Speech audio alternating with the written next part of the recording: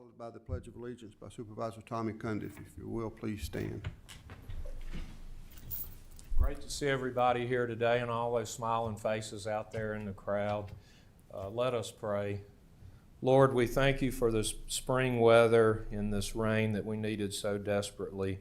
We ask for your guidance today that we will do things that would suit the county and the citizens of this county to make it better for everyone involved. In his name we pray. Amen. Amen. I pledge allegiance to the flag of the United States of America, to the republic for which it stands, one nation, under God, indivisible, with liberty and justice for all.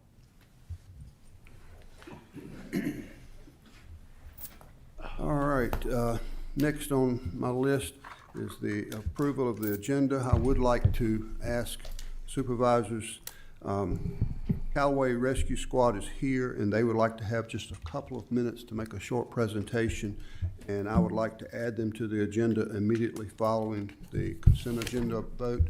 Does anyone have any objections to that addition to the agenda? No, sir. All right, do we have a motion to approve the agenda? I will. Second. We have a motion to approve the agenda as presented with the addition as mentioned. Any discussion before we take a final vote? Okay, hearing none, we'll take a voice vote. All in favor, let it be known by saying aye. Aye. All opposed, same sign. Let the record show there were none opposed. All right, the consent agenda. Board, what's your pleasure? Consent agenda. I'll make a motion to approve the consent agenda, Mr. Chairman. Okay, do we have a second? Second. We have a motion and a second to approve the consent agenda as presented. Any discussion before we take a final vote? Okay, Madam Clerk, will you take a roll call, please?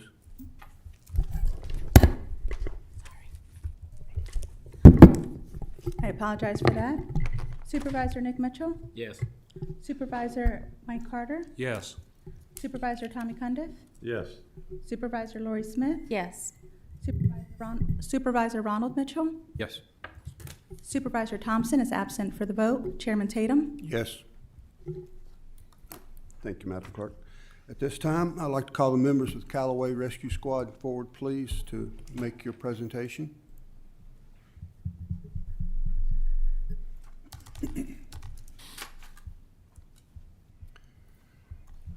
Before you get started, I would like to take a moment just to thank you for your service to our community. Thank you. Your service is valuable and appreciated. Thank you. You will state your name for the record. I'm Kate Deacon. I'm captain of Callaway Rescue Squad. Can you pull the microphone closer to you, please? I'm Kate Deacon, captain of Callaway Rescue Squad, and this is Madison Messenger, one of our lieutenants. We do have printed copies of our presentation if you guys would like one. If you will, just hand those to the clerk, please. Do you have your presentation on a flash drive? Okay.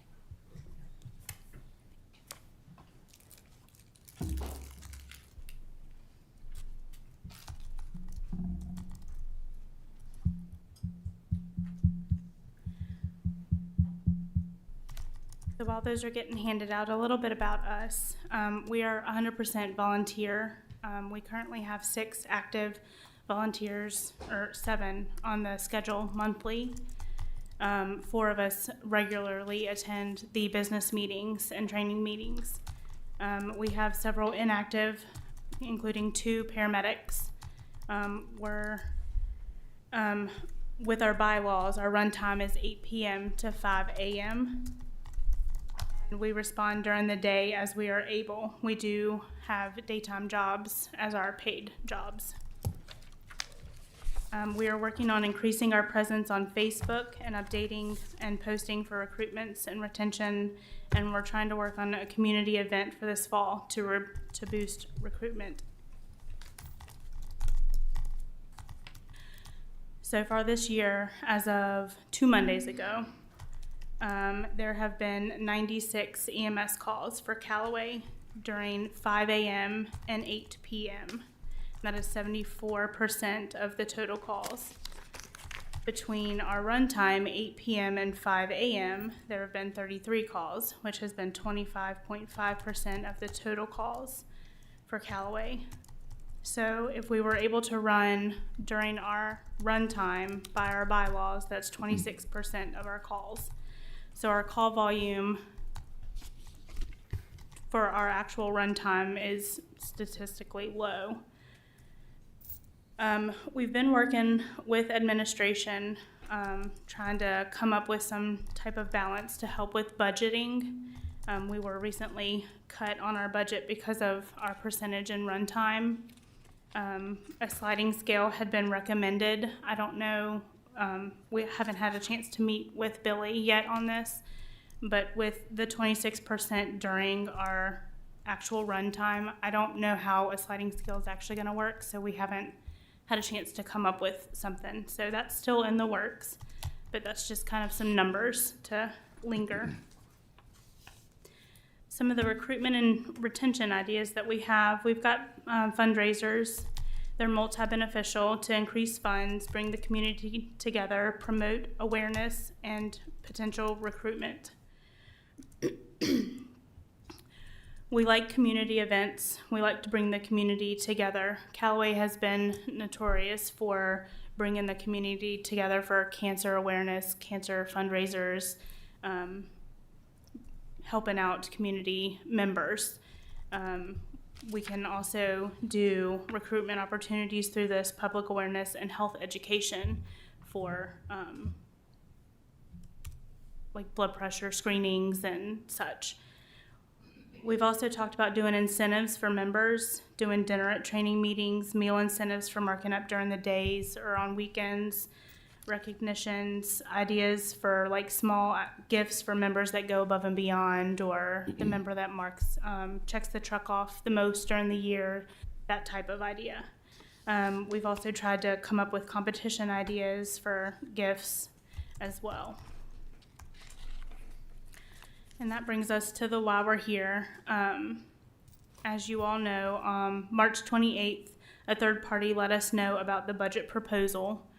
And then on April 4th, we met with public safety about the budget cut. And then we reached out to Ronnie about the budget cut, and that brought it to you guys' attention. And I was told that you all wanted us to put a presentation together, and so here we are. A little bit of history about our apparatus. Med 5 was a 2020 Ford F450. It was purchased in 2019 by the Board of Supervisors. We had initially requested, and it was denied initially by public safety. And then we had to come, and I am not a good public speaker, and I had to do this then to get y'all to approve that. And then Response 5 is a 1995 Chevrolet Suburban that does not have airbags. And so we're working on getting a new one of those. It was initially declined assistance in 2017. So we were gonna fully purchase that, and it's been over a year. We've been trying to get that done, back and forth. So we rescinded our, I don't know how to say it, we were waiting on it to be built by whoever was building it through public safety. We found one that was being already built in Ohio, and we're waiting on some more paperwork, and then it'll be shipped down here. So that's being purchased 100% by Callaway Volunteer Rescue Squad. Over the years, including the years that Jerry Custer was our captain, we passed over the opportunity for a new ambulance when they had the, there was a rotation, to get new ambulances for different squads. This decision was on our part due to the fact that our ambulance was in good condition over those years and had very low mileage. Our ambulance was the oldest in the county. It was a 2002 Ford F350 when we asked for help buying the new one. And then our current one doesn't have the airbags. Then we went on to our call volume. Our point of this slideshow is not to be negative towards other squads struggling with membership and low call volumes. Our point is that we are trying. We are the only squad above 1% that has been cut to the 7,875 amount. When we were told that we are being brought in line with other squads, we were confused as to what percentage that line was drawn at. And like we had said, we are working with Billy. We haven't had a chance to meet on that, but there has been conversation on that line.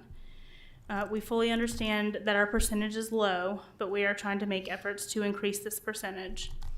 The percentage does not include when we respond in our personal vehicles to help stabilize, even if we don't have a full crew available and are not able to transport ourselves.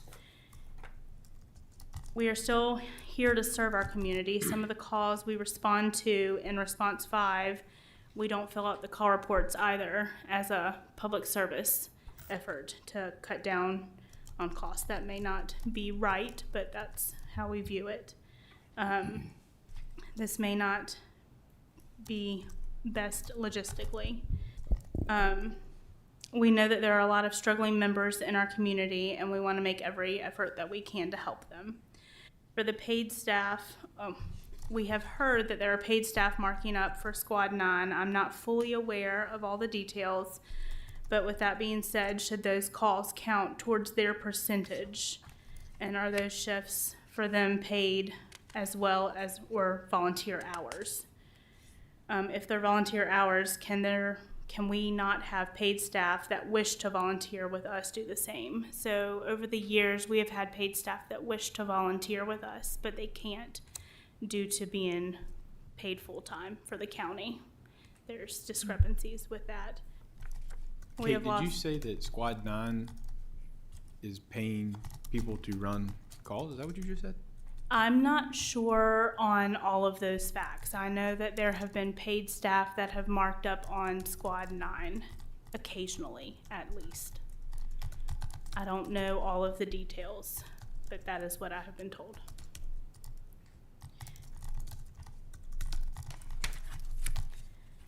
And I know that we've lost members due to going full-time for the county. Our next slide goes on to why we don't think we deserve the budget cut. Over the years, we have done well with managing our money from the allotted budget amount, and that is how we are able to purchase our response vehicle ourselves. We are taking care of our monthly expenses as well as any equipment needs. Approximately $6,000 a month, and that was a $1,000 increase from last year. And we're now at a $7,000, just under an $8,000 budget for this year. So we're a little worried about inflation and the budget. We feel that just because we are good at managing our funding doesn't mean that we can afford the budget cut.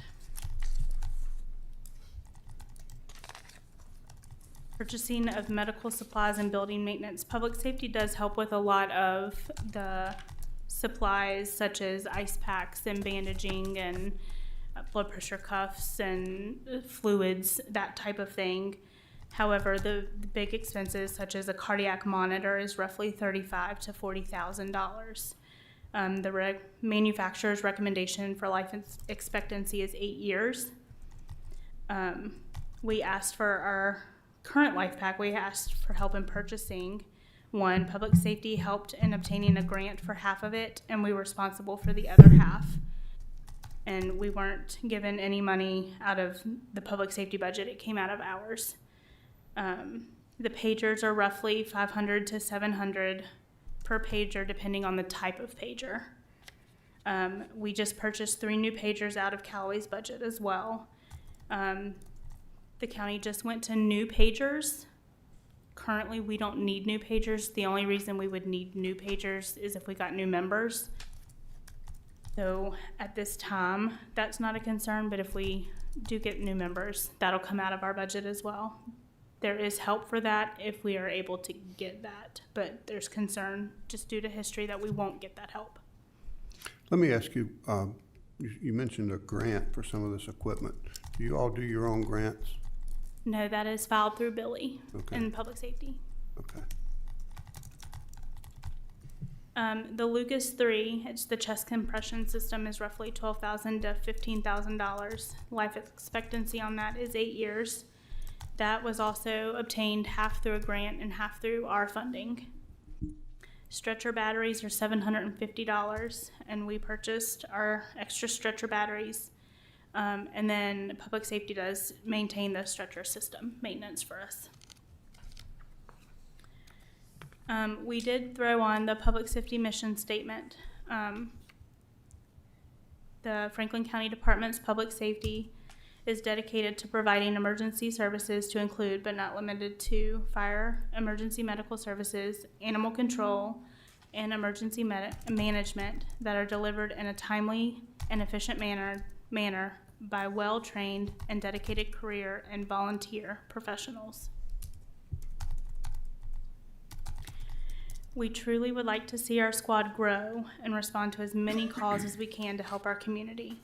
We are here because we love our community. Our budget decrease will have an impact on what we are able to do and how we are able to grow and serve our community. We appreciate you taking the time. Anyone have any questions? Please go ahead, Ronnie. Just comments. Captain Lieutenant, thank y'all very much for coming. So looking at the statistics, close to 10% calls you were able to answer. Is that 10% from 8 in the evening to 5 in the morning, or is that 8% of the whole call volume? Whole call volume? So do you know the percentage of calls that you answered from the times that you're actually able to run what your bylaws state? I don't know. We switched from image trend to ESO, and then on top of that, I can't see other people's calls, so I can only look at the ones that I ran. Okay. My guess is it's significantly higher than 10% though. So if the board remembers, you know, it was in the budget to cut their budget. I didn't agree with it then, don't agree with it now. It's obvious that these members care about their community and want to keep the volunteering strong. So if this board wants to look at having to put paid staff in Callaway, like we're doing in Snow Creek, then we need to support these volunteers and help get them back on track and give them their budget back, which was $17,500 cut, correct? So I'm willing to make that motion today, Mr. Chairman, when the board's ready, if there's no other comments, because if they didn't care about their community, they wouldn't be here today to make this presentation. And I commend you for coming and taking time out of your day to come and talk to us. Thank you. I would like to thank y'all as well for your willingness to come up here and speak and take the time. It says a lot when you're willing to come do it yourself and not just stand here and speak to us, and I appreciate what y'all do. Thank you. Lori? I have a question. On your slide where you talk about the purchase of medical supplies and so forth, what is, with regard to these things, number one, do you all keep a running inventory, if you will, of when things are going to age out, when they need to be replaced? Or do you just hold on to them until they've reached the end of their life? We just hold on to them. Okay. And what, my second question is, what do you guys consider the biggest pressure on your budget allocation from the county? What do you see that's draining that more so than anything else? I would say probably just the fact of we don't necessarily need this, you know, the medical supplies every year. Right. But say, you know, the monitor goes out, what we're gonna do then, you know, I'm sure public safety, I'm sure they would assist in that. But we would also need to put in our own money, or like Kate said, if we get, you know, new members, we would have to get those new pagers, which are roughly $700. Just stuff like that. And then, you know, building maintenance wise, we do cover the cost of the building maintenance. So, you know, plumbing, you know, anything that breaks or anything, or if we wanted to renovate it or anything, that would come out of our pocket too. All right. Are you all successful with any fundraising, or do you have a community out in Callaway that's supportive financially to you? Our last fundraiser was a bingo night, and we did have a decent turnout for that. Good. Okay. Thank you. That's all the questions I have. I got one more question, Mr. Chairman. Go ahead. How much did the Callaway Volunteer Rescue Squad pay for the response vehicle? It's still in the works. I want to say it's around 43, but don't quote me on that. I can get back to you on that one. So $43,000 that we didn't have to allocate to pay for. They were financially responsible with money they've raised and been able to save over the years to buy their own response vehicle. Commend you for that as well. So just keep that in mind. They need operating money, just like every department does. So I think overall it was close to 50,000 once we get all the detailing and the lights and sirens and Yep. wrap and everything. So if your budget allocation, the cut stays in place, what does that mean? What is the consequence of that for you guys?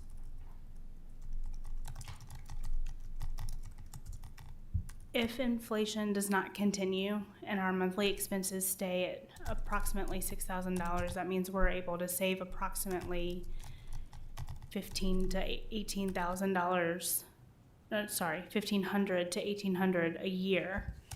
That means that we're not gonna be able to buy another response vehicle or another cardiac monitor or another for, oh golly, I can't do the math in my head, but at That's least okay. 15 to 20 years. That's okay. So, I mean, any of that stuff is gonna have to solely rely on grants or public safety, and that's very scary to me, just with not having the help in the past and having to come here when we needed help. Thank you. One thing that you said that really sticks with me, and I know Mr. Ferguson will be on board with this as well.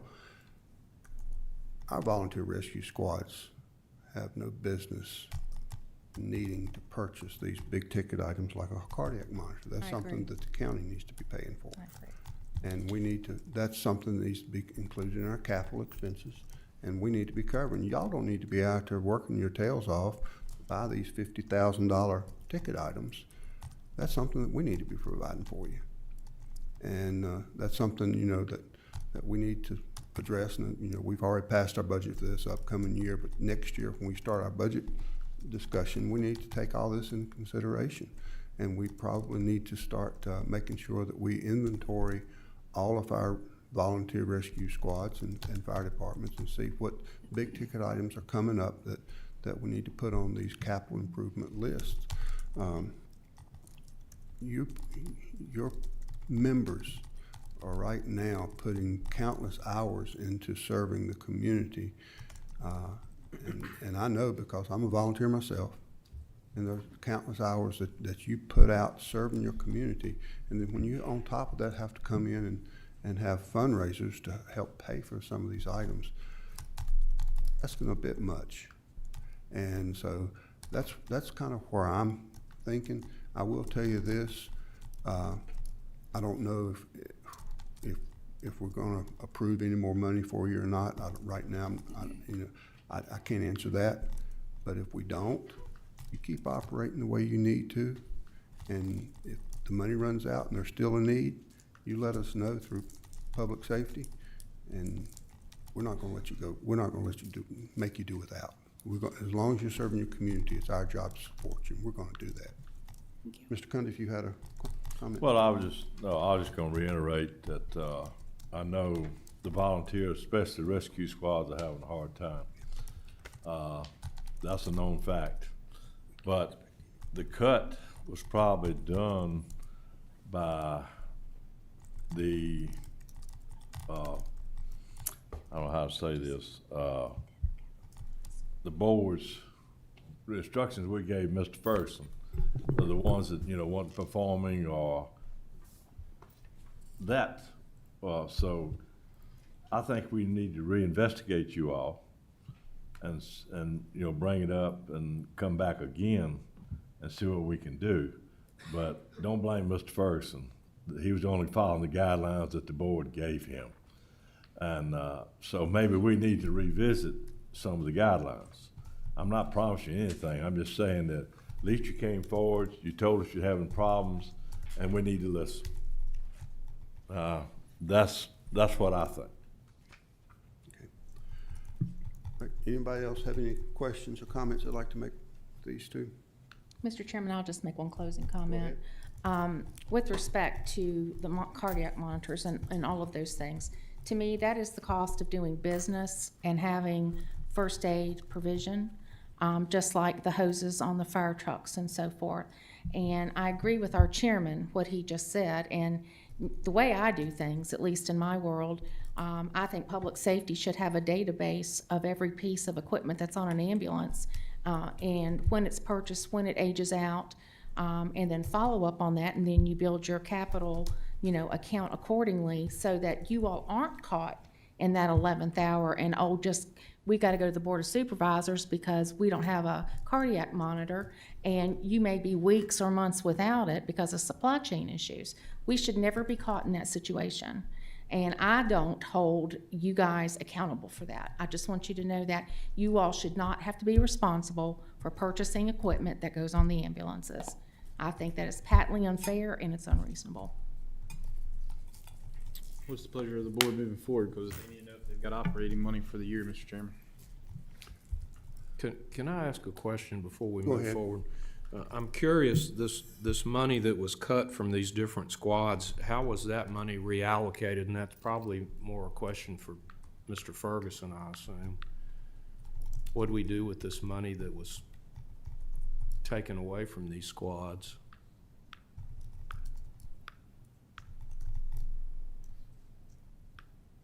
We'll put Billy on the spot.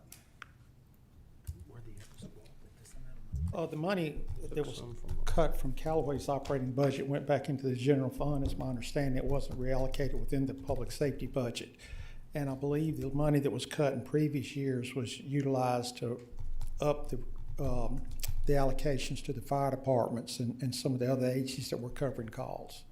Okay, I'm just curious what we did with that money. Yeah, it didn't roll into other line items within public safety.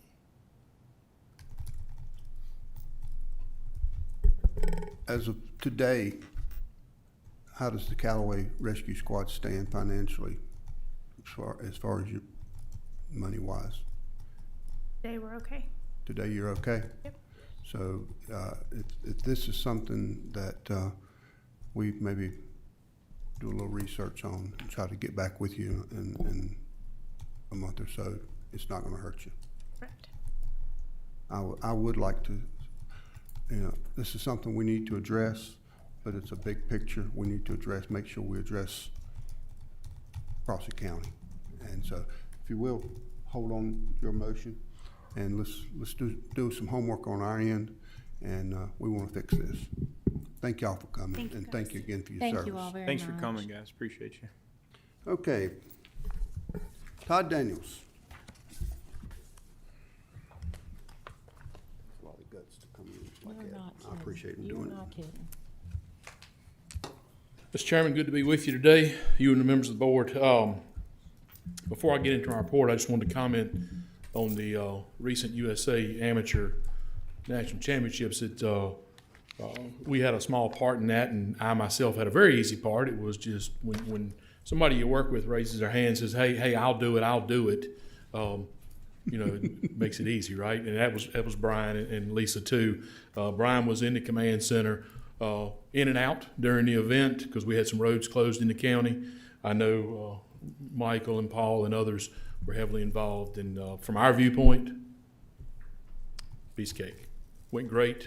So I want to congratulate the county on that. Also, I want to mention, and Brian told me this, to thank the sheriff and his folks. They had a big part. The motorcade that went with the cycling helped from our viewpoint as a traffic control measure, and that's a big deal. I mean, we were closing secondary roads, but still it could have had some negative impacts, and we had very few issues, none to note. So I'll get into my report, and then I'll take some questions and comments afterwards. And I'll hit the highlights as usual.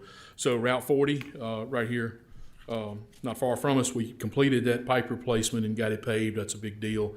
It should reduce the flooding in that area significantly. May not completely end it because there's other things besides the pipe that influence that, but it should make a big difference. Also, Laurel Bluff and Bethlehem We've had a slope stabilization and a pipe replacement completed on both of those. Doe Run is currently closed. We're doing a culvert replacement there. Your report highlighted some routes to be surface treated. Since we submitted this, all of those routes have been completed, so surface treatment and slurry seal is complete for the county. There's some secondary paving yet to be completed and some primary latex, which is my next comment that actually is not on your report. But on 122, we'll be seeing some patching, basically just south of Gills Creek to just north of Lost Mountain. You're going to see some patching over the next couple weeks, and then we're going to put the latex slurry on that to preserve that pavement for a little longer. Moving on to page 2, Bar Ridge Road is under construction. That'll last for a few weeks, and we'll get that section hard surfaced, and that's not the entirety of Bar Ridge like we've discussed before. It's about a mile short of Ramsey Memorial. Under traffic studies, we had I want to do a correction. We had Shockley Road for Route 650 is actually Shockey Ridge Road. We just let that slip by. We've got a couple studies back that you can read. If you got any questions, I can answer those. And then the last page, we've got a few projects along 220 that are all scheduled to go to ad in December, which go to ad out on the street for 30 days, and we receive bids, and we're early summer going to work on all 3 of those projects. So there'll be a lot of activity on 220 in late spring or summer of 24. And with that, Mr. Chairman, that's all I had. All right. Anyone have any questions? Go ahead, Ronnie. Thank you guys for the study on Shockey Ridge. Brian, I gave you a number of somebody to contact with what y'all came up with, right? Thank you. Brian did try to call me back. I called you the other day about something. He did try to call me back. I've been super busy. I was trying to talk about it before the meeting, but I want to talk to you guys about tree down calls in the fire department, please. I'm not trying to put you guys on the spot, so please don't take it that way. I'm going to use one call in general, Memorial Day. Real stormy, heavy rain. We had a tree fall all the way across 122. It was Rocky Mountain Fire Department's first due. Of course, it's holiday, so you guys were off. Mm-hmm. But I understand at a chief's meeting, of course, everybody in the fire department knows somebody that works at VDOT. We have their numbers. So typically we call, right? I think at a chief's meeting, we were basically told to follow chain of command, let dispatch know to get in touch with VDOT, and then VDOT would send somebody out. So this is what we did. We respected the wishes from the chief's meeting. We were there for 2.5 hours before VDOT showed up. So from probably 11:30, 12 o'clock till 2:30, 3 o'clock in the afternoon, myself and probably half a dozen Rocky Mountain volunteer firefighters, as well as 3 or 4 burnt chimneys. Since we couldn't get past, we asked for burnt chimney to back us up on the other side. So we'll call it 10, 12 volunteer fire department members gave up their entire afternoon on Memorial Day for a tree down, when we could simply call the supervisor that we knew at the local VDOT lot to, hey, we need a loader out here. It's a giant tree. So I was frustrated because I didn't know what had happened at the chief's meeting. I was like, well, just call, such and such. You know who your supervisor is at Burnt Chimney. Like, nope, can't do that. Talk about chief's meeting. So, okay, we'll respect that.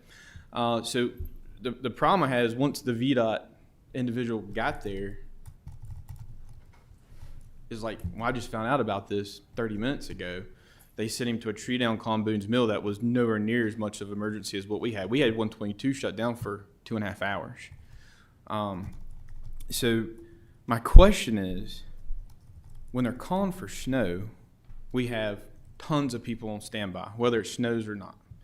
When they're calling for a substantial weather event, whether it be over the weekend or possibly fall on a holiday during the week, can we not have somebody on standby so we're not giving up our holiday or our day during the weekend waiting for VDOT to get there? It's not the first time we've had to wait a tremendously long time for VDOT to show up. If it's a big enough tree, we can't cut it up and move it. We have to wait on you guys. Sometimes we get lucky and a local farmer will come push it out of the road with their tractor. But in this instance, we gave up our Memorial Day for what I see tree down calls being really VDOT's problem. But we go because it's a It's a hazard in the roadway. And out of Rocky Mountain's 569 calls last year, I would venture to say probably 100 or more of those were tree down calls. So we're providing a tremendous service to VDOT. So I would like to ask the VDOT start looking at putting people on standby when there's significant rain and wind events, to have somebody stand by with a loader on either end of the county to respond, so we're not giving up so much of our time for basically nothing. Yeah, and I definitely hear you, Mr. Mitchell. I don't recall the weather forecast from Memorial Day, but I know that we've had, and Brian predominantly communicating with Billy, talking about some of the responses. And we have protocol, just like the fire department and rescue squad and what have you, because if we don't have protocol, things will fall through the cracks.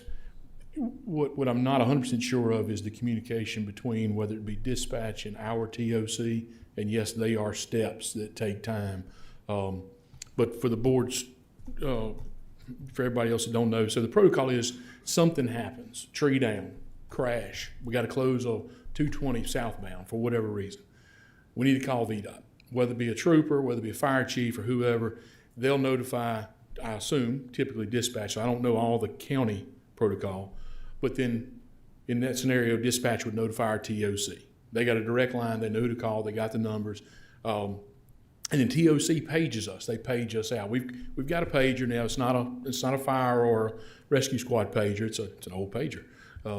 But that's how we know we need something. And that pager rotates amongst our superintendents, supervisors, managers, if you will, because what everybody doesn't know is Johnny, a supervisor at Area A, well, if he's at the beach, well, we don't need to call Johnny. We need to call somebody else. So that pager is with somebody that's physically in the county. And sometimes they call their cell phones, but they carry the pager. But the point is the TOC has got a single point of contact. And we have a backup pager. Now, they'll typically wait about 5 minutes from the time they page the primary to page the backup. That person doesn't respond, they call the maintenance manager. That person, and that's another 5-minute wait. If that person doesn't respond, they call, in Franklin County, they call Brian. And if Brian doesn't respond, they call me. I'm the 5th call for both counties. When you add all that time up, that's 20 or 25 minutes. It's not the hours that you spoke of, but that's our protocol for emergency call-outs. We do have some local EMS folks, because they live the same community as our VDOT folks. They'll call the VDOT management occasionally. We prohibit, I don't know if I want to use that word, Mr. Mitchell, but we've made it clear that we need to use our protocol. So all the boxes are checked and we know we're getting the call. In that situation, nobody responds for 2 hours. If you or somebody else had called the local supervisor, I couldn't stand here and argue with you about it. I couldn't fuss about that, because we don't want anybody standing out there any longer than they have to. We are, we're not a 24/7 operation except in snow, and it's a little different than. I mean, we have high wind events in the weather forecasts it, whether it be a flooding event. But for example, Floyd County has got a flood watch, and I don't know if that's been upgraded today or not. I haven't paid attention since this morning. But we won't typically have somebody on staff because of that necessarily. Now, if we've got some imminent flooding, an extreme high wind event, and we've had times where we've had skeleton crews work because there are some extreme high winds predicted. I don't think I could commit to you that we would work every time work a skeleton crew or some staff, we'll call it 24/7, every time the news forecasted we may get 30-mile-an-hour winds, because that unfortunately is quite often. And if we see our tree calls on what we call Virginia traffic, I see them, Brian, we all see them, and I often question how in the world is there a tree left in either one of our counties that's anywhere close to the highway, because I don't know how many we've had today in Franklin County alone, but I know it's north of 5, maybe a dozen. We ran 3 this morning. My point exactly. We've had several. And we appreciate the help the fire departments give on that. We realize it's not necessarily your responsibility. It's a hazard in the highway, right? It's our responsibility to respond. The best answer I can give you today is, let me back up.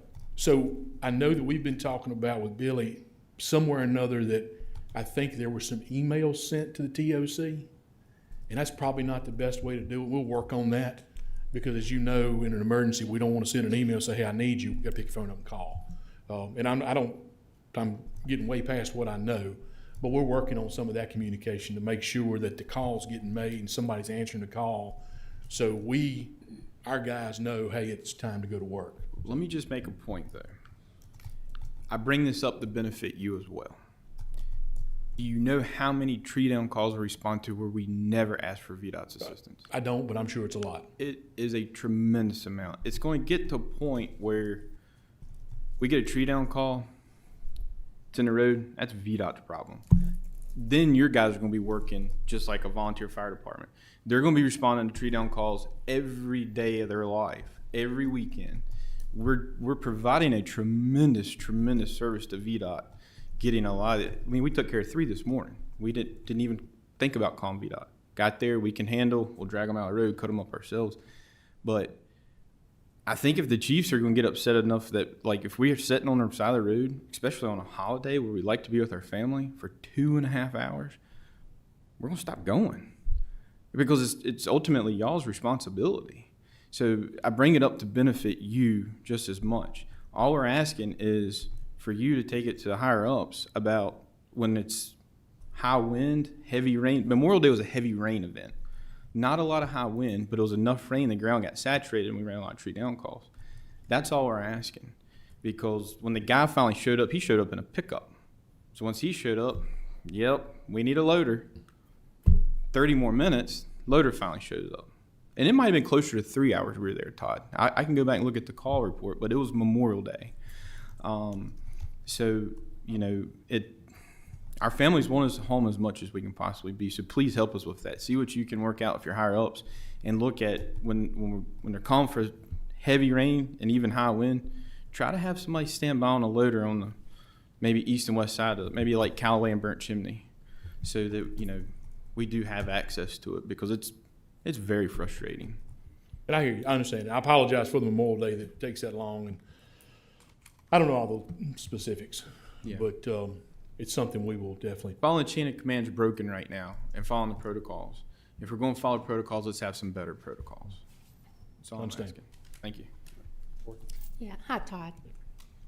Just an update on the lines. You and I had talked a couple months ago during one of our meetings about the lines on 122 and Scruggs being more visible during weather events. Do you have an update on that?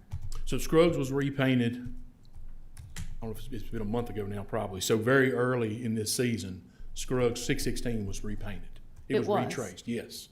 You should see that, you should be able to tell that. I can't tell it. That's why I'm asking. I mean, Brian and I actually rode it, it's been about 2 weeks now. Okay, because you were saying that there was a special material Yes. that you all were going to experiment with for visibility purposes. I was hoping, Ms. Smith, you wouldn't ask me about that. Okay, So here's what happened. okay. Sorry. No, it's fine. My reason I said what I did is because we didn't do what I said we were going to do, and here Okay. I am. So anyway, what happened there was you had commented about the lines on 122 and Scruggs, like you had mentioned just now, and we reached out to our line paint crew in Salem, and the program manager said, "Yep, we'll get it. In fact, here's what we're going to do. We're going to use some high build paint." That's what I mentioned last year or earlier this year. High build paint being a little bit thicker than the latex that we typically use. We'll put that out there because we're going to start using that next year. And we told them to put a priority on it because it needed it. It had been what we found out had been several years since it had been retraced. So in an effort to meet our request, let's do it as soon as you can when you crank back, say shut down for the winter. So do it as soon as you can when you crank back up for the spring. Superintendent for the crew goes out and paints Scruggs Road. However, he's using up all the paint we had from last year before we start with the new high build paint. Yeah, that's why I was hoping you wouldn't ask. So we did paint it. We painted it like we typically do. When we went out and looked at it, I could tell it had been painted because it was In just, sections, it looks it, but it doesn't look like it's been. but we did not. I just flat out, we didn't do it. So what are you gonna do for me? We're going, For my constituents, I should say. What I know we're gonna do is repaint the section of 122 I commented on when we put the latex down. That'll get a fresh new coat of paint and what have you. Now that's a little ways to come because they've got to do the patching, then the latex, then the pavement marking. As far as Scruggs Road, I wouldn't anticipate that we'll repaint it again this year. We'll take another look at it again, and it should have jumped out at you at night. Now I haven't ridden it at night. We will do that. I'm ride it at looking night. for some visibility, enhanced visibility during rain events. Yeah. That's where I started getting phone calls, and I wrote it and I agreed, and that's why I bought it forward. So I've been looking, I'm down Scruggs Road every single day. Yes. And nothing jumped out at me. Oh, they painted the lines. It didn't look any better at night that you remember. Brian and I Now are gonna maybe, ride it at maybe night. my eyesight's. No, you get probably same as mine. So. Thank you, Todd. Anyone on this side? I just had one request. If you could get, I guess it falls in Callaway's area, Dry Hill Road. I was up that way a couple of weeks ago, and what potholes and there's places where the shoulder's crumbling in places. Okay. If they could just ride through there and show it some love, I would appreciate it. Shoulder issues, or you talking about potholes in the road, Mr. Chairman? It's actually a little bit of both. You've got some shoulder issues where the pavement's breaking on the sides of the road, and there's potholes as well. If they could just ride through there and see if they could help out. We can do that. I Yes, sir. appreciate that. Mr. Chairman, as a follow-up to that, I noticed somebody's put a lot of rocks along the edge of the road to fill in. So if you run off the pavement there and hook into their repair, it's gonna wreck you. Oh, As in larger rocks? Yes. It's not something we should have done. I'm sorry that you're here today, right, Todd? You wish you hadn't come. No, it's fine. Trust me. Thank you for everything, though, bud. Appreciate you. Absolutely. I don't see anything else, Todd. Appreciate it. Yes, sir. Thank y'all. Thank you. Brian Carter.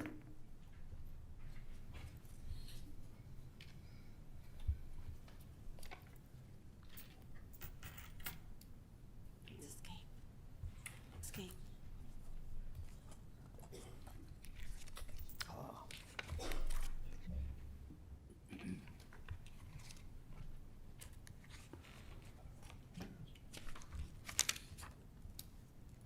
Okay. Mr. Chairman, members of the board, so first item we have is our monthly finance report. This is going to be as of the end of May for our fiscal year, so this is 11 months out of the fiscal year. We would expect to be at about 91.6, 91.7% of the budget at this point. So what you can see with our revenue side is, for the most part, our taxes are meeting that or above. We're a little below on miscellaneous. That's a smaller part of the budget, so we're still okay overall. As far as expenditures, we're all below that 91.6% mark, so our departments are managing their expenses well. They are below budget for this point of the fiscal year, with 1 month to go. So to graphically show that, what that looks like on the revenue side, so you can see we had a fairly good collection in May. That a lot of that can be timing. Of course, this was the second year of our June collection for real estate, and so we had some of those in May. So for the categories that we have, you can see that the general property taxes, that bar is the current year and the line is the prior years. You can see it's catching up. So through the end of May, we had a lot of our real estate collections, which was the lag indicator before. As far as our other taxes, we're pretty consistent with where we were at this point in time in the prior year. So to break it down a little further, our real estate tax, we do have through really June 5th or into June to go. I did look at that earlier today. So as of today, of course, we'll update that for June. There are year-end entries that have to be made, but we have met budget for real estate as of today. So even though that shows 15.5 million short, we have met real estate budget, which is, of course, the big driver of what funds our budget. So personal property tax, we're still seeing the struggles in personal property tax. We're at 98.38% of budget. It is 11% growth year over year, but it's still short of what the budget will be. probably going to be somewhere around $150,000 short right now before any year-end adjustments are made from personal property to what our budget will be by the time June is done. Looked at that earlier today too. It's closer, but I think we are going to be a little bit short from our projection.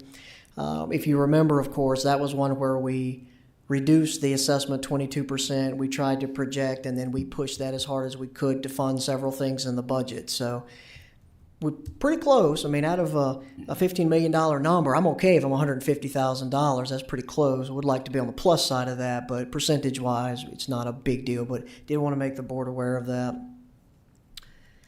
For sales tax, we are 6.8% year over year, about $430,000. We are almost 105% of budget. So this is, of course, through May. We'll have June collections. And remember, sales tax is 2 months behind. The state collects it, turns it around to the locality, so we'll be making all of our year-end adjustments as well for what the final number will be. But as it stands today, that is down a little. It was 7.5% growth at the end of April, so we've dropped about 0.7% year over year, so it has contracted a little bit.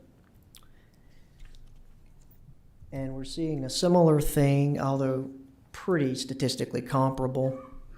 For meals tax, it's at 6.2% year over year, $77,000. It was 6.3% last month, so pretty close. Nothing to majorly be concerned about. Occupancy is still doing well. It also is down from last month. It's 42.7% year over year growth, about $116,000. It was 43.4% last month. And so for all three of those, we've seen a little contraction month over month. What we're looking at, still well ahead of budget, still growth from what we were in the prior year, but something that we're keeping an eye on. So for expenditures, to graphically show that to you, you can see month over month that it's down a little bit, but it was up in April, so a lot of this is timing. No major factors in that. And so for our categories, you see some that are up, nothing significantly. A lot of that tends to be more compensation more than anything. And you can see for the health and welfare, CSA expenditures caught up a little bit in the month of May. We expect that to continue. It wouldn't surprise me if we were a little over budget for the year in CSA. We're just seeing a lot of complicated cases, and for next fiscal year, we're seeing a lot of rate increases, and so we're doing what we can to manage that. So for fund balance, this slide really is no different from the prior month. Still the same number. There have been no new dedicated amounts from this slide. Still have the $900,000 in budget stabilization and just over $1 million in our capital reserve as well, over and above that remaining available unassigned. So capital project update, did want to let you know, so we are still, our literary loan application for the middle school HVAC project was submitted. We're still waiting. It's under consideration for approval. From what I understand, they are supposed to be meeting this month to where that consideration may be approved for that literary loan. So still working through the process. In addition to that loan, there were construction grant applications submitted, and so we worked with our school system to do that. And so there are a couple of comments on that. Neither application was funded initially, and so we're working with the school staff to resubmit, in essence, with some different criteria. Hopefully that helps us score a little better, and we'll see if we can't get some grant money from these programs. So as far as the landfill borrowing, it actually closes today. Got an email a little bit earlier this morning from our Davenport team that looks like everything closed appropriately. So that money should be in our project account and ready for Mr. Golden to start spending. And so thank the board for that. Do want to say that the overall rate is a very successful bond sale. The all-in rate, the way that they're sold, it's 20-year bonds. And they're sold in series, so they're varying rates depending on what year they mature. But overall, the all-in rate was about 3.65%, looking at the final numbers from Davenport, and well below our planning rate of 5 to 5.5%, which is what Davenport presented. We were basing some budget numbers off of. So very good bond sale. I think our rating agency reports did a lot for us. I think our sound fiscal management and our high level of reserves made a lot of bondholders, especially in this environment, feel very confident that the county is well managed. So congratulations to this board for all of your policies and decisions. So quick economic update, CPI did increase in May 4% year over year. That's down from what it has been, still 4%, though the Fed is looking at targeting a 2% inflationary factor. So due to that and due to some of the uncertainty in the market, they did not raise their base rate at their June meeting. They will next meet at the end of July, and at that time, we'll see if they increase. The latest comments was no decreases are planned, especially for the rest of this calendar year. And then incrementally, they may look to increase some more as we go through the rest of the year, depending on how inflation responds to those adjustments. So as far as state budget and budget impact, we're still waiting for the General Assembly to reconvene to settle any budget items that may happen. Of course, it affects funding for our county and very specifically for our school operations. One thing we wanted to make sure we were aware, so in the adopted budget that the board approved, there was a 7% cost of living increase for all full and part-time staff, and that also, of course, transferred to the school system as well. And so if right now, without action by the General Assembly, it reverts back to a 5%. So if that happens, then we as staff would have to look at, can we make that up in the budget? So, of course, we're also, and there's several items today where we're looking to find money in the budget, so all of these things tend to accumulate, so I am going to struggle to think that we'll get to a 7% if the state General Assembly does not fund that money. And so we, of course, if we do not receive that, or the state does drop some of their funding, whether on county or school operations, then that may necessitate a budget amendment. Of course, board will be aware, and of course, will bring any action to you that would be necessary to balance the budget. And that's it for this month's report. If I had to take any questions. All right, anyone have any questions? Just Go ahead. a couple. Brian, on the school loans, the lit loan and so forth, and the infrastructure, I can tell you, and I think you know this, that one of those was in its first year of the metrics that was used to evaluate the applications, which in my humble opinion was highly flawed. And this, as you know, when we had our VACO regional meeting this week, or last week, excuse me, that was a topic, you know, of some conversation, and that's going to be revisited for us to have a shovel-ready project and not get consideration over localities that got $20 and $30 million without having projects shovel-ready. There's something wrong there, and I know that I know Davenport, Mr. Whitlow are on this because we didn't get a fair shake. And so I am happy to roll my sleeves up at any point in time and help staff with that from the legislative level if need be. The other thing that I would note quickly, with the transient occupancy, meal, and sales tax and so forth, I'm a bit worried at this point that our summer numbers may be in decline, especially in my district due to the harmful algae bloom situation that we have at the lake. Starting to see some, you know, pushback from realtors and so forth because evidently people are thinking of canceling vacations, or, you know, I'm a little fearful that we're not going to have the numbers we've projected over the summer, albeit those percentages are not significant numbers in the terms of our budget, but I do predict we may take a hit on those over the summer, unfortunately. Good to know. Yes, ma'am. We'll monitor. Anyone else? All right, I don't see any. Continue on. Okay.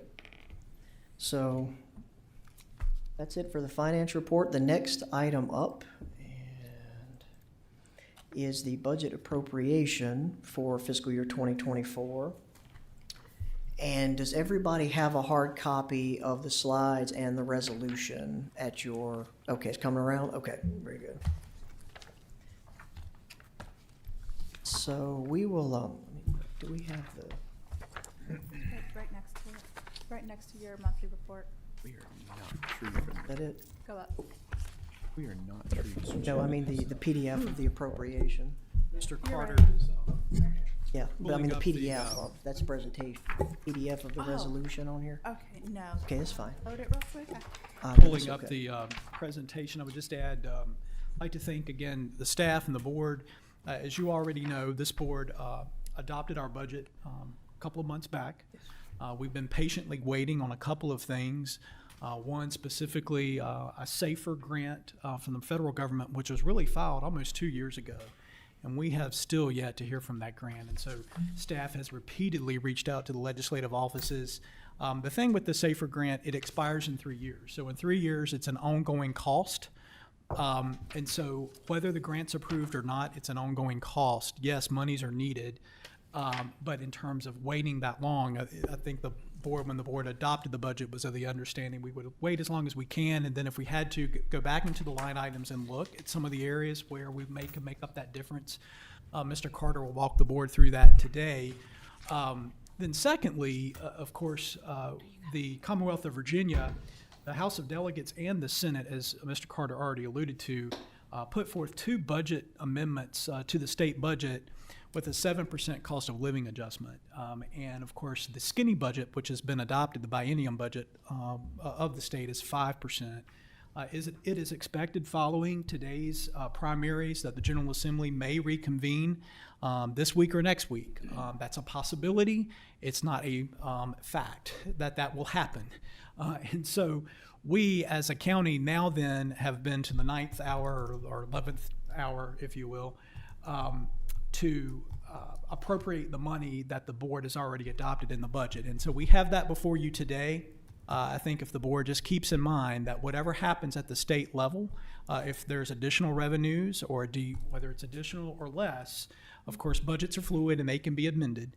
And so this board may have to come back sometime in later months, quarters and so forth, to make some possible adjustments due to either increased or decreased state revenues. But we just don't know that today. And so to keep certainly our operations moving and our school system's operations moving July 1st, it will be upon the board today to appropriate the funds in the budget. You have our appropriation resolution in front of you. It's the same one we utilize each year by code. So Mr. Carter is here with you to walk the board through a few of these slides and can go into more detail. Thank you, Mr. Whitlow. So as stated, we have to appropriate something. Of course, you know, July 1st is coming, and so our departments are going to need to start spending some of that money. As you remember from my monthly reports, a lot of our insurances and our maintenance service contracts all expect to be paid as soon as we can when July 1st hits. So those are big dollars that we do want to try and be ready for. So as mentioned, on April 6th, of course, the board adopted the fiscal year 2024 budget. So what's before you today is the same budget with the exception of the amendment for the SAFER grant. We felt like that we just couldn't, in good faith, keep that in the budget, not hearing anything. So to be conservative, we removed that $200,000 from grant revenue. And in order to pay for the increase in the fire EMS coverage, we had to reduce other line items. So those line items that were reduced are in front of you. So if you remember on our personnel reserve, we are very conservative on that reserve. We budget for 100% staffed all year long. And so that's not realistic, but we always use that to be conservative. In order to find money, we're going to have to be a little less conservative with that personnel reserve, take $106,250 out of it. Reduce the part-time for the sheriff's office for courts. And these are all looking at things where, looking at actuals, we feel like we might be able to make some reductions. Reduce the annual payment or projected payment to the juvenile detention center for $40,000 by $40,000. Reduce fuel line items, $10,000 in the sheriff's office and $30,000 in solid waste. We still do have an overall fuel reserve of $100,000 that could be allocated back up to departments that need it. And then there's a corrected assessment line that historically has been underutilized, so taking $10,000 out of that gets us to our $200,000. So in order to reduce revenue, we had to reduce the expenses or reallocate. And so these are the line items that we are proposing, and in what is in front of you, that's what the budget would look like in those categorical areas by making these adjustments. So what it does do at this point is still maintain the 7% cost of living increase for full and part-time employees. It still maintains the market adjustments for those employees who would be eligible for that based on our compensation plan that we approved last year. So overall, we would have a net budget, net of transfers. If you remember, between the school system and everything, it kind of double counts some money, but $183,813,817. The total budget that we would appropriate is $230,353,253. So with that, I do want to go through the resolution, so I'm going to get out of here. And if you have that copy of it, since it was just given to you, to be aware of, and as Mr. Whitlow said, this is the standard resolution. I can't get that off because it's there. So on this resolution for fiscal year 2024, as of July 1, 2023, and so it goes through these sections. So this would be, as of today, 20th day of June for the new fiscal year, July 1, 2023 to June 30th, 2024. We go through each section, which basically says the cost centers as shown on the exhibits, and you have those in your packet, and I'll show you very quickly. The appropriations will be made by the board if deemed appropriate, and there's available fund unencumbered unappropriate sums sufficient to meet such appropriations, which we have. It addresses the school board in section 3 and the social services board appropriations that will also be in this exhibit. And so the county administrator, this is the authority to, for administrative ease, move expenditures within items of the same cost center, so really within the same department as may need be to move one from around the other. Any outstanding encumbrances that we have would be reappropriated next year, which typically we don't have encumbrances for PO system, but grants and things of that nature. Talks about that if they don't have encumbered, they will lapse at the end of the year. As you know, that goes back to fund balance. And so appropriations previously designated for capital projects will not lapse. They automatically roll. That is what we do every year. That's the section in section 7 of that. That's what that says. And then the same thing in section 8 for grant of funds. County shall constitute the appropriation to the grant. Appropriation will not lapse at the end of the fiscal year. So any grants that have been received, that will continue in section 8. Again, section 9 gives the county administrator the ability to adjust and reduce. So back to Mr. Whitlow, if we get updates about grant funding is going to be dropped or state funding, we have the ability to amend the budget and down, not up. The board always has to appropriate, but we can always amend it down and, of course, notify appropriately. County administrator is authorized to make those transfers to various levels within the budget, again, within those cost centers. And so it appropriates in section 11 all the other funds that we have in this budget. I won't read them verbatim. Gives the treasurer authority to advance the monies for cash flow.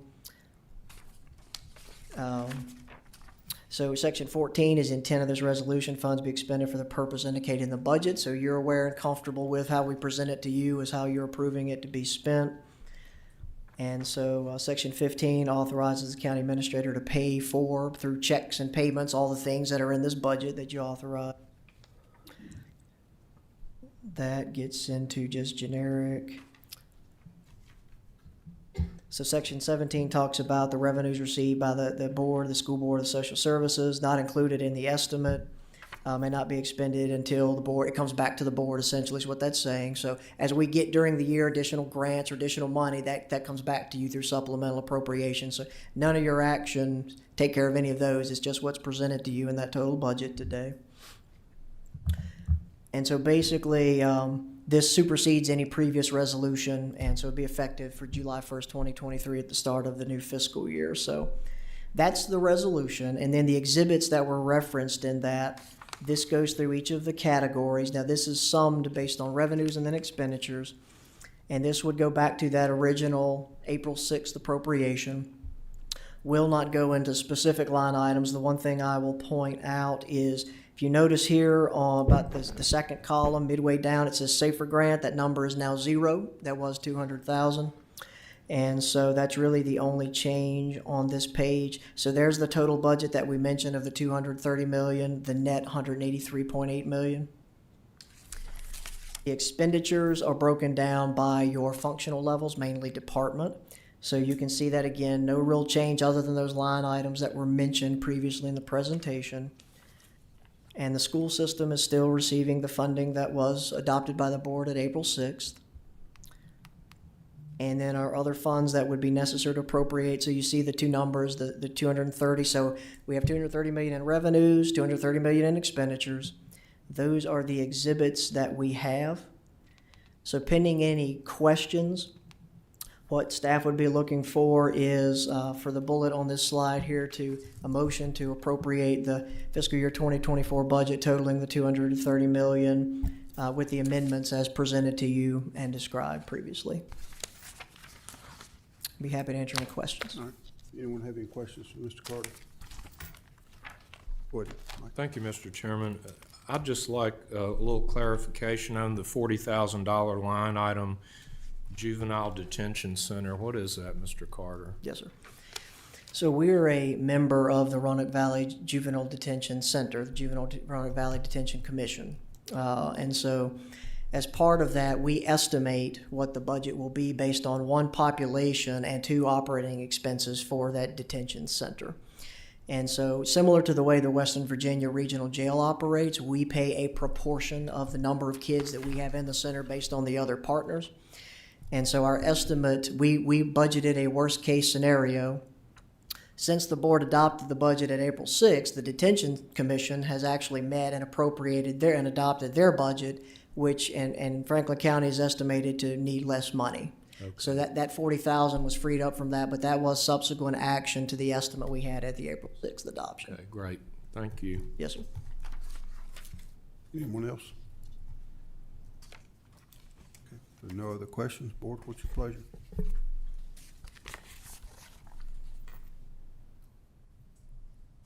I can give you a motion. Go ahead. I'll give it a try, Brian. You tell me if it captures what you need. I would make a motion that the Board of Supervisors appropriate a budget in the amount of $230,353,253 representative of amendments, inclusive of the SAFER grant reduction as presented in the original appropriation resolution. And I'm going to leave it at that. Do I need to include anything with the COLA? I'm good if you're good. Is that okay? Yes, I think that's good. Okay, we have a motion. Do we have a second? Second. Motion and a second. Any further discussion before we take a final vote? Madam Clerk, will you take a roll call, please? Supervisor Mike Carter, Yes. Supervisor Tommy Cundiff, Yes. Supervisor Lori Smith, Yes. Supervisor Ronald Mitchell, No. Supervisor Nick Mitchell, Yes. Supervisor Thompson is absent for the vote. Chairman Tatum. Yes. Thank you.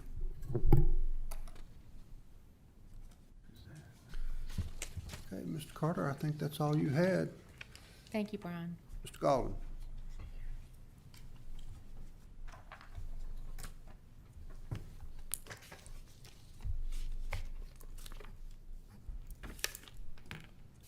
Good afternoon. Hi, Jeff. I don't have any slides, so Okay. I'll just get right to it. Last week, our secondary compactor at the landfill failed. Transmission went out of it. So we're gonna have to have it rebuilt. We have a maintenance agreement with with Carter, that does our Caterpillar maintenance. And they went through it, looked at it. They're gonna do they have offered us a bid to rehabilitate it, which will fix the new engine, new transmission, new drivetrain altogether, all hydraulics. Rehab the cab, the lights, and they're gonna paint it. That's $412,438. I'm asking the board to appropriate $455,000 out of the landfill borrowing. That will give us a 10% contingency on that repair. When I spoke to the rep, he said invariably when they tear a machine that complicated down, they're gonna find something else. So that gives us a 10% contingency to pay for that. And that's really all I have. This really could have been a consent agenda item, but I didn't get the bid back until yesterday. Let me ask you this, how much would a new one cost to A replace? new one would cost $1,250,000. Okay. And there is an option to rebuild it to the point where they would issue a new serial number. And that's $650,000. And that's something we can look at in the future when our primary compactor right now gets a little bit older. But this, everything being accounted for, this is a good deal. This equipment, while it is older, actually runs a little more efficiently, a little cheaper. It doesn't have to have the additives that the new equipment does. And those additives tend to deteriorate the equipment more quickly. So I think this will be a good deal for us. Okay, the total was $455,000. $455,000. Okay. And I believe our resolution was rather broad because we didn't know. So we just asked permission for Mr. Whitlow to execute any documents necessary, and I have a bid for him to sign. Okay. So I just need approval. That money would come out of the money that It will come out of the borrowing and up, and as I have things accounted for right now, that will pretty much finish us up. If we go through the landfill process and building the new tanks and everything, and we actually hit all the contingencies within those budgets, we'll have about $17,000 left over. Okay. But we elected to roll the dice on this back in, when we were doing the budget, and our number came up. Okay. I'm glad we got the money, though, in the borrowing to do this. All right. Okay. Mr. Cunny, if you have a question? Yes. How much you say for the total rebuild? $650,000. And that's based on a new machine. It is a new machine. It will be a new That's a serial pile of number. money. Yeah, I'm and saying it's a pile of money. yeah, it is a pile of money, and I wouldn't have that in the borrowing or in the capital fund that I have for landfill equipment. I wouldn't have that much money. Is there a percentage it could be more or less? Is that a direct figure? I'm sorry, I got cold. Yes, sir. Is that Yes, a direct figure? Could it be more or less? It could be more. That 650 was a round figure estimate that they gave me. And if they're tearing it down, when they do this, they will go through and check out everything. They'll x-ray the frame and tell us. But they've told me that we've taken really good care of this equipment. So we're getting a pretty good price on this rehab. But to go all the way, I think we'd be rolling the dice with that too. That's not something I would do with this piece of equipment, but when when the primary one that we have right now gets to about 12 or 14,000 hours, we should probably look at that as a complete.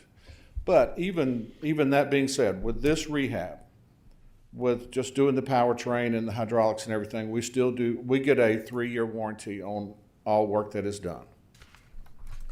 Now, you're talking about additives and stuff like this. If they rebuild it and assign a new serial number to it, does that mean we don't have to use the additives and stuff like that the new one will be? No, sir. No, sir.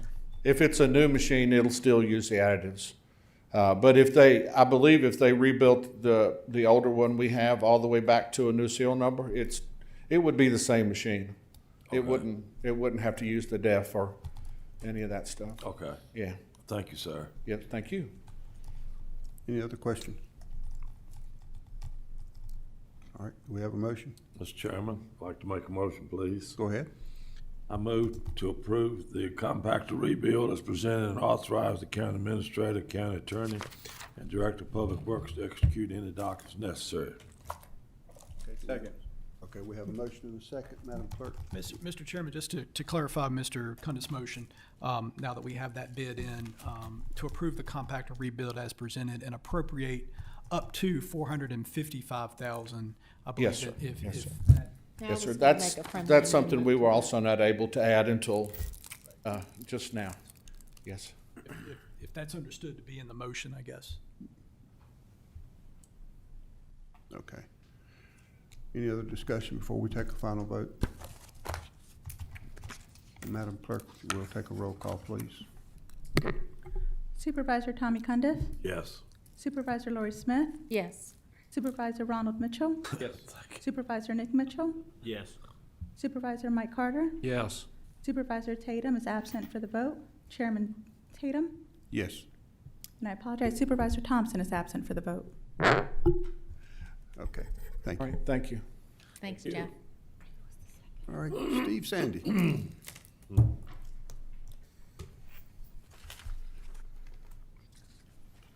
Yes, good afternoon.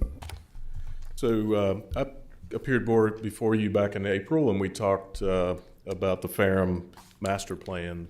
That's the 80-plus acres of property that the county owns in the Ferrum community, kind of just west of Ferrum College. And so today I have kind of a final report presentation with our consultants to present to you and present the information that's in your packet. I think it's attachment 8, if I'm not mistaken. And then also, as we get to the end of the presentation, we'll talk about next steps, about what processes that we anticipate to follow as we continue to move on this path, if that's the board's desire. So with that, I'll introduce Vlad Gavrilovich. He's here from EPR. It's our consultant. And so he's going to run through the presentation, and then probably the two of us can answer some questions at the end, and then we'll talk about next steps as well. Let me get this up here. All right. Vlad, thank you. Appreciate you coming from. Thank you, Steve. Mr. Chair, members of the board. I want to thank Steve for the cooperation we've had with the staff over the past 9 months on this process, and also for obtaining the Virginia Housing Grant that meant that the consultant support could be done without county funds. The goal of this overall process is to get a win-win solution for the county where you can have a property that's been on the out of the tax rolls for 27 years, returned to the tax rolls in a productive way that balances the needs of the county and the Ferrum Village and the private development community, become an asset in the coming years. So I will go through a brief kind of overview of this, but I certainly invite any interruptions if you have any questions along the way. And then I'll turn it back to Steve on next steps. The background of this project, as Steve said, it's about 84 acres of county-owned land located just west of Ferrum College, just west of that Blue Ridge Institute Museum. Purchased by the county back in 1996. The 2021 market assessment of this property was $235,000 for the majority of it, the 82.5 acres at the north. And then there's a 1.5 acre parcel just along the road here, assessed at $25,000. And as I said, the goals are to balance the interests of the county developers in the community and turn it into a productive taxable use that fits the visions for this property in the Ferrum Village Plan. Speaking of the Ferrum Village Plan, back in 2019, there's been a lot of prior planning efforts for this, starting with that village plan. And then in 2020, there was a housing needs assessment the county commissioned. At the same time, the Regional Commission has done a regional housing market study. There was an appraisal report, which I referenced, and then the West Piedmont Planning District Commission is now working on a housing study that's currently ongoing. And then, of course, this master plan over the past few months. But one of the things to emphasize, all these pointed to a real need for additional housing stock in the county, particularly workforce housing. We've heard that in the recommendations. We've heard that from the community for firefighters, police, teachers need to be able to have housing that they can afford in the county. So that's been a persistent theme in all these studies that have been done. A master planning process, again, funded by Virginia Housing, started with some site reconnaissance. We did a series of site analyses, which I'll summarize for you, walked the site, met with a lot of representatives. There were 2 community meetings, first in December of last year to get people's input. You can see some images there. Supervisor Tatum himself and the consultant team. We had a work session with Ferrum Forward. We've had individual stakeholder sessions with County District Board and Planning Commission members, county staff, Ferrum Forward, Ferrum College representatives, Water and Sewer Authority, and individual builders and developers. Our site assessment, I'll summarize kind of in one slide here, you could see on the image, but basically the entire site is wooded, has varying topography. There's a 5-acre privately held inholding at the north end, and you'll see in our master plans aim to buffer that. There's sufficient public water and sewer capacity according to the Water and Sewer Authority. There will be a need for stormwater accommodation on the site because of county and state requirements. We've included that in the master plan. Overall, it's a very developable site, except for the north end, where in this gray area you see the kind of steep slope areas. But we estimated about 62 acres was total buildable area. And of course, there's some amenities in the area. There's a connection to the Ferrum College Trail System at the east end. There's significant cultural, recreational amenities in the area. It would be a very attractive place for private development, really, because of the amenities of Ferrum College and the Blue Ridge Farm Museum and medical facilities nearby. So, to summarize the master plan, what we did based on the site assessment was, and based on the input we heard, was provide a flexible approach. So rather than give one single thing that this site should be, we wanted to create some options. And we did this by dividing the site into buildable land bays. You can see these yellow bays here. And within those, we wanted to provide options for different types of land uses based on the input we heard. And then the other thing is the green here is a framework of open space. The dark green are the stormwater management ponds or facilities. And then a system of trails that act as organizing elements and amenities for whatever development might be built here, as well as buffers to adjacent uses. We provided 3 alternatives in the master plan. Alternative A is the lowest density option, gives you between 140 and 160 or so dwelling units across these 5 residential bays. The density is kind of highest on the southern end and lowest on the top end. So the southern end has townhomes and southern and eastern end.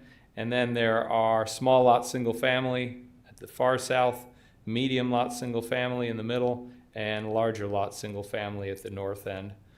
And all these alternatives have the 1.5 acre site along Franklin Street as a civic or commercial use. Could be a fire station or a daycare or could be some commercial retail restaurant use there. Alternative B is a similar concept, higher densities along the south and the east. In this case, they are multifamily densities, the dark brown areas here. This one ranges from 237 to 294 dwelling units. The multifamily could include some senior housing options. And then we have townhouses, small lot single family, and medium lot single family at the upper end.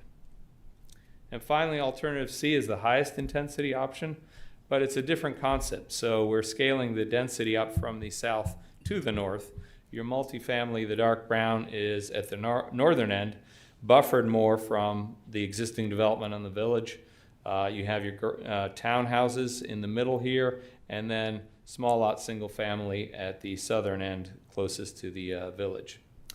And what we're really saying is these are 3 options. We would propose that there's some standard kind of approaches that should be done, whichever of these options are considered, or whether it's a mix or match of them. But one of the things is have kind of this mix of unit types. So we recommended a suite of 6 residential land use types. Large lot single family is 1/2 acre lots. Medium is 1/4 acre. Small lot is 5,000 to 8,000 square feet. Non-garage townhomes and garage townhomes and multifamily. And this is based on market study and just kind of understanding of what is being built nowadays, what are the features that people like to see. But any of these could include some patio homes or senior housing, which there's considerable demand for throughout the state. And the most important thing is creating this flexibility in mixing and matching unit types across the land base.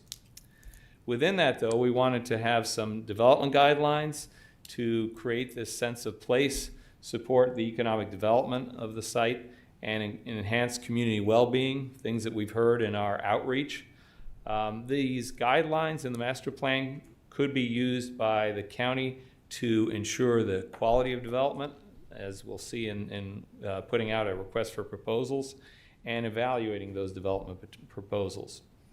And you know, the mixture of housing types really is aimed to provide this workforce housing need, but also senior housing, which we heard a lot of need for, and maintaining that flexibility of development. And finally, on the potential process, so we would envision that the county would issue a competitive request for proposals to put this out to the private development community. There could be requirements for track record of the developer, financial wherewithal to be able to do a project like this. We'd put evaluation criteria in it to ensure how well it followed the master plan and address these housing needs would be a criterion for selection, while you would maintain flexibility, and allowing developers to propose different kinds of financial incentives, whether it be a reduced sales price or whether they'd want the county to do things in exchange for building to this kind of master plan and what the community said that they would like to see here. Overall, the goal of this is to return the site to a taxable asset category and balance the various goals of folks in the area and fulfill the goals of the Ferrum Village master plan that was done back in 2019. So I want to turn it back to Steve to talk about kind of next steps, and certainly welcome any questions you may have.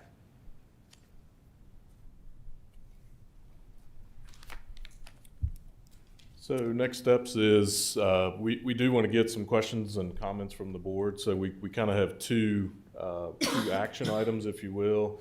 One would be endorsing the concepts and the plans that were presented to you for the master plan. And the thing I want to reiterate is, as Vlad said several times, is flexibility.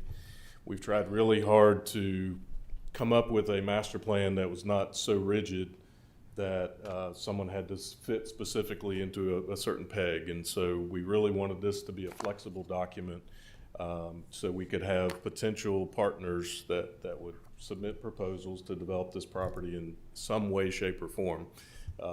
You know we have a housing need, but we didn't want to get to a point where we said, well, you have to build 50 townhouses or you have to build 100 single-family dwellings. What we want is that flexibility for developers to be able to come to us and say, well, you know, I think the market will support X amount of this type of housing and X amount of this type of housing. Here's the price range that we would propose to sell those houses. Here's some rental options. You know, we wanted to leave the slate kind of open for developers to present those proposals to us and help us meet not only the goals to get this property on the tax rolls, but also meet the goals of the Ferrum Village Plan and also meet the housing needs that we have in the county. And so, again, the main theme here is flexibility as far as trying to provide some guidance with what we'd like to see on this property, but ultimately providing that flexibility through a request through proposals. And so that's why you won't see a master plan specifically showing certain types of houses in certain places at certain densities, because we wanted to leave that flexible option open.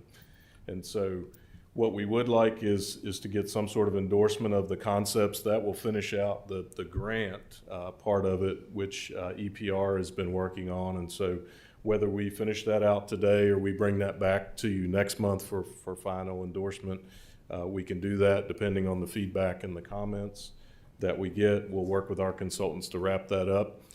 If the board chooses for that to be the end of the process, we can leave it there. But the next step that we would like to see followed is moving forward with an RFP. And so with the board's consent to move towards that RFP process, we'll start finalizing that document to put that document together we can bring that back to you next month to actually formally advertise that and put it out on the street to start requesting proposals from developers.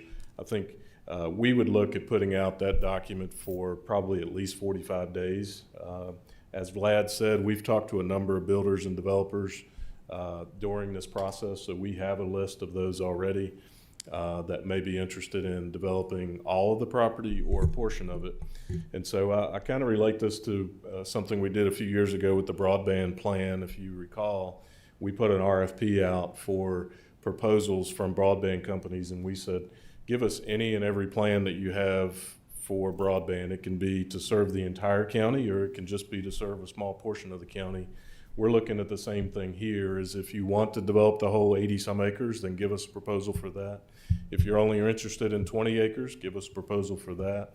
I think we're interested in seeing as many proposals as we can possibly get in the door. And again, flexibility is kind of the key phrase for this, this whole venture. And so going back to a comment Vlad made earlier as well, we've done a lot of these things in the Ferrum community over the last several years, and glad to say that all of those were funded through grant opportunities, actually. And so, you know, the county has not necessarily invested a lot of dollars in getting us to where we are now, but I feel like we're closer to having a good direction and a good idea of what could happen on this property.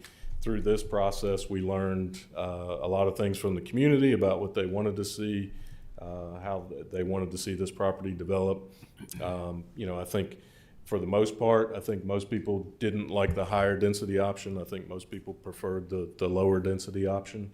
But again, providing that flexibility to the developers to say, hey, you know, if you think the market will support a certain density over a certain amount of time, then give us a proposal that shows what that looks like. So I'll be happy to answer any questions, and I'll lean on Vlad as well to help with any of those questions you may have about the master plan document. And then if you have any questions about kind of the next steps or the process that we're envisioning, then I'm happy to answer those as well. Right. Anyone have any questions for either one? Okay. Mike, you first. Thank you, Mr. Chairman. Mr. Sandy, during this process, did you get a feel from these developers? Is there some real interest from developers if we move forward with this RFP that they're going to take on this project? I think so. I think we've had two kind of preliminary offers, if you will, discussions with folks. One looking at developing the entire piece, and one looking at just a portion of it. We've had others that have said, well, we'll wait till you finish with the master planning process. So I feel like we'll get you know, a handful of proposals. Okay. I think what I can say is that most of them will be looking for some sort of assistance from the county. Sure. Whether it's on the sale price or utilities or you know, some sort of assistance. But again, all of that would be part of that RFP process. Is, you know, if they're proposing to build something in exchange for some assistance from the county, and some may be assistance from the county in the form of grants, you know, being able to apply for grants or loan programs that only the county can get, and an individual developer may not be able to get. And so again, through the RFP process, that's where we'll learn some of those relationships that may you know, take place. And I should mention too, back on some of these plans, you know, these are really not going to be a 1 to 2 year build out. I mean, this is a longer term build out, you know, probably 10, 15, 20 years, depending on the density here. But, you know, this is not something I think we would see build out in a year or two. Right. You know, just being realistic, it's going to be a longer term kind of build out, I would think, for any proposal that we get. And there, we have water and sewer in place in there, correct? Correct, and that's what those proposals did look at, those limitations on the capacities there. And so the proposals that have been shown should work with the water and sewer capacities that we currently have out at the Ferrum Water and Sewer Authority. Okay, thank you. Yes, sir. Mr. Cundiff. Yeah, if we continue forward with this, is this still covered under the grant? The RFP process is not. They're actually assisting us in writing the RFP, but that process would be a process that staff and the board would go through to evaluate those proposals. and determine which, if any, of those proposals the board wanted to move forward with. And so The, you wouldn't be locked into any of them, so it's not like a lowest bidder wins kind of thing. It's, hey, here's 5 proposals. If you don't like any of them, then you don't have to move forward with any of them. Or you could pick 2 of the 5, you know, it gives Yeah. you, again, flexibility. We see this as Okay. giving you the most flexibility in what happens on this property. the people who were there was talking about maybe resting in property. Would they give any indication how the housing they'd like to be, whether it be for retirement or for, you know, just regular families? Or they give any indication what they'd like to be able to do or have with this property? Who is that? I'll be told. Some of the builders and yeah, developers some of we've the talked to. builders, yes. It's kind of a mix. There's always been the interest in senior housing from Right. the time we started the village plan discussions, even till now. There's still that kind of patio home, senior one living kind of building is certainly a component that we've talked to everybody about. There is a lot of discussion about creating some workforce housing, you know, for folks to have, and whether that's ownership or rental, I think that's yet to be determined. Right. It could be a combination of both, that could be proposed as far as, what an individual developer might want to Okay. do. Thanks, sir. Mr. Sandy, when we get ready to put this out for RFP for proposals to come in, I want to make sure that we reach out to any local interest. I know there's a couple here in attendance today that live in that area, and they have some interests of their own that they would like to present to this board in a future meeting. And I'd like to make sure that when we do this, that we include them to give them an opportunity to submit their proposal as well. And I will, after today's meeting, I'll be sure to give you their contact information so that we can reach out to them so that they're not left out of the process. Certainly. I know they've put together a lot of work and they've met a lot with the Firm Forward group. There's a lot of community interest in seeing this, and I just want to make sure that they have an opportunity to make their presentation as well. Okay. And I want to commend you and your staff and for all the work that's been done with this property. It's been sitting there idle for too long, and you know, we need to get this property to where it best benefits the community. And I'm not saying that all of it needs to be developed in housing. I think a big portion of it would make a very nice trail system that could tie into the college's trail system that could be used by whether we maintain it with Parks and Rec or what. I know Ms. Dillon has been up there and looked at the property, and a lot of other people in the community. And so I think there are multiple uses that could be utilized here, that we get the best bang for our buck on this property for the community. Right. Agreed. think You know, part of that proposal and those design guidelines is to make sure that they're incorporating some of those features into any of the proposals that we get. Yep. And more likely to bring in more businesses for firm. Won't complain about that either. What about Cracker Barrel? And I will, you know, we did indicate about an acre or a small portion there of that front that may be for some sort of civic community center or some sort of potentially small commercial use, maybe daycare center. But we didn't see this, going through the process, we didn't see this as being kind of a mixed use development where you would see restaurants or things like that.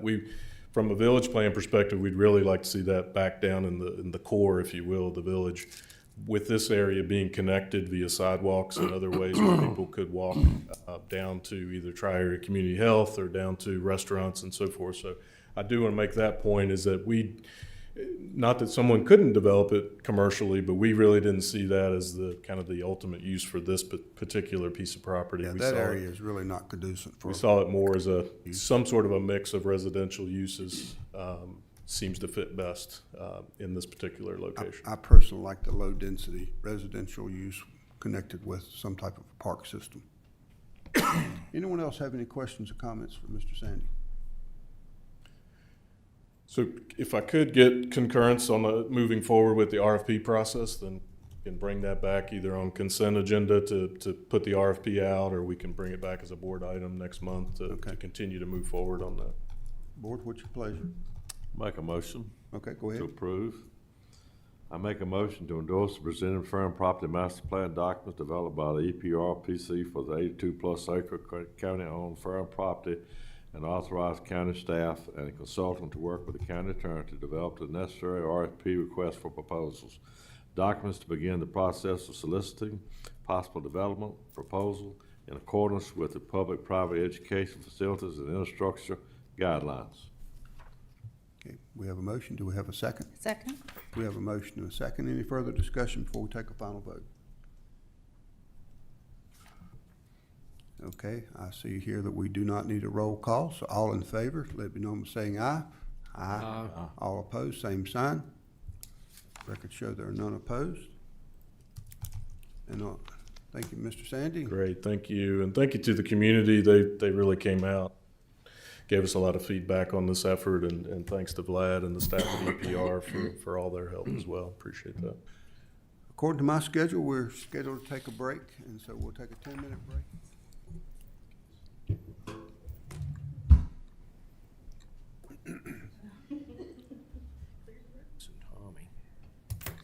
Missing Tommy and Ronnie. Ronnie's back there.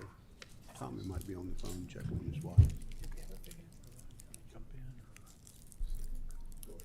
Yeah, Mr. Chairman, thank you for, while we're waiting for a couple of our board members, Mr. Chairman, for our next work session, and of course I'll let Brandy Rosser, our Director of General Properties, introduce our guest, but a while back the board will recall that it was important that we take a comprehensive look at county facilities. Our buildings and facilities, currently county operations, were spread out obviously in several different locations, but we're also spread out in leased facilities, facilities that have been on our radar for discussion throughout the years, specifically our 911 dispatch center specifically comes to mind. Other areas that have been moved around from time to time are Department of Social Services, various areas in our courts and sheriff's complex, as well as other remote county facilities, public safety offices, etc. So I'm going to pause now, Mr. Chairman, and call on Brandy Rosser, our Director of General Properties, who's worked with our guest. And really today, as I understand, is really just to give kind of a status update of where we are with our facility study. And so, Mr. Chairman, with that, Brandy Rosser's here with us. Okay. Good afternoon. I'm here today with Spectrum Design to present the preliminary findings and recommendations of our facilities master plan study. The plan was initiated last year. It will hopefully serve as a valuable long-range planning document for the county. Chris Venable and Lenore Weiss with Spectrum will be leading the presentation, but I will be happy to answer any questions you guys may have. So with that, I'll hand things over to Chris and Lenore. Good afternoon. Good afternoon. Good afternoon. Good afternoon, nice to see you all. Nice to see you all.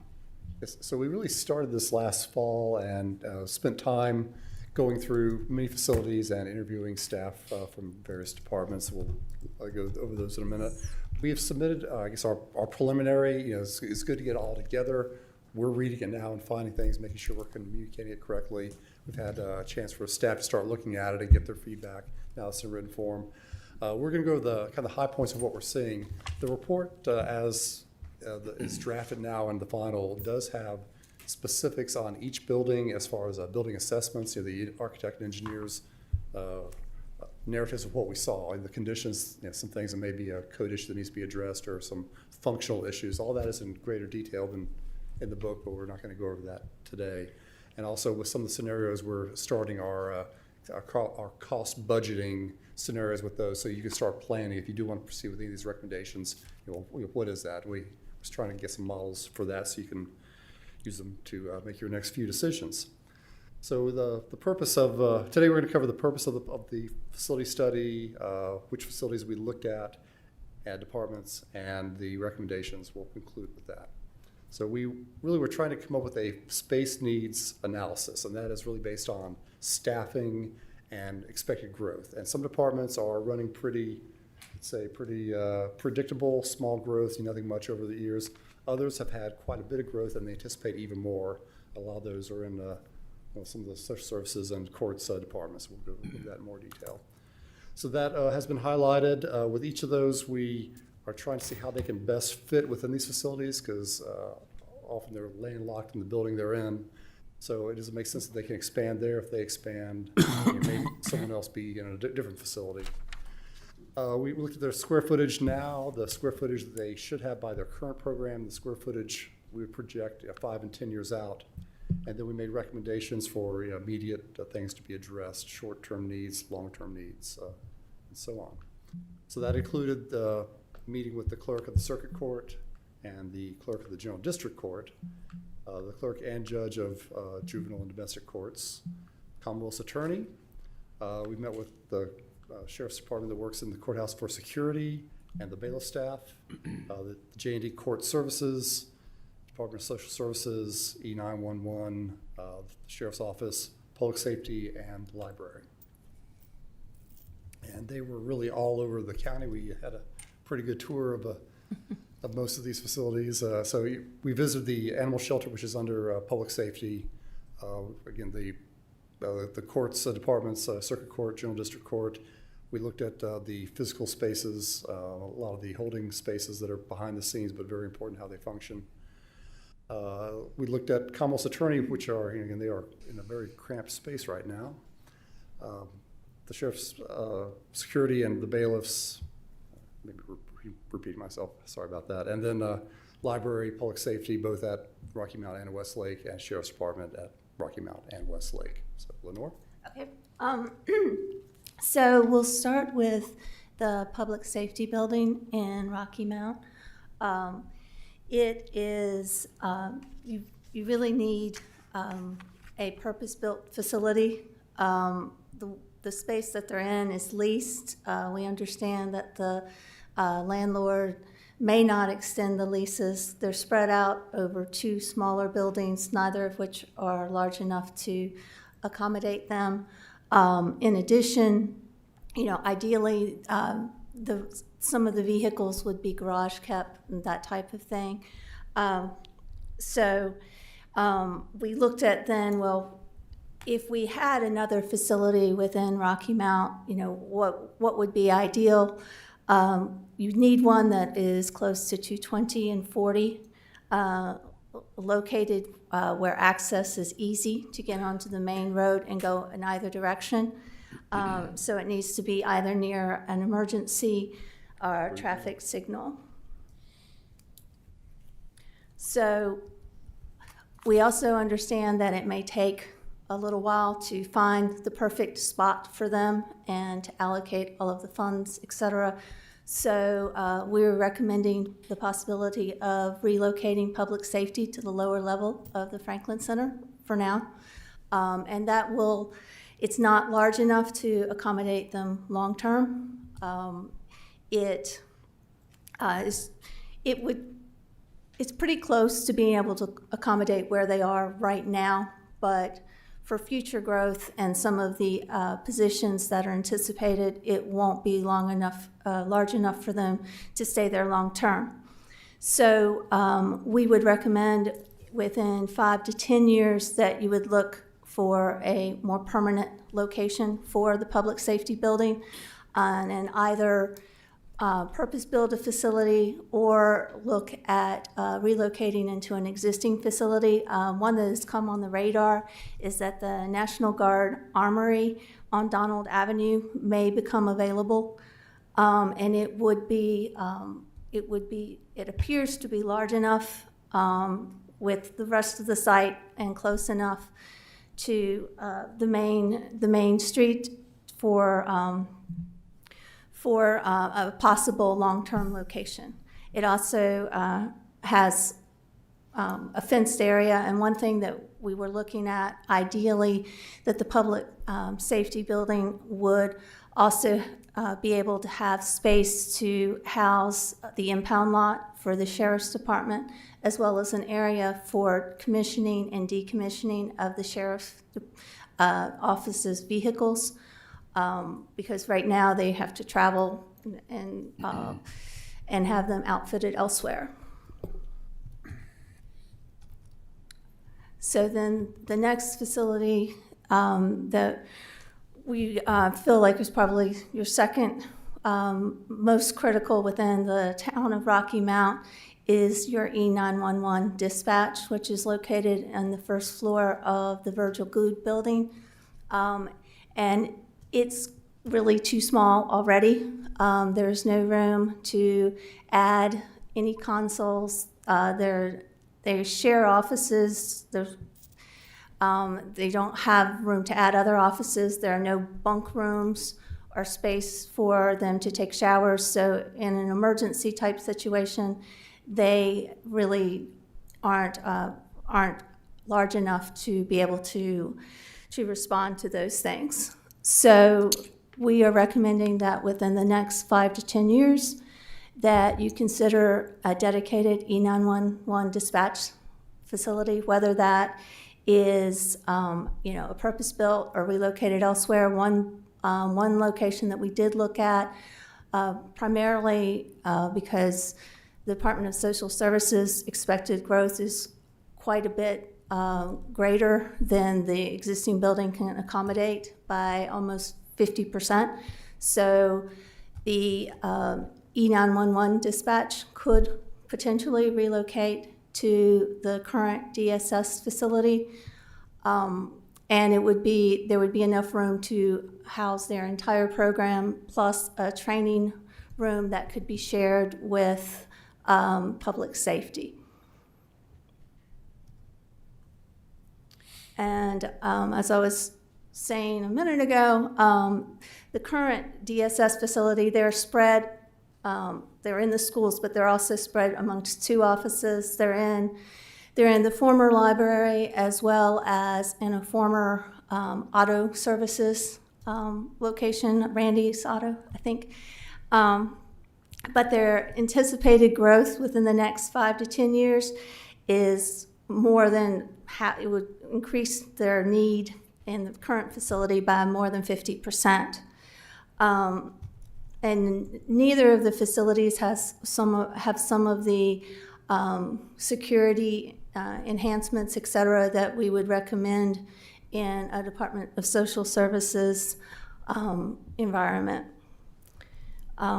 So we, again, on a medium-term 5 to 10 years basis, would suggest that you consider relocating the DSS to another facility that's large enough to house all of their current employees as well as their future anticipated growth. Probably look for some type of larger lease space. It's looking at about the 14,000 to 16,000 square feet that are needed. And ideally, it would be centrally located in town and near public schools. And we looked at the Virgil Good building, which, as I said earlier, has the E911 dispatch on the lower level. It's an interesting building because of the way that the core is built and the stairs, et cetera. It's not easy to move things around. However, we think that if the first floor were the E911 and dispatch were eliminated from the first floor, then you could kind of shuffle the whole building, and then it would be large enough to accommodate the sheriff's office. That would allow for ADA accessible restrooms, which you currently only have on the first floor. It would also allow for copy rooms, break rooms, and accommodate an expansion of the investigations department, which we understand is will be expanding the greatest over the next 10 years. And then the library, the main library, it's pretty well sized, and we think that particularly with the shifting of programs, that it doesn't need any large rework. But one thing that they have requested was a large meeting room and That could also be an English ESL learners classroom on occasion.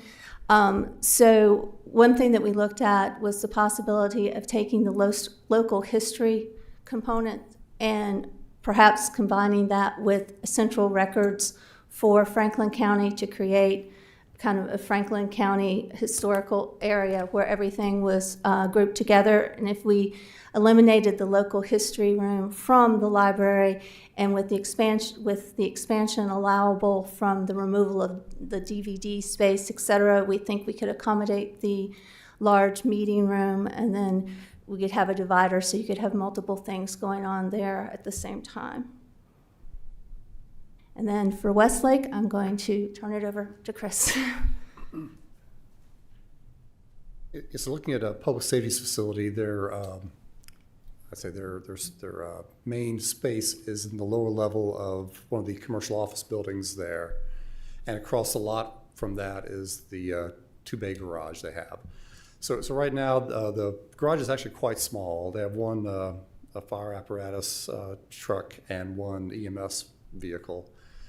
They have certainly seen a much more demand, especially EMS calls, and they really have no way to expand where they are right now.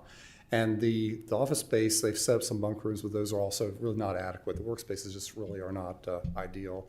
And things that are key in public safety, some decontamination spaces and all that really can't be accommodated very well with that facility.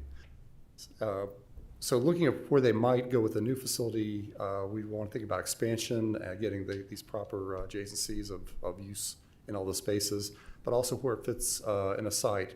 Ideally, it would be not on the main highway, but just off of it on a supply artery that goes to a light. So that could be signalized, and they'd always have the right-of-way and traffic would stop, and that would be the most efficient way for them to get out onto their call. So we would recommend, really for the short term, actually I should mention the sheriff first. Sorry. The sheriff's office is in the adjacent building. They have an entry, a few office spaces that it's working fine for them, but it's really probably it's a little more space than they need. We were looking at that with public safety, and we could probably accommodate the sheriff's office in public safety in the facility that they're in now. And then for the longer term, that's when you would consider building a new public safety station that would be housing both fire EMS and also the sheriff's department. And we have a building program in the report for that shows some shared spaces, like a shared training and community room could be in that facility. We'd probably show on the public safety side a two-bay drive-through garage that would house 4 vehicles, but plan for another bay to be added, so up to 6 in the future. And we were looking at the available parcels in the general Westlake area there, and there are several available, and that could be, again, consider which one would be available at the right price at the right time with the best utilities. The key thing we would reiterate would be having this access to a road that has a signal light to get to the highway. The library branch at Westlake is in a lease space in the shopping center that's about 8,000 square feet. By their program, they would like to have 10,000 at the Westlake branch, and also some outdoor space that they could do programs with. And ideally, that would be an outdoor space they could have somewhat contained, maybe just a low fence where it's visible, but also is somewhat controlled. So we would recommend that you plan for a new 10,000 square foot, probably a purpose-built library. If a certain building was available, it could be considered for renovation.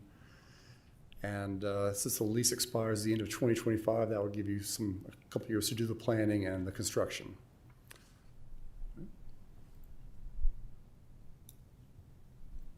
On the courthouse in general, it was built over many years and many phases, and a lot of this was before the current demands on security and safety in a course facility were to what is expected these days. And a lot of it is, if you're not familiar with the space and you don't know where you're going, you find yourself kind of going around and you can't quite see around the next corner.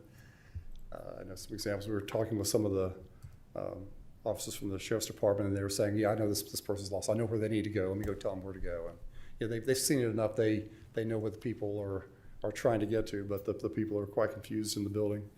So there's also very little room for growth, and certain departments, they're really locked between structures now. That, either on the floor they're on or between walls or where the courtrooms are. It's very difficult to add a 5% growth to staff in a space that's really landlocked between structural elements. So we want probably to have you start thinking about a long-term solution, and the long-term solution may be removing some of the departments there so that others can grow and just focus more on just the primary court functions. Potentially reconfiguring that space and improve some of the circulation so that public, staff, and then people being brought to court really don't cross paths in public spaces, and they do now. And I'd say over the last 30 years in Virginia and nationwide, court facilities have been designed where those three paths of circulation do not cross until you get to the courtroom. And that would be the ideal configuration. Since the original building is from the 1890s, I believe, potentially you could utilize historic tax credits to partially fund this project if it went through Department of Historic Resources. So that's something to consider as well. J&D Court is probably the one with the most growth, and we expect to continue to have the most growth. And one idea would be to let them, J&D, have their own new building. That might be a way to take the pressure off of the main courts building and then just keep the circuit and district court in that for the long term. So with that, if J&D they do quite a bit of work hand in hand with court services, they would probably want to co-locate if they went to a new facility. The Commonwealth's attorney is quite cramped in their spaces, so that would be one that they could potentially go to a standalone facility. Let's see. Yeah. So we looked, the way we see it is that you need to start looking at a long-term solution, being in 20 to 25 years. Something will need to be done that's a long-term solution. But then we also looked at what can we do now? What are immediate needs that could, with just a little shuffling, better accommodate the people that are there now? And for instance, the J&D Court Services Department, if they need to do a drug test, they're doing it off the public corridor in a public restroom, which is not ideal. Also, if someone comes in to take out a restraining order, et cetera, they don't have a private waiting space. They're actually in the main waiting room. Both of those are causes for concern, but we think that it's possible that things could be shuffled a little bit at the front to give them, if we took the bailiffs, the small area that the bailiffs currently have, which is not large enough to accommodate all of the bailiffs, and moved it elsewhere, then we could take the restroom that's existing there and allow it to be used for drug testing, and then also close off the corridor so that there could be a private waiting room. And then we think that the bailiffs do need a dedicated area. The only department that has space contiguous to them that would allow for some potential growth is the clerk of the circuit court, who has some extra space from when the Board of Supervisors left and when the Treasurer's office left. So it may be possible to reconfigure some of that area to accommodate a special place for the bailiffs, and it would be convenient then to all of the courtrooms. kind of in the middle floor there, so they could go up or down as needed. And then we could take the former Board of Supervisors space, and we may be able to, adjacent with the genealogy records, et cetera, then create the Franklin County Historical Department that would have the local history information as well as the genealogy records. And then in the 5 to 10 year range, the Commonwealth's attorney space is really, it really needs more space than it currently has. And there is really not a good way to expand it and accommodate them. So in the, in the next 5 to 10 years, you might look at relocating them to another either leased or purchased facility that's near the courthouse that could accommodate their growth and their current needs as well, until something more long-term could be done with the courthouse. So long-term, we looked at 2 different options, and probably one would be to completely abandon the existing courthouse and build a full courts facility. However,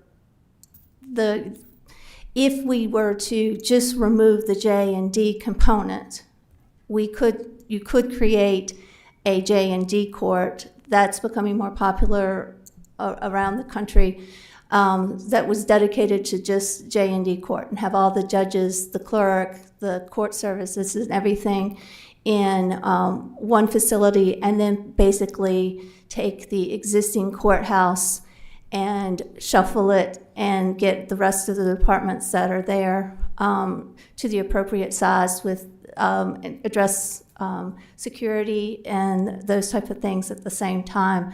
As Chris mentioned with the historic tax credits, there's been so many renovations and so many changes over the years. Other than keeping the exterior shell and the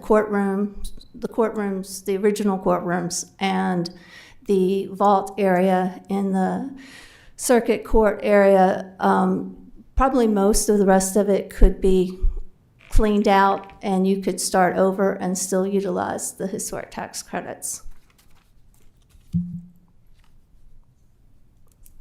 And last but not least, we looked at the animal control facility, which is operated by the public safety, and they're located in a new purpose-built facility. So the things that they have requested were additional storage for their donations. They get donations of dog food and things like that. And then an outdoor space for their dogs, for either a dog run or a play area.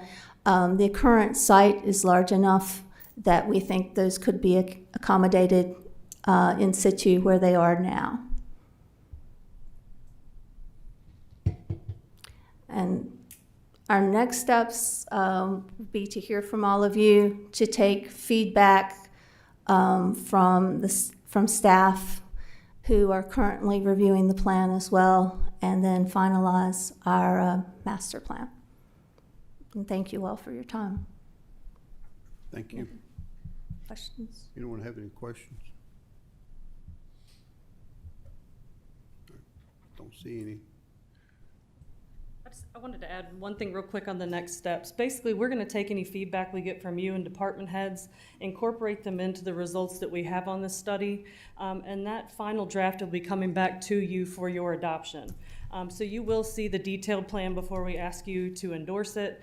And once that plan is endorsed, we can start incorporating that into our capital improvement program, so that we can start making appropriate financial planning decisions for these facilities moving forward, specifically the larger ticket items. Can I ask a question? Sure. Brandy, with respect, and it might be for you guys as well, with respect to the projections that are in the presentation for most of the projects look at a 5 to 10 year build-out projection. When I think about like the E911 center, and some of the other things. I, in my mind, kind of view those things as not being able to wait 5 years. So, and I know that's just going to be a personal preference of the board, but what kind of metrics, or do you have a metrics that you use to make those determinations, or is it very site-specific to what you've seen? I would say it's a little bit of a combination. I mean, we're also kind of looking at, you know, your budgets and capital improvements, and we try to prioritize them based on, you know, if it was a leased space that was not accommodating, that you needed a long-term solution for more quickly. If, like with the case with public safety in Rocky Mount, if they're being removed from their space, then they need a space, you know, right now, and it would still take planning and building out another facility. So it's kind of a back and forth between those things. Is it possible to get some type of, this may be very impossible, but to get some type of spreadsheet that looks at the prioritization of these projects and the ones that are going to have carryover into another? As an example, you know, when one thing we can shut a lease space down and we can utilize another space that we're going to use for something else. Is it possible to get a spreadsheet that can show these projects and how we begin to blend or combine, and therefore knock projects off because we're accommodating? Does that make sense? I'm not sure I'm being clear. It does. Okay. Like a mapping, perhaps? Mm-hmm. Okay. Yes, and I think that's something that we could do. Okay.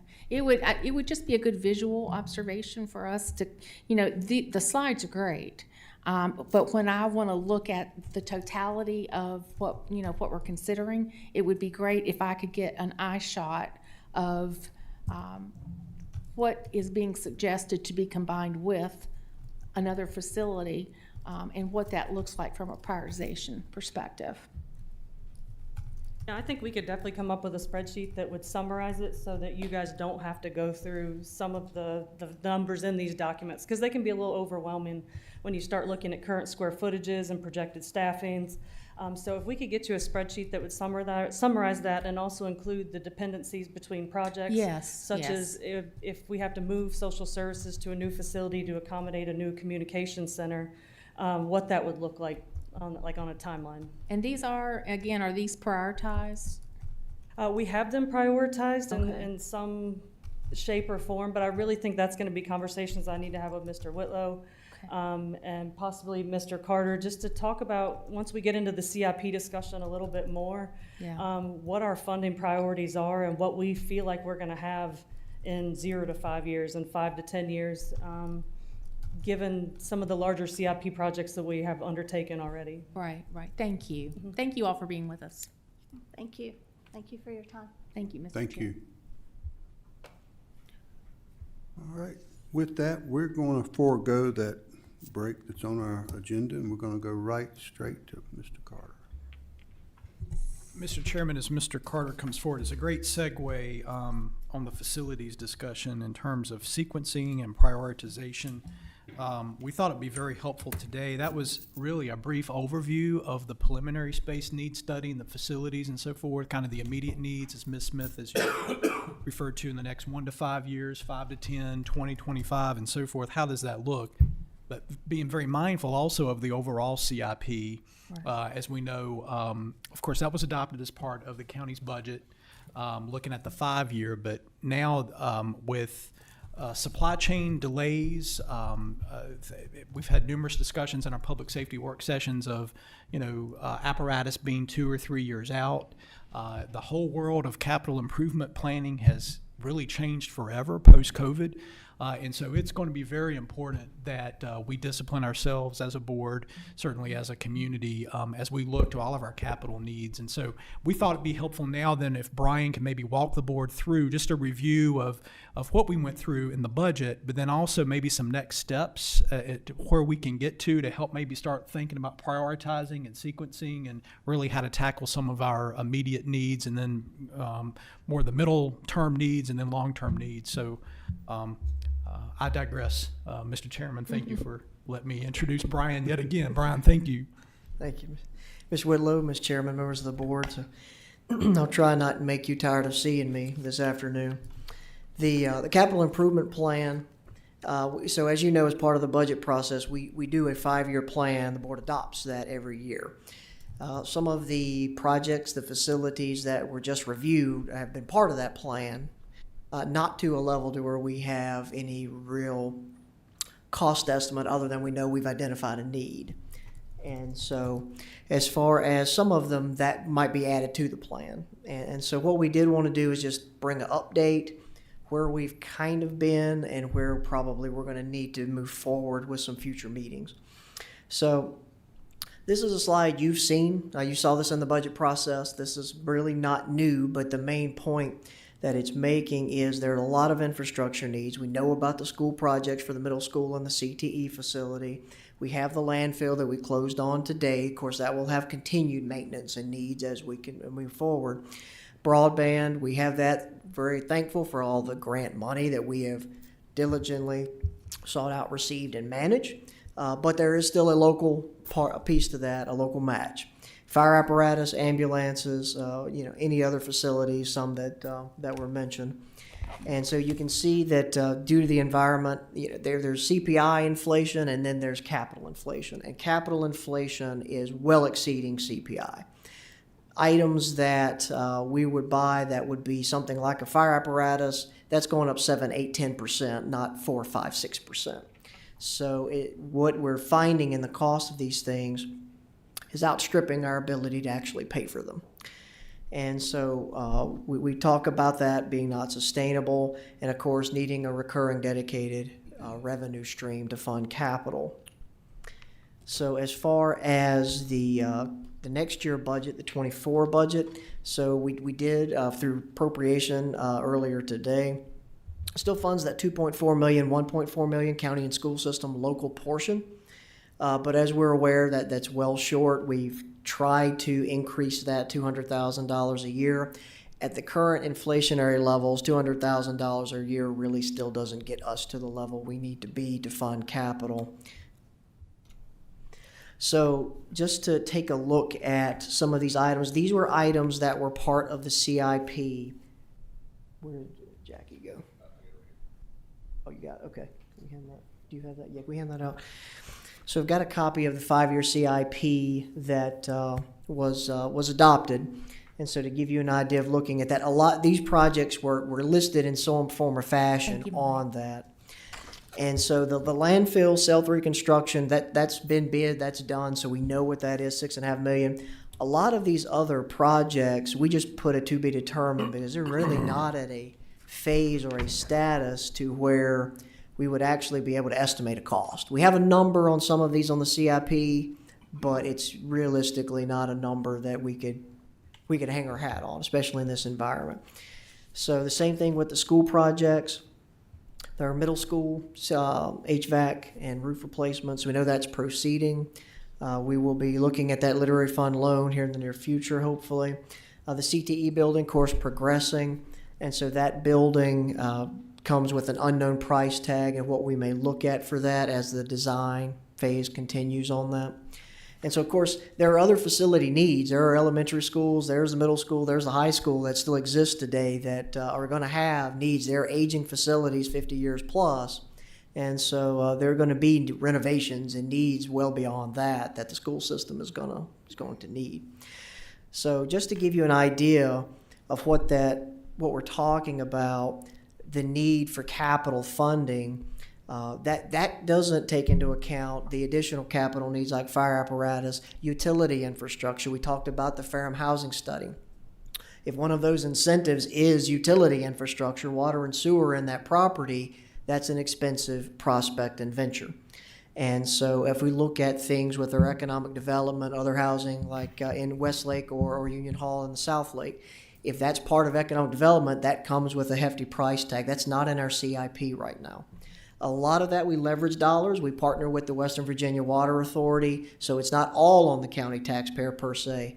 We look for grants, of course, where we can, but there are significant capital needs that historically just have not been in the CIP. So to give you an example of $100 million in borrowing. Now, realistically, if we're talking about the projects we just put in there, it's well going to exceed $100 million in borrowing. If you're actually going to look at the facilities that study just mentioned, you're probably talking $150 to $200 million in capital needs over a 10-year window. I'm going to be honest. I think that's probably what that cost is. If we don't go to that level, then of course that's where we have this budget process. What can we afford? What can we do? How do we prioritize? So looking at $100 million over a 20-year borrowing window, real rough math at a 5% interest rate is about $5.25 million a year in debt service. So to give you an idea of what that looks like, our current equivalent of 1 penny of real estate is $700,000. So all things being equal, not saying this is we're gonna recommend to you in any time in the near future that we increase our tax rate, but all things being equal, if we wanted today to say let's move forward with these projects, we would need the equivalent of 7.5 cents increase on the real estate tax rate in order to pay the debt service. That's where we're at talking about these dollars. That's the size we're talking about. There are a lot of things that change. Davenport's been in front of you several times. We have debt drop-off coming in 26, 28, so all of it will be layered in. Then, of course, we have the future real estate reassessments. All of those things could be used if the reassessment goes up, then, of course, the value of a penny of real estate goes up. It's no longer $700,000. So all of those factors can come into play what we're talking about with capital, but it's a very real number. It's a very big number if we want to proceed with some of these major capital projects. So next steps, I think the study was a great segue for the capital piece, for the facilities that you just heard about. This probably needs to be a separate meeting of the Board of Supervisors outside of the normal monthly board meeting. I don't think there's a way we could devote enough time to it. This could be very well a good 2 to 3 hour work session, discussion, planning.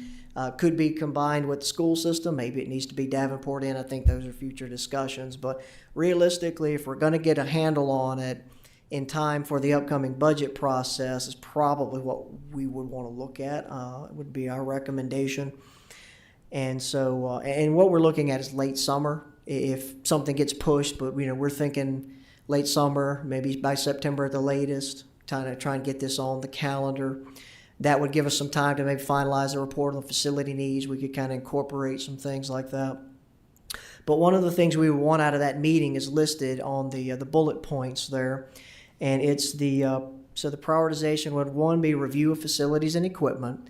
And so we have some of that, but we really need a good consolidated sequence list. And as Mr. Whitlow alluded to, we've got to readjust our mindset, because it used to be, I need this ambulance replaced in 2025, so I'm going to ask for the budget in 2025. Well, it's a 2-year build-out plus for an ambulance, so you need to ask for the money 2 years before you need it. Mm-hmm. So we need to adjust our budgeting process to account for that on the sequencing and the timing of when we need the money, not when we actually need it in service.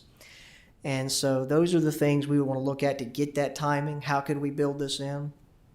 Identify major capital. So just because it's on a list doesn't mean that's a priority of the board. And so it may be, well, this can be combined or be changed or be altered, be delayed. And so what are those needs? What is the priority? What is the timing? What's the most critical that we proceed with? So plan for future equipment and fleet replacement. Of course, our fire apparatus, our ambulances are the biggest. Our landfill has very heavy equipment. You saw some of that today. So all of those need to be managed. And in general, just do normal vehicle passenger fleet replacement as well. They don't get any cheaper, and they're getting harder and harder to find. And then, of course, as part of all of that is reviewing the funding strategies and that project sequencing. So how do we work with Davenport? How do we look at our debt drop-off? How do we look at the current market at the time, our ability, our debt affordability? How do we phase all of this in order to make it happen while keeping as much as we can the financial burden low? And so for that really is an overall review of the CIP. I think we wanted to segue off of that facilities report. Certainly would be willing to take any comments, and we have a copy of the presentation slides we'll distribute to you. But certainly would take any thoughts on that as far as additional projects or future meetings, those type things, what the board would be looking for as we move forward. Any questions? Go ahead. Brian, first of all, thank you so much for providing this overview for us. This is exactly what I've been talking to Mr. Whitlow and you about for a very long time. The county, you know, we've got to get very serious about addressing our needs and doing it in a structured and deliberate fashion, meaning every year when we're looking at our budget and we're looking at how to allocate our monies. Capital is a side discussion with operating budget. And I have not seen that we take enough time, spend enough time to update that and really understand how the priorities are shifting from year to year, things that are popping up like we had with the landfill last week. So with that, of course, will come that secondary discussion. Okay, we understand the priorities, so are we going to be able to allocate a dedicated funding stream so that every year we will know we're making a financial attempt at achieving something on the capital prioritized list so that we can, and keep it updated annually. That is a comparable document, and it informs our operating budget because of the debt service, obviously. So I think that this is something that we have been remiss in doing, and you know, it's not fun to look at these big numbers, and a lot of localities that don't give this kind of thing, you know, a lot of attention from year to year. It's because it's expensive. It's because it infers additional revenues that have to come from somewhere. But I think we as a county have reached our point of kicking things down the road, if you will, over many decades. And we've just got to start being more planful and deliberate about what the needs are and how we keep up to keep those emergency situations from surfacing, perhaps, and to also be deliberate about the use of taxpayer money. And I think that our taxpayers, our constituents, deserve to know that we're taking that very analytical look at how we're taking care of the county's capital needs. Anyone else? Good. Is that it? Okay. That's all I have for CIP, Mr. Chairman. Mr. Chairman, just with the CIP to that end, that segue, maybe later in this evening, when we start looking at our calendars, maybe we can send out work, if it's a consensus of the board, for a late summer work session. We're thinking late August, early September, maybe right before the Labor Day, certainly not Labor Day week, but maybe the week prior or something. And if we're thinking maybe an off-site location, probably an afternoon, where we will serve a meal and so forth, because there's a lot of work, as we all know, in this capital improvement plan. But we'll work with Maddie, our clerk, to get some possible dates with the board, Mr. Chairman, if that's okay and the pleasure of the board. Perfect. Everybody nodding, so sounds good. Okay. We will hand out copies of the presentation slides, and then in addition, the capital and then the SRO that we're ready to review. We ready to move on, Mr. Chairman? Okay. So school resource officers, just to give you a brief update, we're really more specified on the new grant. We've reviewed the old grants and things previously. I think that's probably the action that would be something the board would need to consider. And so, for an overview of where we are, so we were notified that we had received the grant for the 8 additional SROs, and so that was going to be equivalent to about $462,000. However, the required match of $306,000. That was the split that came back from the state. That's how they do all of their grants. It's based on the local effort. So with their school system, which is about 40%. And so one of the things that we're looking at, we had the startup costs. Now that includes vehicles, all the uniforms and holsters and weapons, firearms. All of that was about $537,000. That's not budgeted in the CIP or anywhere. I know there are some efforts by the sheriff's office to help fund some of those things, and so I think that could be phased in as well as we try and incorporate And so, of course, the state grant funding is for a 4-year window. And so what we'd be looking at is, of course, eventually all of that grant funding phases out. Now, there is a possibility of continuation funding for purposes of conservative budgeting. We're not planning on that. If we do receive it at the end of the initial 4 years, that would be fantastic, but not something we are going to plan on for a full cost build out. And so, and of course, we had, for this grant, we had 60 days from the date of the award letter to accept. That letter was dated May 25th. So we have 31 days in May, July 24th-ish, in order to accept the grant. So I want to be clear that no direct action has to be taken today, but in order for the school year starting, obviously the sooner the better for the sake of putting those resources in place if we want to move forward.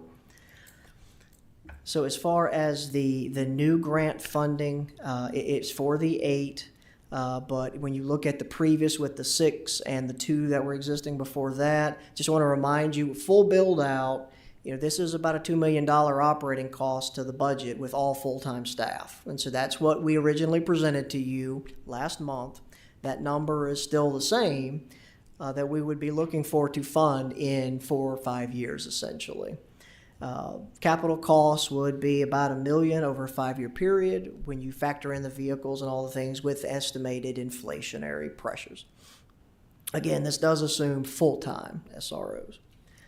So we went back and realistically developed a draft scenario, worked with the sheriff's office and some communication with them. So I think we all understand that probably 8 full-time SROs is going to be really, really difficult, near impossible, given the current environment, difficulty hiring in the field, school year starting. The grant requires 2 years of experience, so you can't hire right off of the street and put them through an academy and have them apply for the grant. So all these criteria we have to take into consideration.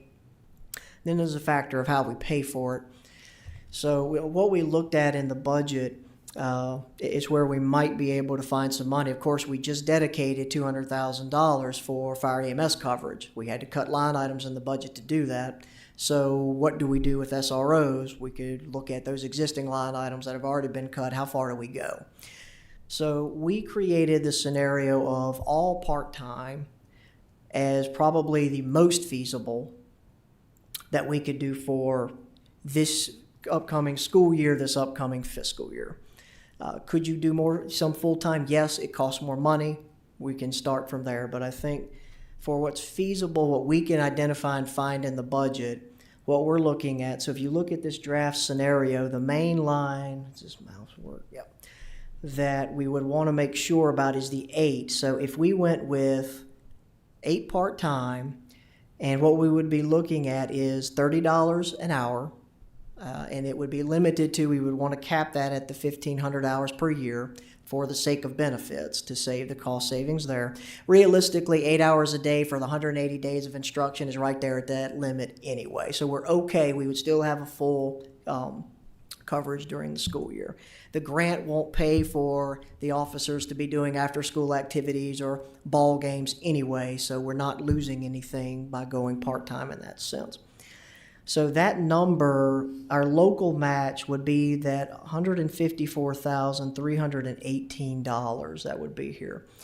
So we already took $106,000 out. What we think and estimate that we would be able to do if the board wanted to move forward with the grant, and we would have to come up with that local match, would be to utilize vacancy savings. And so we have a large enough budget. And as I mentioned earlier, we usually budget 100% fully staffed all year long. And if we have any vacant positions, we also budget that they're going to take the family plan on health insurance. So we are very conservative on the budget. While that probably gets a little bit closer than I would like just by my conservative nature in balancing a budget, it is feasible that we could utilize the vacancy savings for part-time in this transition year. I think what that will do is give us time next budget cycle to decide if part-time working, do we want to go to half full-time, all full-time, do we phase it in? But part of the nature is just given the strain, obviously, it puts on the sheriff's office to try and find all these full-time officers and what they have to hire them at based on the criteria of the grant. So that is probably our preferred scenario and how we would recommend paying for it. It would not really require an appropriation by the board. It would require us reallocating some funds from the personnel reserve in order to supplement that line item for the sheriff's office. That does not cover any of the capital, any of the one-time startup. Certainly would be willing to look at that, work with the sheriff's office if there's anything that we could do through grants or otherwise. As I know, I think they've been working on some of that, how we could work on a 2-3 year phase-in plan on vehicles and things of that nature. So all of those items would have to be dedicated, but those are capital items, and those are items we could address in a carryover discussion or a one-time discussion from the standpoint of the funding that would be needed for what I would consider more capital-related one-time. So with that being said, that is the draft that we have, what we went back through, realistically scrubbed the numbers, what can we possibly do that's the most financially feasible, still accomplish the goal of having, these would still be SROs, they are certified, they are law enforcement trained, and a lot of localities are doing that. We've seen other localities try and do the part-time SRO just for the sake of being able to hire people. It can be an appropriate incentive for those who have their years of service in to come back and work on that in the school system. So at that point, be happy to kind of work any questions the board may have, any more detail, depending on your action, what we would need today if you choose to, and not defer till the July meeting, is of course accept the grant and then appropriate the necessary funds depending on the level the board would wish to fund it. So happy to answer any questions or go in a little more detail. Mr. Whitlow has a comment. Yeah, Yes, sir. Mr. Chairman, I just want to thank you, Mr. Carter, just to remind the board and so forth that what Mr. Carter thinks put before the board. Currently, there are 9 full-time funded SRO positions, including additional 2 from the town of Rocky Mount, so that's 11. Of course, covering the various schools in the county, and of course, Mr. Carter, as he's noted, the 8 potential part-time SROs in a transition year. All SROs, all schools would have coverage, full coverage in the schools. So the difference between the part-time and the full-time is the 8 part-time would not be in service during the summer, as I understand. However, during the school year, this would make sure there's full coverage in all of the schools with the SRO. So I just wanted to make sure that was clarified. So Chris, is that the vacancy savings that you all are referring to?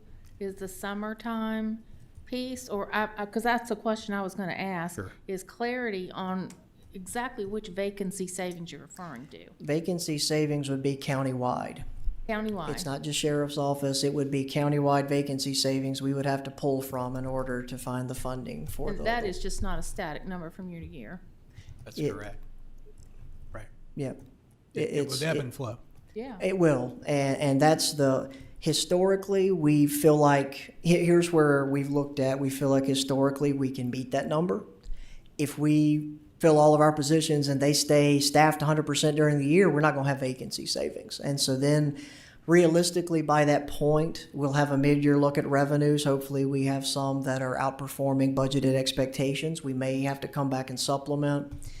But when I look at a 3 to 5 year history of our vacancy savings, we feel comfortable that we would be able to absorb that in our existing personnel budget. Does that include the sheriff's office vacancy savings? It does. It's countywide, so that would include sheriff's office, public safety, all of our other county departments. It would be in totality vacancy savings for the next fiscal year. And again, the emphasis on the next fiscal year, Right. because that's a number of about 155,000, does not include the capital. Right. And of course, just to remind the board, the state grant diminishes each year, and so by the end of 5 years, there is the full ongoing cost. But as Mr. Carter mentioned, the thought is looking at the FY 23-24 year, because we're past budget, as a transition year in terms of full well knowing in future budgets, the ongoing cost has and will need to be addressed in some form or fashion if the SRO program, if there's a choice to continue it. All right. Anyone else have any questions? I have a question. Go ahead. When we figure these officers in, school takes off a week for Christmas, takes off so much for Easter, all this stuff. Are they gonna be paid through this? What I'm trying to say, are they gonna take off with the kids no pay? Or are they gonna get paid straight through? Or how does that go with the time? Right. And part of that is the savings with part-time staff. That's how that's calculated in. So the school system is required to have 180 days of instruction to essentially be open for 180 days. So what we've calculated is the cost for those officers to be there on those 180 days. So while they're on Christmas break or they're on spring break, the school system is closed. That's not part of the 180 days, so these part-time officers would not be paid during that window. They would only be paid for those hours, those 180 days of instruction that students would actually be on campus, essentially. So where are we, Brian, with respect to the start of the next school year in terms of staffing up? Do we know where we are? I think that would be a question for the sheriff? Yes, ma'am. Hello, Sheriff. Good afternoon. Thank you all. Currently, we have 3 part-time individuals that are looking to start for August school year, and 1 potential full-time. So 4 on top of the 9 we currently? Correct. This would be part of that 8 if approved by the board, yes. Okay. And I do want to mention, just full disclosure, I hope my hands won't be tied. I mean, in the fact, we like the concept of part-time as it developed, because as it turned out, we had several officers that were about to retire or had other business ventures that was colliding with their work at the sheriff's office, and they were looking at separating, and one in particular, outstanding officer, but this part-time position was very favorable for his and his scheduling, so it worked out. So with those couple of opportunities, I felt really good about the positions that those part-time, and looking at future, as Mr. Carter mentioned, maybe some folks that are close to retiring or may even enhance their retirement to look at doing this part-time. But what potentially could happen is, I know I've got a number, not a great number, maybe 3 full-time officers that have over the 2-year service that would like to go into the SRO program.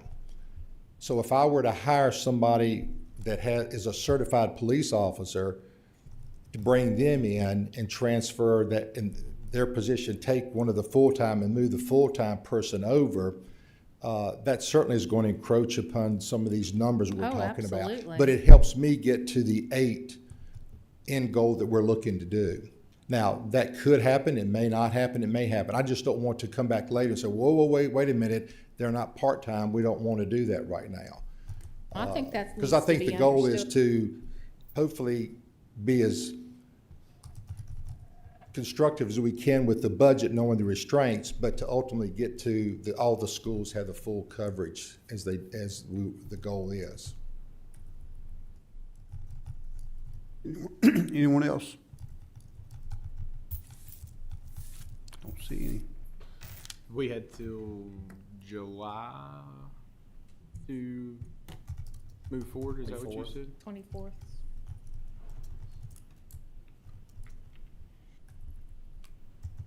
I mean, what's the pleasure of the board? I mean, we're gonna wait or move forward so they can start hiring part-time? Board, what's your pleasure? I think we need to move forward because it's gonna take time for them to get the staff. I like the part-time idea a lot. We have to have something set in stone on, for what the sheriff just brought up, and I understand his point.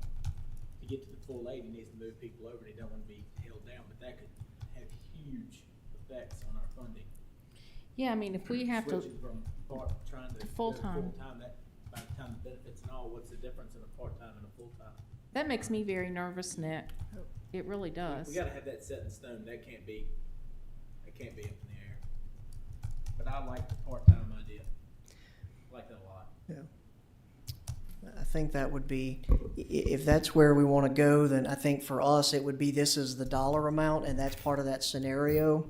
I think ultimately, you know, we could certainly see a benefit to full-time, whether it's all full-time, but part of this transition year helps us figure that out, in my opinion. And when we go to next year budget cycle, if we think, well, you know, part-time didn't work out like we thought, maybe we need more full-time, that gives the sheriff's office time to really recover a bit, try to work some of that in. That gives us time financially, budgetarily to work that. So one thing I want to be clear of, the grant is for full-time staff.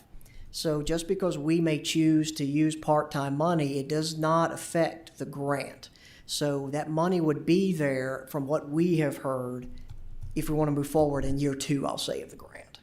So I want to be clear that we're not losing money from the grant by having to supplement with part-time. That's not what we've seen. Now, don't hold me to it. The state can do what they want to do. But historically, what we've seen with other localities, that money is still there. That would be something between the sheriff's office, my office, and the state DCGS grant monitor to make sure we're on the same page. But the grant was awarded in a total dollar amount for full-time staff. So it may not be that we utilize all of the grant money in year 1, but that grant money would still be there in year 2, and that's something we would make sure of. So if we get to next year's budget process and there's an indication that we need some more full-time, we still have that grant money that we could access in order to help pay for that. I just want to be clear that we're not limiting ourselves. From what we have heard, is it in writing? No. But is it something that we have seen with our experience with other grants? Yes, we would be okay to do it that way. So Brian, is the grant money, are we able to use that to pay part-time? Yes. We're able to use it to pay. The grant money is for any salary and benefits. So part-time plus if you're with no benefits, it's just really the FICA. But yes, we would be able to utilize the grant to pay part-time. And Sheriff, what, as far as vehicles and stuff to equip all these people, where do you think we stand on that? Do you think you have enough spare vehicles and equipment to help mitigate that sum? Yes, we believe, I mean, things can change, but the migration of hiring people it's been such a slow process that we think we can absorb as we go along. Although we do know at some juncture there's going to be a catching up period with the $2 million that the county is going to find in its when the grant runs out, that now we've got this many people, we've got the vehicles too, but we're willing to extend our mileage and think we're in good shape right now and with this upcoming budget to be able, for vehicle-wise purposes, and we're certainly going to have to tighten our belt down with equipment and certainly with uniforms and that type thing, but we're willing to work at doing that. I do want to, again, I may be at a loss here. I just want to make sure I understand from you all when you move forward that, I guess I need to reserve and wait to hear what your options you're putting out there. If you are limiting me to just part-time people, you know, I just want to make sure I understand that correctly versus allowing me to just assume the application pool as it come through. Is that where we were going with that? Did I read wrong that you all were leaning toward maybe the proposal that it would only be hiring of part-time people? Well, Sheriff, this is the first time for me that I've heard the inference of supplementing full-time. Right. Through all of our discussions, this is the first time I've heard that. And the part-time is, again, I'm not opposed to it if we find the right person. It's always finding the right person. Sure. But just because we got those two very quickly is not to say that I can tell you right now I don't have anybody else at my doorstep right now saying I'd like a part-time position nor a full-time. But we haven't really blasted our social as far as openings for these particular positions yet either, waiting to find out if they were going to be funded. Well, I agree with Mr. Nick Mitchell. I think part-time, I think it can be worked out. I think we can do part-time. Like I said, it may take a little development, but I got all the faith in the world in you. Well, and I agree, I think it Yes. can, Yes. but the point being is, my goal is to get those officers in there as quickly as we can, not have a protracted situation just because I hate to say this, but this is a burden you all have that works best for the budget. My thought is what's best for the safety of those schools and the students, and getting that done. And I know that's where you all are with it as well. We know a lot of stuff can't be set in stone, but we all work together, we'll definitely get there. Any other questions, comments? I just want to move forward so we can make sure we got somebody there to protect our babies starting in August, Mr. Chairman. That's all I want. Anyone? Sheriff, you're not getting the direction you need, right? Well, you know, as we ended back in May, it was board's desire to get somebody in those schools, and we did that, and we finished a good school year out. But two, I hear from the public, and the public was very accepting of that, appreciative of it. And again, once you do something, now we're starting another school year, some of the expectation will be the same. What are we doing for our security and making sure that that continues? Moving into a school year with us trying to meet the same things we were doing for the end of April and for the month of May until school end is going to be very difficult for us. But we're going to do our very best to, as you well know, before that, we had 6 in our schools, not counting the ones that were at the middle school and high school, and those 6 had 2 schools. They were back and forth half a day at each school, which I will say, and it worked. There was coverage, but only for half a day, and I think it was brought up, the unfortunate incident if we were not at the right place at the right time and an incident happened. Well, and we keep having these conversations without the schools at the table. And the schools are in the room. And to the extent that they need to weigh in, I just want to make sure that we're opening that door as is necessary, Mr. Chairman. We keep excluding the schools when we have these conversations. We're not excluding the schools. If they want to come up and take part, the floor is here. They can come forward, and the mic's open. In fact, I would encourage them to do so, because the school is an important factor in this, and you need to have a voice at the table. I would have to say to that, first of all, that there's been a partnership all along in this endeavor, both with the school and the sheriff's department, and also with the town. But that has been much appreciated, and it's been most important to make this a success. The safety of our students and staff are of utmost importance. I mean, that's what we, unfortunately, we're in a day and time where it's changed. It's not the same as it was 5, 10, 15 years ago. But the safety of our staff and students is of utmost importance. I would say when we moved in April and May, when we moved to those, every school being covered for the majority of the time, there was a significant difference. Having a person in a school half a day for the majority of the school year made a significant difference in the sense of security in our buildings. And I just want to say, as the retiring superintendent for Franklin County Public Schools, and I say this, I am most grateful for Sheriff Overton and the Sheriff's Department's efforts, and I'm also grateful for your efforts. Our students' safety and security are of the utmost importance. We know it's important to you, but it's also important to our county. We do know that our families, when they see the school resource officers in the schools, there are a sense of security. They know that we're all doing the best to protect our students and our staff. So I'm just very appreciative that we're all willing to work together and do what we can do. And the school resource officers are important. I would like to add one thing. Of course, we know today is primary election day and then general election in November. But have spoken with several members of the General Assembly.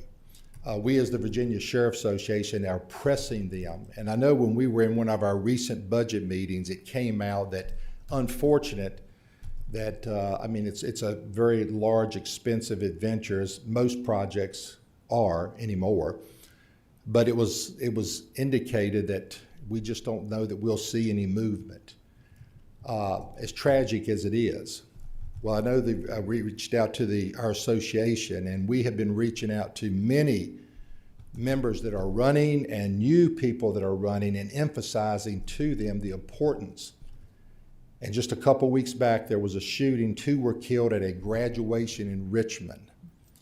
And don't let me tell you, they heard loud and clear, this is unacceptable in Richmond, the capital, anywhere in the Commonwealth, but students who are going to graduate, and one of them I think was a graduate, another was just somebody there watching this, were killed, is unacceptable. So I do believe Richmond is going to be forced to do more than the $22 million that they're doing now. And we as an association are pressing their hands to say you must do more, because localities can only do but so much. It's got to come from, the main push of it has got to come from Richmond.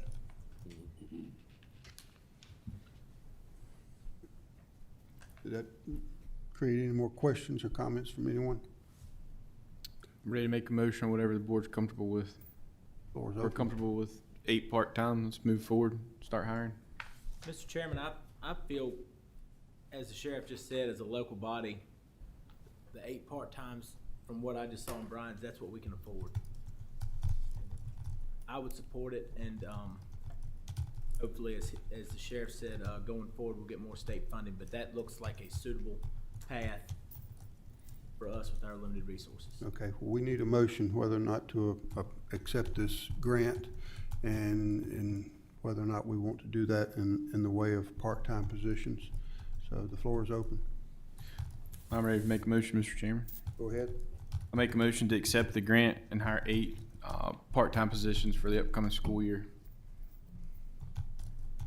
Second. Okay, we have a motion and a second. Any further discussion? Mr. Carter was. Thank you. Any further discussion before we take a final vote? I would like to say that for me, these part-time positions, for me, Sheriff, this is a starting point. It's not perfect, but it's a starting point. And I know it's going to create a problem for you in ways, because a lot of people are going to come in and they're going to fill out these applications and they're going to say part-time. I can't do part-time, I need full-time, so you're going to lose a candidate. But it is a start. Maybe as more funds come available, we can transition into making these all full-time. But for me, that's kind of the way I'm seeing it now. I know it's not perfect, best case scenario, but it's a start in the right direction, and I hope that we can make it move and keep moving in that direction. But with that said, Madam Clerk, will you take a roll call vote on this, please? Supervisor Carter? Yes. Supervisor Cundiff? Yes.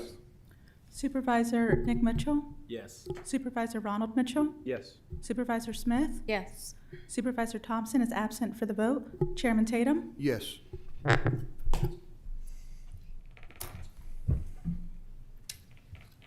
Brian, thank you for your work.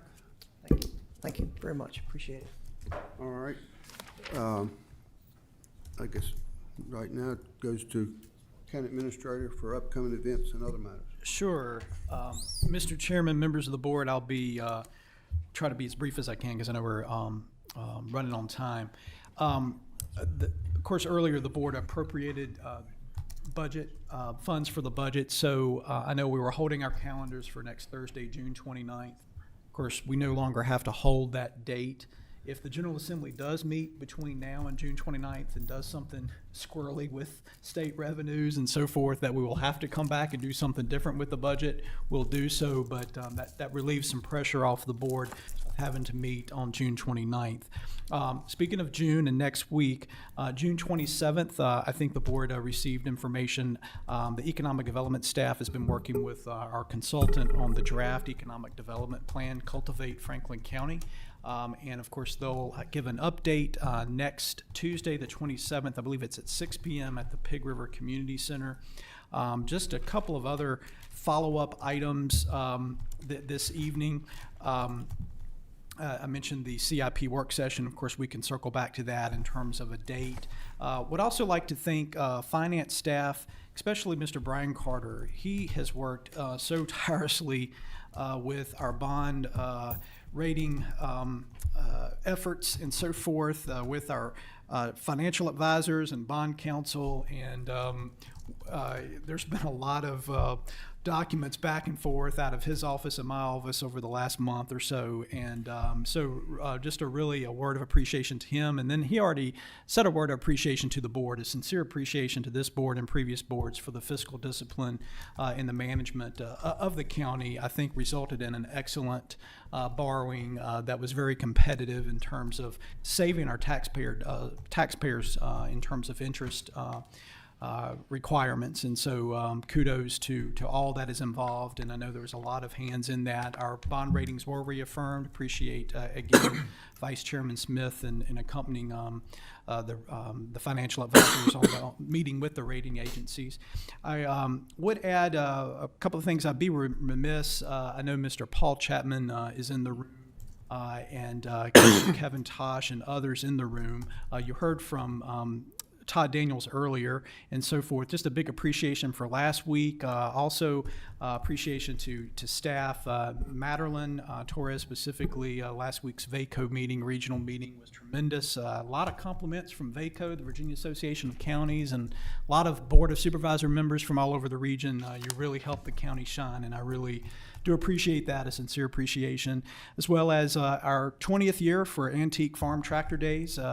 I know a couple of the supervisors were over there Friday morning, and appreciate that. Certainly, as we kicked off that event, and that event brings enthusiasts from all over the East Coast, multi-states, into Franklin County every year. And tremendous. And then, of course, I'd be remiss if I didn't highlight our USA Cycling National Amateur Championships that were held here in Franklin County. Of the 4-day race, the majority of the race, road race, was held in Franklin County there at Wade Park. More on that later, but if I can, Mr. Chairman, I know Mr. Tosh and Mr. Chapman are in the room, and I'd ask them maybe if they could just say a couple of words regarding the event, maybe some of the good, some of the things that they heard. If we could just maybe take a couple minutes, if that's okay, I think it certainly worthy of hearing from them. There were approximately 700 cyclists and race teams from 38 different states during the race, and the numerous comments from families attending, such as, wow, Mom and Dad, can we move to Franklin County? It's a beautiful place. Would love to train in Franklin County. And so when we talk about placemaking and population attraction, and really that goes to our citizens and how genuine and sincere Franklin Countians are to just their hospitality.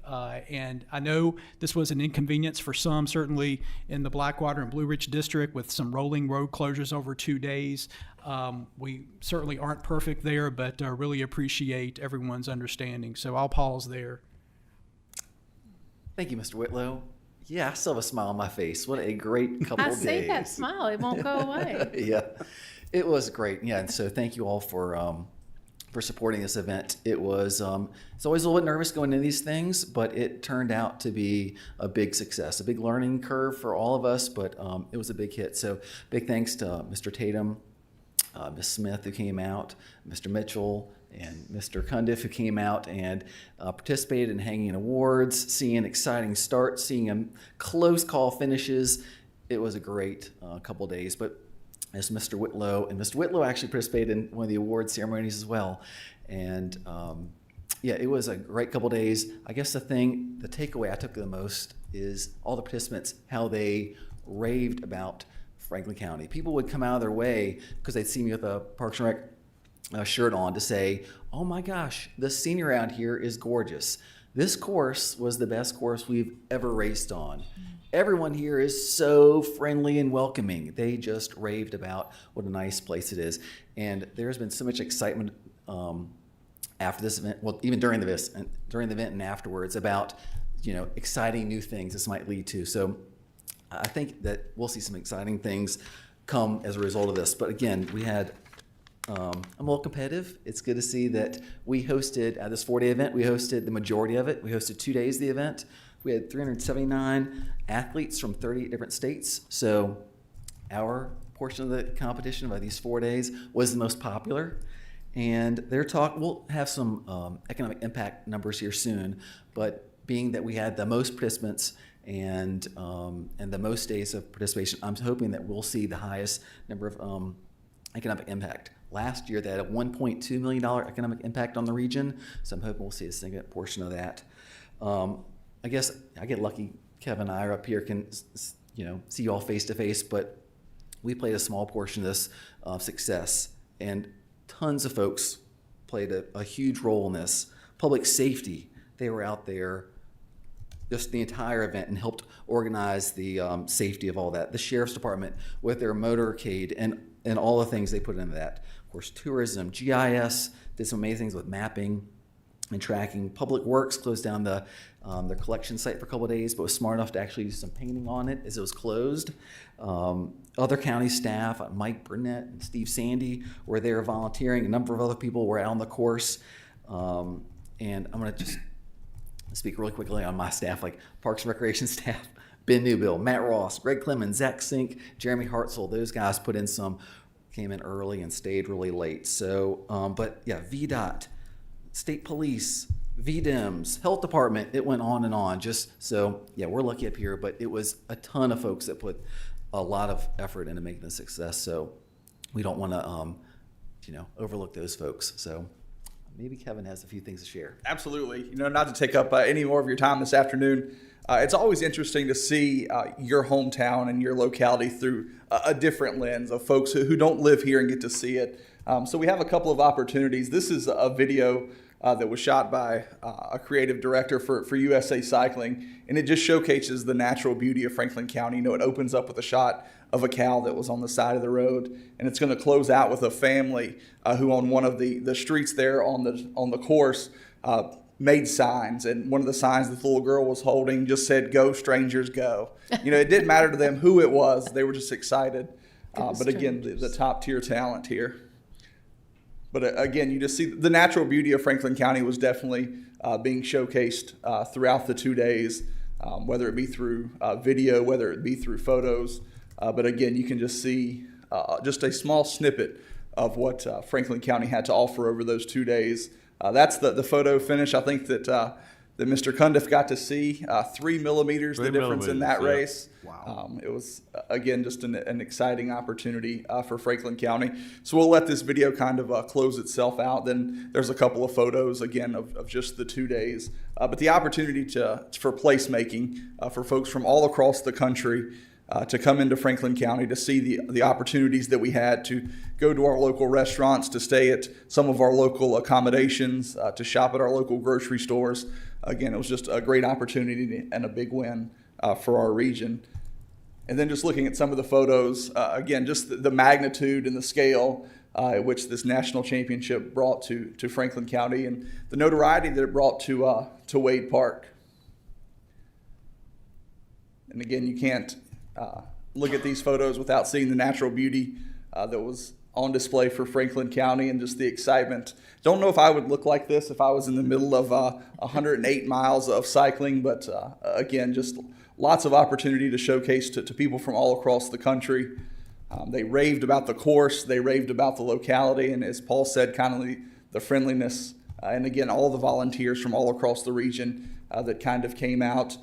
And again, the motorcade, which was a well-oiled machine. And again, these are future Olympians. These are future Tour de France participants and folks that we definitely hope to see coming back to Franklin County. As you see, they gave it their all. But it was also a big family affair. There was lots of young cyclists here that were, again, enjoying the fruits of their labor as they claimed their national championship, not only for themselves, but for their state and for their team. And again, we appreciate everybody that was a big part of this in making it possible. Well, Paul and Kevin, thank you both. Thank your staffs. Job well done. You made Franklin County look good, and as you always do. But I will say, I had the opportunity to hang the medal on the 22, 23-year-old champion. He's a two-time world champion. And I asked him, I said, how's the course? And he said, it was great. He said, it was tough, but he said, it was great. And my understanding, he's one of the favorites in the Olympics next year. And he said Franklin County the course was beautiful. And he did say it was tough.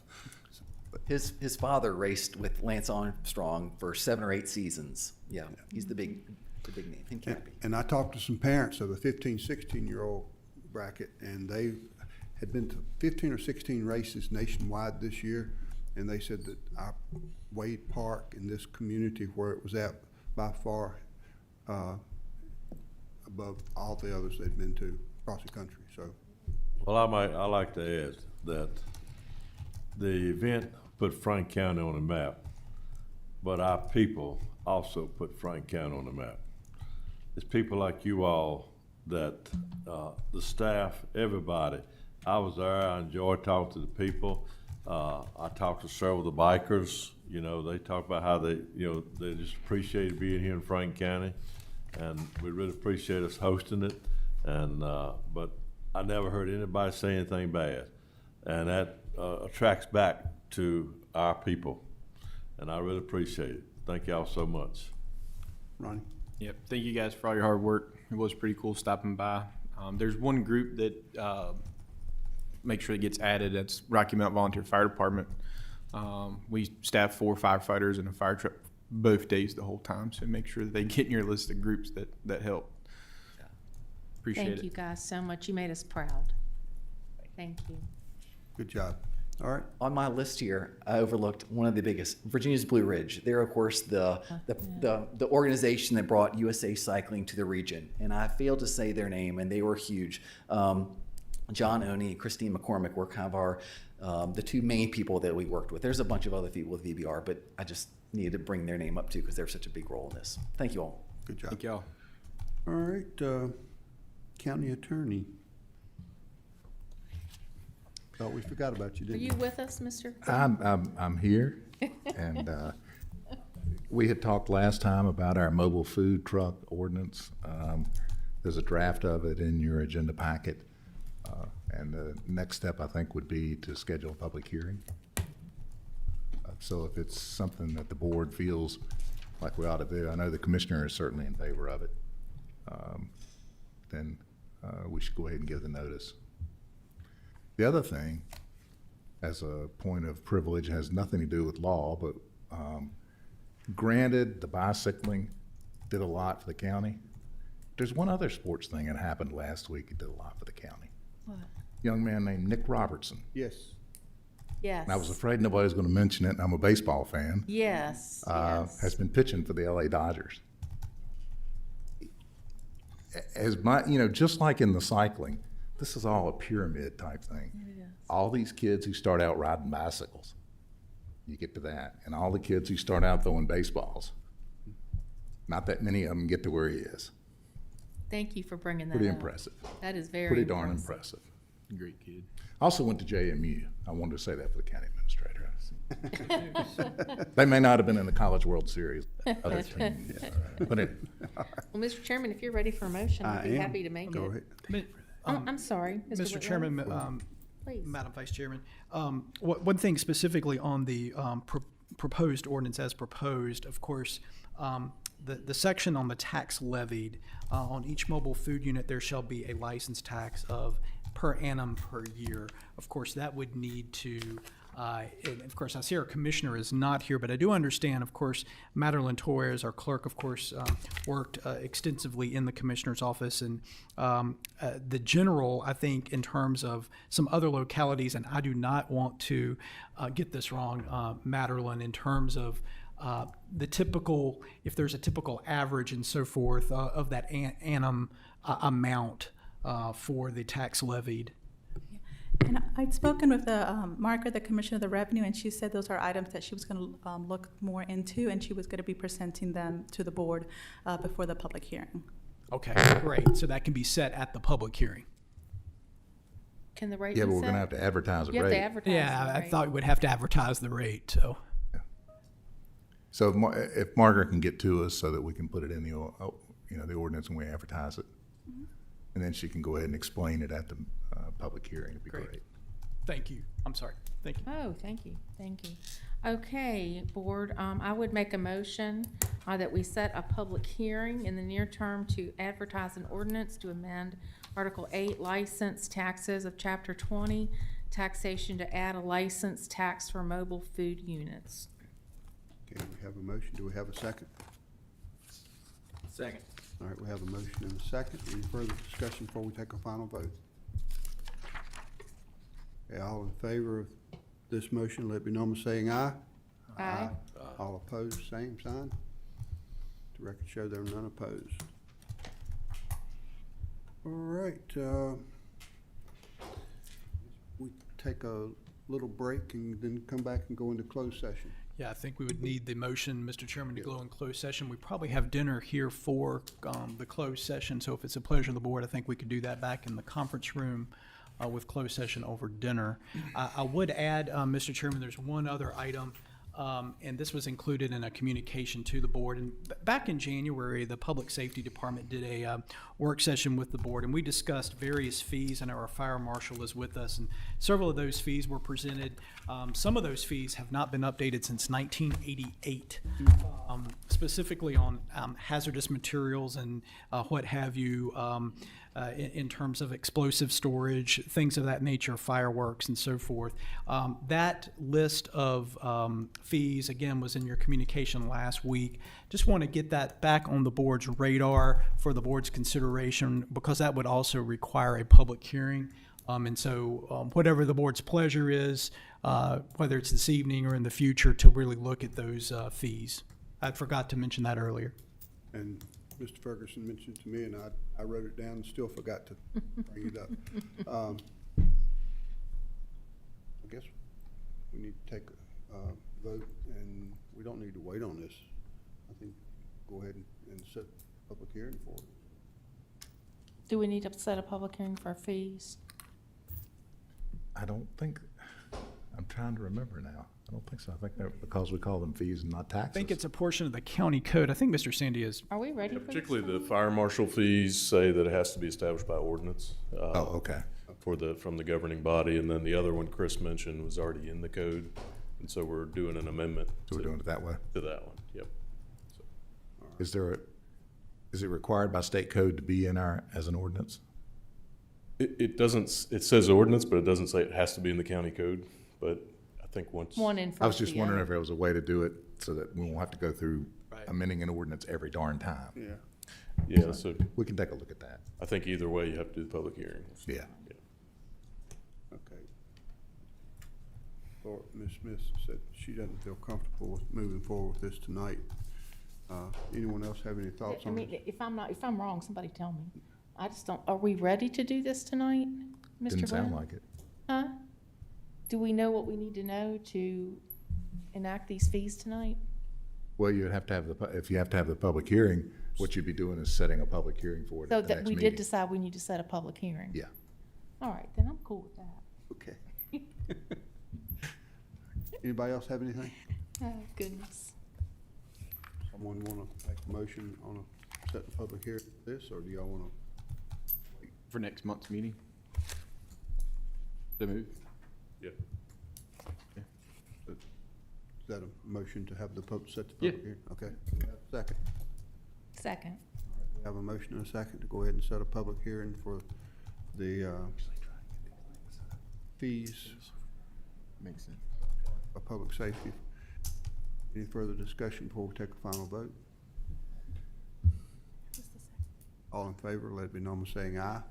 Aye. All opposed, same sign. Show there none opposed. Just need a Will motion. we be eating dinner back there, or we can go back there now? Oh, in the ACR? Yeah. Okay, okay. Got your, You want me to read it Yeah. now? Okay, sure. I would make a motion that the Franklin County Board of Supervisors enter into a closed meeting in accordance with Section 2.2-3711A1, personnel discussion of appointments to county boards, commissions, etc. A3, discussion of the acquisition of real property or the disposition of real property. A5, discussion concerning a prospective business or industry or an expansion of an existing business or industry. A7, consultation with legal counsel pertaining to actual litigation. A29, discussion of the terms of a public contract of the Code of Virginia as amended. Also, I wasn't listening real close. Did you include personnel? Yes, sir. Okay, got you. Okay. Do we have a second? Second. All right, Madam Clerk, will you take a roll call, please? Supervisor Tommy Cundiff. Yes. Supervisor Nick Mitchell. Yes. Supervisor Ronald Mitchell. Yes. Supervisor Smith. Yes. Supervisor Carter. Yes. Supervisor Thompson is absent for the vote. Chairman Tatum. Yes. Considered in the closed session to which this certification applies, and only such business matters as were identified in the motion by which this closed session was convened were heard, discussed, or considered in this meeting to which this certification applies. Okay. Do we have a second? Second? Madam Chair, you need a roll call with that? Mhm. Supervisor Nick Mitchell. Yes. Supervisor Ronald Mitchell. Yes. Supervisor Lori Smith. Yes. Supervisor Mike Carter. Yes. Supervisor Tommy Cundiff. Yes. Supervisor Thompson is absent for the vote. Chairman Tatum. Yes. All right, first order of business, appointments to committees. Everyone had an opportunity to look at the applications that's in the folder given to you by the clerk.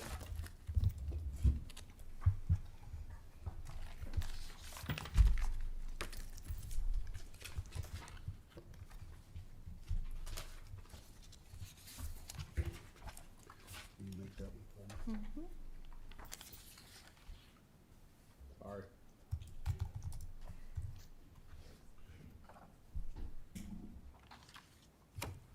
Whenever you're You ready. Go right ahead. Thank you, Mr. Chairman.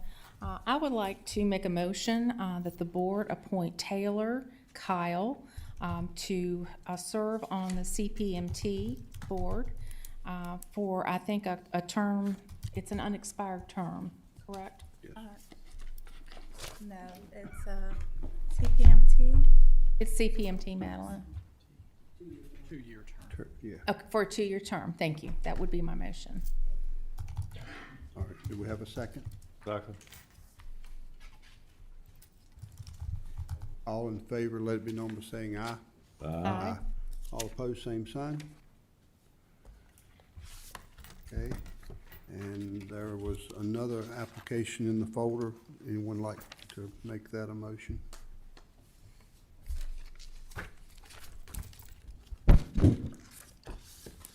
Okay.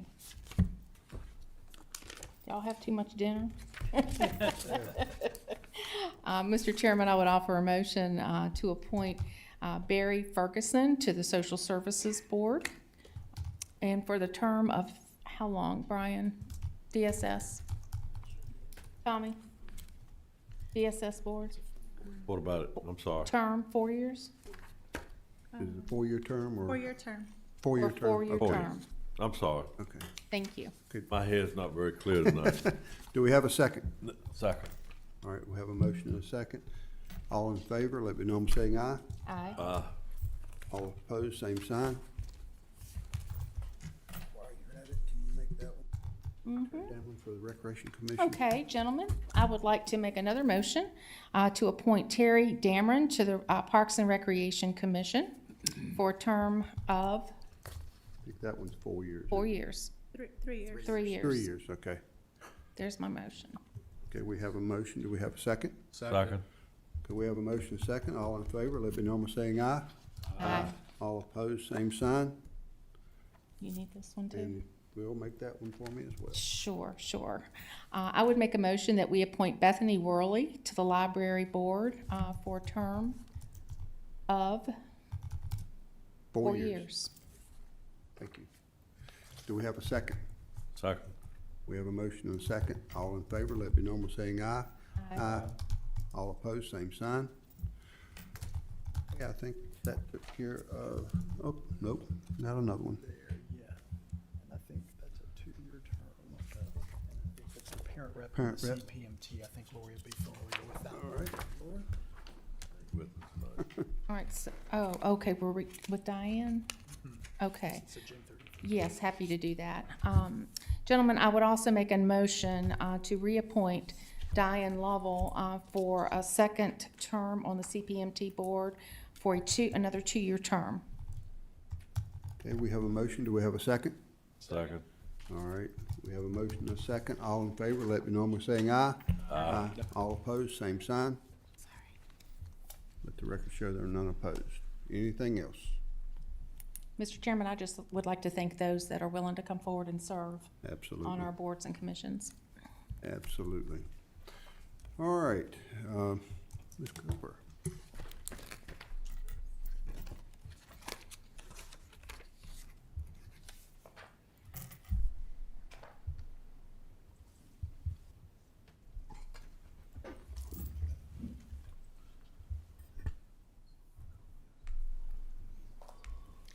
Thank you, Mr. Chairman, members of the board. We're here at the time for our public hearings. The first one we have is a rezone of 93 parcels from A1 to R1, and this is the Union Hall election district. This is also known as Boxwood Green subdivision, and the Board of Supervisors was the applicant on behalf for Boxwood Green Homeowners Association. Just to give you a little bit of information about these parcels, the property currently has 93 parcels. They are requesting a rezone from A1 agricultural to R1, which is a residential. It's our most restrictive residential district. It has been zoned A1 since the creation of Boxwood Green. The properties consist of mostly single-family dwellings. They both have lakefront and interior lots. The request was initiated by the Boxwood Green president for the Homeowners Association to this Board of Supervisors. You might remember that Ms. Smith brought some documentations to you as the board, and y'all sent it to the Planning Commission to initiate the rezoning. The letter stated that the zoning is due to strictly residential community, that it clearly fits the profile of the R1 district. As I said before, this district is the most restricted. If you do drive through this subdivision, most of the lots do already have single-family dwellings. I do not think that there's very many of the lots that are vacant. Staff has received 7 calls on this property. 4 of the calls were just inquiring about the sign that was outside the subdivision, but did not express any support or opposition to the application. 1 caller did support the rezoning to R1. 1 caller inquired how to change the zoning would affect his home occupations, which this will not in the R1 district. It does allow Class A home occupations.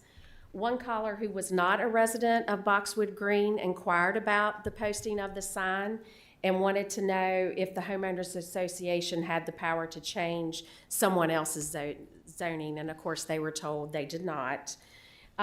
Staff also received 1 email in support of the rezoning. We always like to give you a map showing you where it is in the county. We also like to give you an aerial of the area that you are rezoning. If you notice, that's outlined in the blue. That is the Boxwood Green subdivision. We also like to give you the, the future land use map from the comprehensive plan. This is the future land use map says it's low density residential. Low density residential, as you all know, is for residents. It's 2 units per acre is something that sometimes you see in the low density residential district or future land use. We also like to give you the zoning map. As you can see right now, the blue area is zoned A1. What they are requesting to be rezoned to is R1, which is this green on the map. So you can see that there are some of the subdivisions that are zoned R1. close to them and across the cove. And this kind of gold color is RC1, which is another residential subdivision. This is the concept plan that was submitted with the application, just showing the parcels that will be rezoned. They're in green, but they're highlighted by a yellow line or boundary around them. Analysis for this, the proposed rezone would be consistent with the character and the intent of the R1 zoning district. It's a place where you're going to find most of your single-family dwellings. You will also notice in that zoning district there are not very many permitted uses, and most of them have to do with housing. The HOA's primary goal to have the zoning district is to be consistent and reflective of the existing use and development of Boxwood Green subdivision as a single-family suburban neighborhood. Like I said before, if you drive through Boxwood Green, you will notice single-family dwellings and no agricultural whatsoever. The R1 zoning designation would ensure that the future development and uses would be more reflective of their neighborhood than the current regulations of agricultural zoning.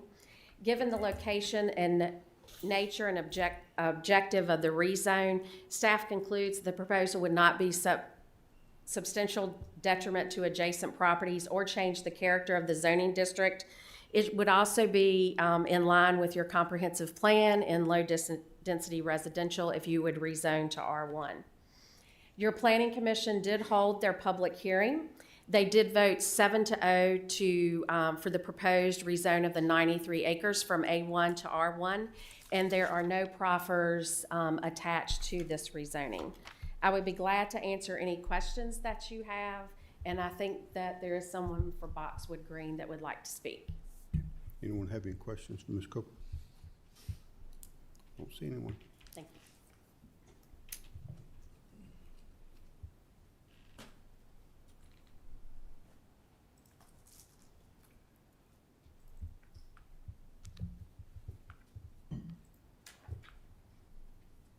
Okay, if you will, state your name and address for the record, please. Good evening. My name is Peter Kaufman. I live at 763 Boxwood Green Drive. And thank you for the time tonight. After that presentation, I'm not sure why I'm standing up here. But let me just start with this first one and say, here's a little bit of a glimpse of our community. We are a long-time Franklin County community, been there since I think the 1994, 1995 was a well-planned community. It started out with a homeowners association and followed very closely the guidelines for homeowners associations that are published by the state, the law, and it has followed that tradition. So I like to say I am the president, but all the hard work was done before me. All we do is try and keep it going. So here's where we are, you know that. We do have 87 lots, there's 83 homes. There's probably 2 more lots that will be developed at some point, but everything is developed according to and follow our architectural guidelines. We have about 70% full-time folks. Most of us are old, but we have a few young people. It's nice to have the school bus come down the road. 30% of our people are off water, so we work hard to try and include them and give them access to the water. We just redid our dock, and we have a nice boat launch area, and just a little bit of land that can't really be developed. I first came and talked to the Planning Commission back in 2021, and as you know, back in February, I sent a letter to each of the supervisors and kind of showed what we saw below. But the main thing was there are many, many communities down in our area that are zoned R1, and we believe we are the profile of an R1 community as per your code. And we merely want to have the privileges and the protections that come from being an R1 community. When we went through this process, we surveyed all of our homeowners, and we got about a 95% response rate. We had a few, 2 or 3 households that never responded, which is pretty typical. We did have a couple that dissented. Mainly the issue was, can I have a business in my home? And in fact, our covenants allow you to have a business that in a profile that's consistent with the R1 community standards that the Franklin County publishes. So anyway, our process is we had to go out to each homeowner, and they had, according to their deed, they voted 1 or 2, whoever was on the deed voted, and we recorded those and collected all of those signatures. And so we had just over a 90% positive response rate. I said the 2 people who dissented, there was one homeowner who's got a marital battle going on with her spouse, and she just didn't want to raise any issues. But other than that, we had good support from our community. We did go through the Planning Commission process, and like I said, they, as just shown in their presentation, they did a very thorough and excellent job. Just in closing, I'd like to thank them and all the assistance that they gave us and the time and effort to do this. I do think this is the right thing to do. There's probably a few more communities similar to us that have a long history that, before zoning was as important as it is today. But at any rate, we're happy to be here. I'm a transplant now. It's hard to believe it. I've been here 13 years. But my neighbor was born and raised here, and he talked about his grandfather's farm. And so we're all really very happy to be here in Franklin County. I spent most of my life in Northern Virginia. This ain't Northern Virginia, and we're certainly happy it's not. So any questions, I'm happy to address. And I do have a few folks back here who made it in tonight, but just to show our support. Questions? Anyone have any questions?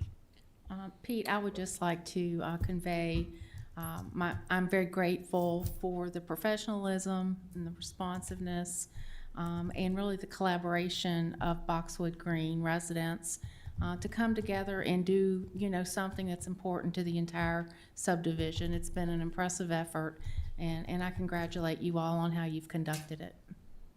Thank you. I'm just going to interject that we have a wonderful community. This evening we had a tree fall down on Richards Way, and I'm head of the maintenance committee as well. But before I even got home, folks were out there, took the tree down, pulled everything aside. We do a lot of our own maintenance, and it's a great way to build a community. So I just wanted to throw that in. Sorry. Anyone else have any questions? No, sir. Don't see any. Thank you. Thank you for your time. Okay, at this time, I'll open the floor for public comment in this regard. Madam Clerk, do we have anyone? Yes, sir. Margaret Kaufman. Okay. She's shaking her head. Okay.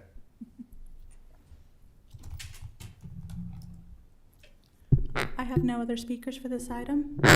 Is there anyone here in the gallery that would like to speak in this regard? If not, I'll close the public hearing. Board, what's your pleasure? Mr. Chairman, I'd like to make a motion. Go ahead. I find such rezoning would not be a substantial detriment to adjacent property, that the character of the surrounding area will not be changed thereby, and such rezoning will be in harmony with the purpose and intent of the county code and comprehensive plan. Therefore, I move to recommend approval to the request to rezone approximately 93 acres from A1 agriculture to R1 residential suburban subdivision as recommended by the Planning Commission. Second. Okay, we have a motion and a second. Any further discussion before we take a final vote? Madam Clerk, will you do a roll call, please? Supervisor Smith, Yes. Supervisor Ronald Mitchell, Yes. Supervisor Nick Mitchell, Yes. Supervisor Mike Carter, Yes. Supervisor Tommy Cundiff, Yes. Supervisor Thompson is absent for the vote. Chairman Tatum, Yes. All right, Ms. Cooper.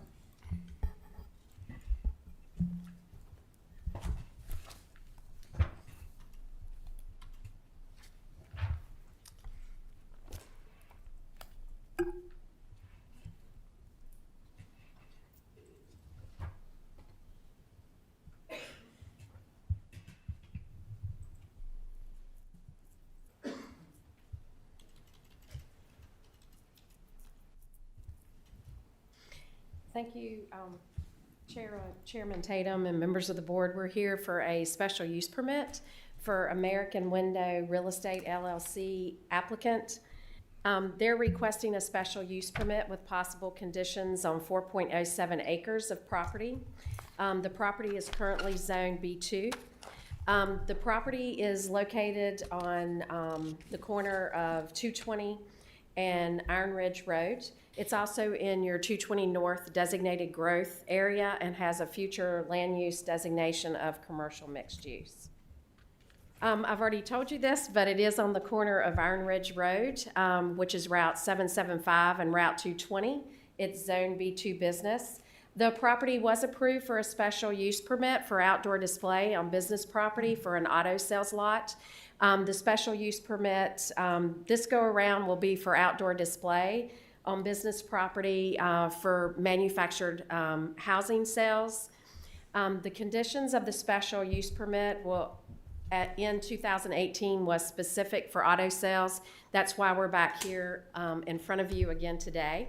The display area will be approximately 6 model homes, different sizes, 16 by 76, 28 by 52, 32 by 60. There will also be a sales office that's approximately 1,344 square feet.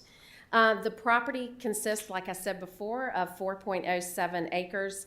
And again, it is located in your 220 North designated growth area. And it's also in the 220 North Mixed Overlay District. The water is supplied by Western Virginia Water Authority, but the sewer is supplied by a septic system. Staff has received one call regarding the sign being posted. The caller did not say whether they were in support or opposition. There were no comments at the Planning Commission public hearing that was held on May 9th. We do like to give you a vicinity map showing where it is located in the county. We also like to give you an aerial view. You're probably very familiar with this property. It's the one that's in blue. And as you can see, it's on the corner of Iron Ridge and Route 220. It is also the future land use for this property is commercial mixed use. Also, the zoning for this property is B2.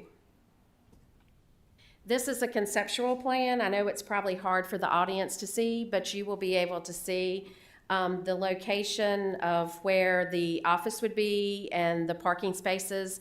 These are the units that would be on display.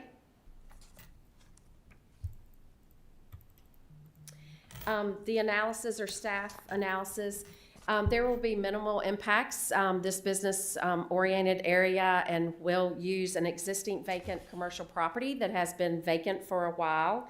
It's in a nice commercial area. There are definitely commercial businesses that surround it. There is a residential house that sits far back off of Iron Ridge and 220. Granting this special use permit would not change the character of the zoning district and would be in harmony with other uses of this district. The comprehensive plan would support this request if approved with recommended conditions. This is an area where we expect to see commercial growth on the 220 corridor. Your Planning Commission did hold their public hearing. They voted 7-0 to approve the special use permit with the 5 conditions. That the property would be developed in substantial conformance with the concept plan that I showed you. The applicant shall have to comply with the 220 North Mixed Overlay District regulations that are located in sections 25-502 through 502.13 of the Franklin County Code. The applicant shall adhere to all VDOT requirements during site plan review, and I know that they have had conversations with VDOT. The applicant shall obtain a safe, adequate, and proper SAP for the septic system on the property, and this will need to be submitted to the Virginia Department of Health and comply with their regulations, and I think they may have already submitted this. The applicant shall allow for enough spaces between the structures to allow emergency apparatuses to be able to maneuver between them. And I would be glad to answer any questions, and the applicant is here to speak too. Anyone have any questions? Go ahead. The SAP form. Yes. Is that something that Franklin County just recently started requiring? I don't think so. I think it's something that the building official or the building official, John Broughton, and VDH has required. I think in special use permits, some of the ones that we have had recently, the septic systems have been older, and that's one reason why they require it. Yeah. Because they don't know enough about it. There's not enough permitting. But I think it's been around for a little while. All right, thank you. Anyone else? Mr. Carter? Thank you, Mr. Chairman. The previous rezone on this lease for the car lot, why did that fail? Do you recall? Was it a VDOT issue? I don't know why. I just figured they decided not to put it there because they never went through the site plan review process. Okay, We never, as far as I know, the office did not receive anything. Okay, just curious. Thank you. Anyone else? Thank you. Would the applicant like to speak? Please. Okay. If you will, state your name and address for the record, please. My name's Adam McKelvey. My address is 27 Windermere Drive, Troutville, Virginia, 24175. We're here. Our goal with this is to open up a manufactured home dealership. Majority of what we're going to be selling is from the Fleetwood plant right here in Franklin County. We're trying to basically create affordable housing, somewhat profitable, hopefully, and try to fix a few problems. It is a joint venture between a nonprofit and a for-profit entity, and so there are some things that we're going to try to do with affordable housing as we grow. To give you kind of an update, I think I emailed our VDOT, what we think complies with VDOT, into the planning office at about 4 o'clock today, because that's when we got it. Everything we think has been submitted to the health department on the SAP application. We're just waiting on that to come back. And I think the rest of the proffers, as far as the spacing, is dealt with in the concept plan, even though it's a separate item. But of course, we're willing to do whatever, planning says they want us to do something a certain way, we're going to do it. We're not here to, contest that stuff. We just want to get open and get running and hopefully, support the economy a little bit and those type things. But I'm happy to answer any questions anyone has. Okay. Anyone have any questions? Just a quick one. Can you just clarify for me, sir? You said that you submitted some paperwork at 4 today, and you mentioned VDOT. Yes, ma'am. So it was the concept plan with the VDOT traffic narrative. Okay. And it's to comply with what is one of those proffers. We've submitted what we just got it to submit, and obviously it wouldn't be in front of y'all today to consider, but it just basically trying to give you an update on what we're doing to clear those stipulations. Those Well, five did it deal with the left-right turn lane analysis? Yes. And Yes. did it deal with sight distance? Yes, that's what our engineer. That's what our engineer, the same gentleman that did the concept plan, he's working with Lisa Lewitt at VDOT to make sure that we're meeting sight distances, turn lane. Basically, showing that it is gonna be a low-density commercial area. We're not gonna have 200 cars like a sheet's pulling in and out of there every day. We're trying to conform to make it that, low-density, low-volume commercial entrance. And just to be clear, we're not, it is, I mean, they'll deliver the display models, but it isn't like if you order a house, it's pulling out of our lot onto 220. It's coming from the Fleetwood factory to whatever the destination is. It isn't like you're gonna see, 10 of them pulling out of there every day or anything like Well, that. I just noticed in the staff report that Yes, ma'am. there were some outstanding VDOT issues and then VDH issues with potential, it looks like, replacement of septic. I think our septic's gonna be okay. We dug it Okay. up, we looked at it, we had the SAP evaluator. Those guys are independently licensed. They came out and looked at it, and I think we're okay with all that. The impression I got was that all this was standard anytime you apply for a special use, but I don't know. I mean, that's, Well, I appreciate you answering my questions. I'm doing the best I can. You may Thank look you. up and say we're wrong, but No, we thank you. trying. Thank you. Thank you. All right, any other questions? Thank you. See that. Okay, Madam Clerk, I understand no one else signed up to speak to this. That's correct, Chairman. Is there anyone here in the gallery that would like to speak in this regard? The floor is now open to public comment. Seeing none, we'll close public comment. Board, what's your pleasure? I'll be ready to make a motion when the board's ready, but I would like to make a comment, since it's my district. I'm excited to see a business come in right there. It's been a long time coming, and look forward to you guys cleaning that corner up. And I did mention the site distance I've brought up in the meeting with VDOT. You have the site distance, you have to get them to mow the bank with the mower with the arm. I pull out of there a lot with big trucks, and you can't see anything. So if the site distance becomes an issue, you just need to clean the bank off. And I'm sure the owner there, without saying his name, I mean, I'm sure he wouldn't have a problem with you guys doing it yourselves if VDOT doesn't agree to do it. But the site distance is there. It's the overgrowth on that bank, which they did come out and trim some, but it wasn't good enough to have good sight distance pulling out right there, which we have a lot of accidents right there. So make sure you're very careful. But I'm 100% in support, and I'll be ready to make a motion if there's no other comments from the board. Ronnie, so that mowing, is that on the right of way or is Yeah, it? it's VDOT's right away. It's VDOT's right of way? Yep. We Should- need to yeah. follow up with them on that. Go ahead with your motion. All right. If you're ready, Mr. Chairman, make sure I'm on the right one. It's number 10, right? I find that the use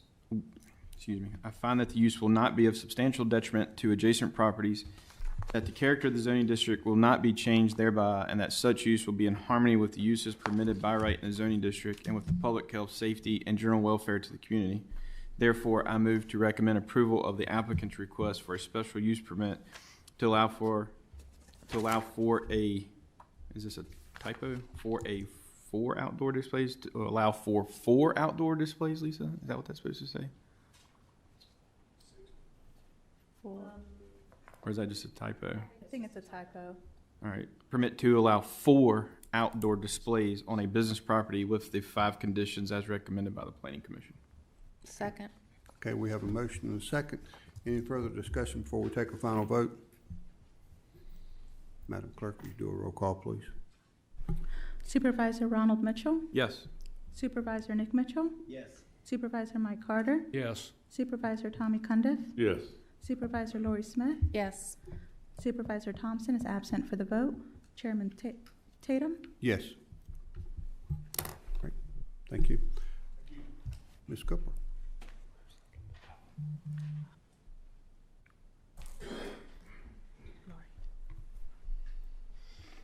Thank you. Again, we're here for a special use permit. The Maddox, or the applicants and the owners, they're requesting a special use permit with possible conditions on 3.5 acres. It's zoned RC1 residential combined subdivision.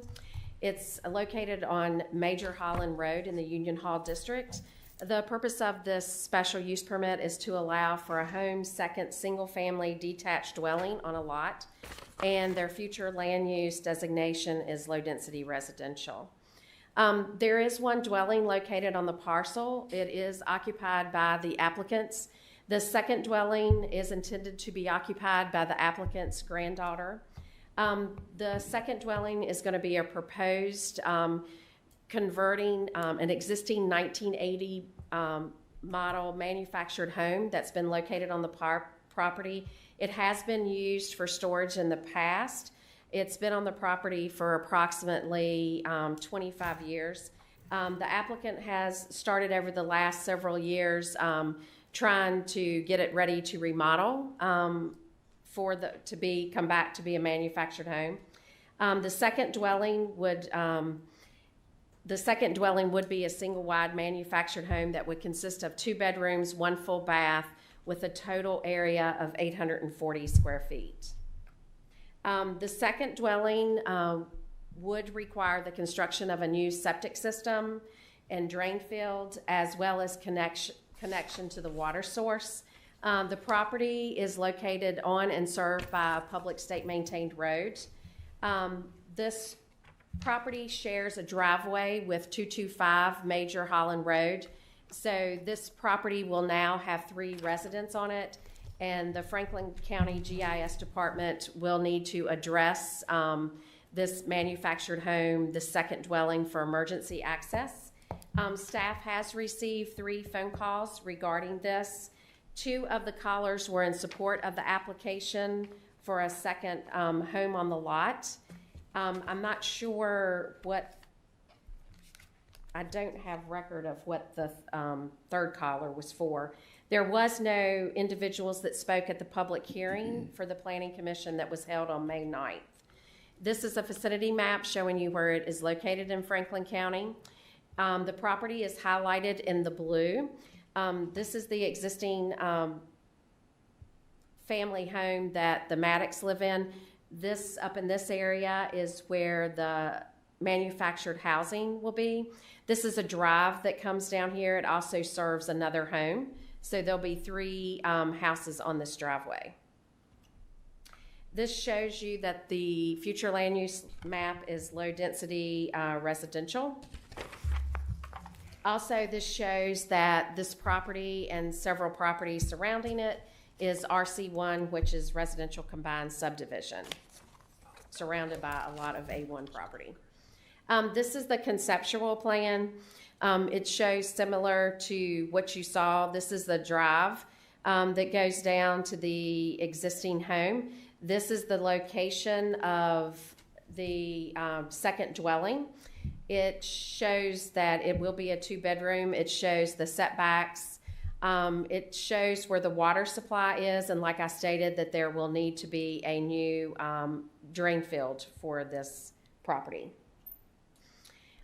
Staff analysis, the RC1 zoning district does provide opportunities for affordable housing alternatives. This manufactured house is an affordable house, and it is a way to have an existing structure that can be used as a second dwelling for the applicant's granddaughter. The conversion of this second dwelling should not bear any visual impact to the property. The structure has been there for a while. It will be in accordance with the neighborhood. The RC1 district is one of the districts that do allow manufactured housing by right, just like your A1 district does. Your Planning Commission held their public hearing. They voted 7-0 to approve this special use permit with 6 conditions. The first is that the dwelling, this can only be the only second dwelling on the property. The applicant of the second dwelling should only be for immediate family, and it will be for a granddaughter. That complies with section 25-232. In reference to condition 2, the applicant and property owner shall reflect the use and the occupancy in a deed to the property. The second dwelling shall have its own address clearly visible and displayed for 911 emergency services. The address shall be posted so it's visible for Major Holland Road, as well as the dwelling itself. The applicant property owner shall obtain all permits from the Virginia Department of Health for the water source and the septic system and drain field prior to the use of the dwelling. The applicant and property owner shall obtain all required permits from the Franklin County Building Department and Planning Department prior to the use and occupancy of the second dwelling. I would be glad to answer any questions, and the applicants are here. Anyone have any questions for Ms. Cooper? Don't see any. Would the applicants like to speak?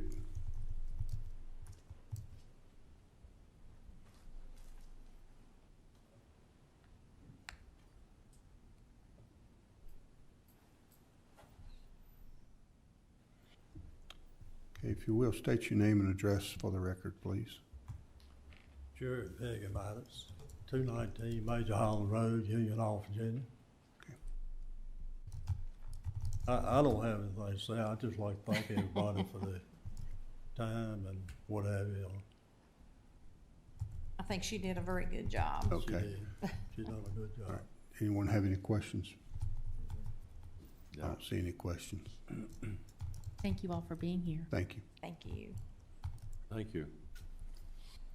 Madam Clerk, did we have anyone else sign up? No, Mr. Chairman, we have no speakers for this item. Okay, I'll open the floor for public comment at this time. Is there anyone here in the gallery that would like to speak to this? Seeing none, we will close the floor to public comment. Board, what's your pleasure? Mr. Chairman. Go ahead, Mr. Cundiff. Sir. Are you going to make a motion, Mr. Cundiff? I'll make a motion. Can I introduce Go the ahead. potential for an additional condition? Go ahead. Go ahead. Before you do that, to see if you agree with it? Go ahead. I just wanted to ask the board for consideration to add a condition that says that no short-term rentals will be allowed. What condition? No short-term rentals would be allowed with respect to this specific application.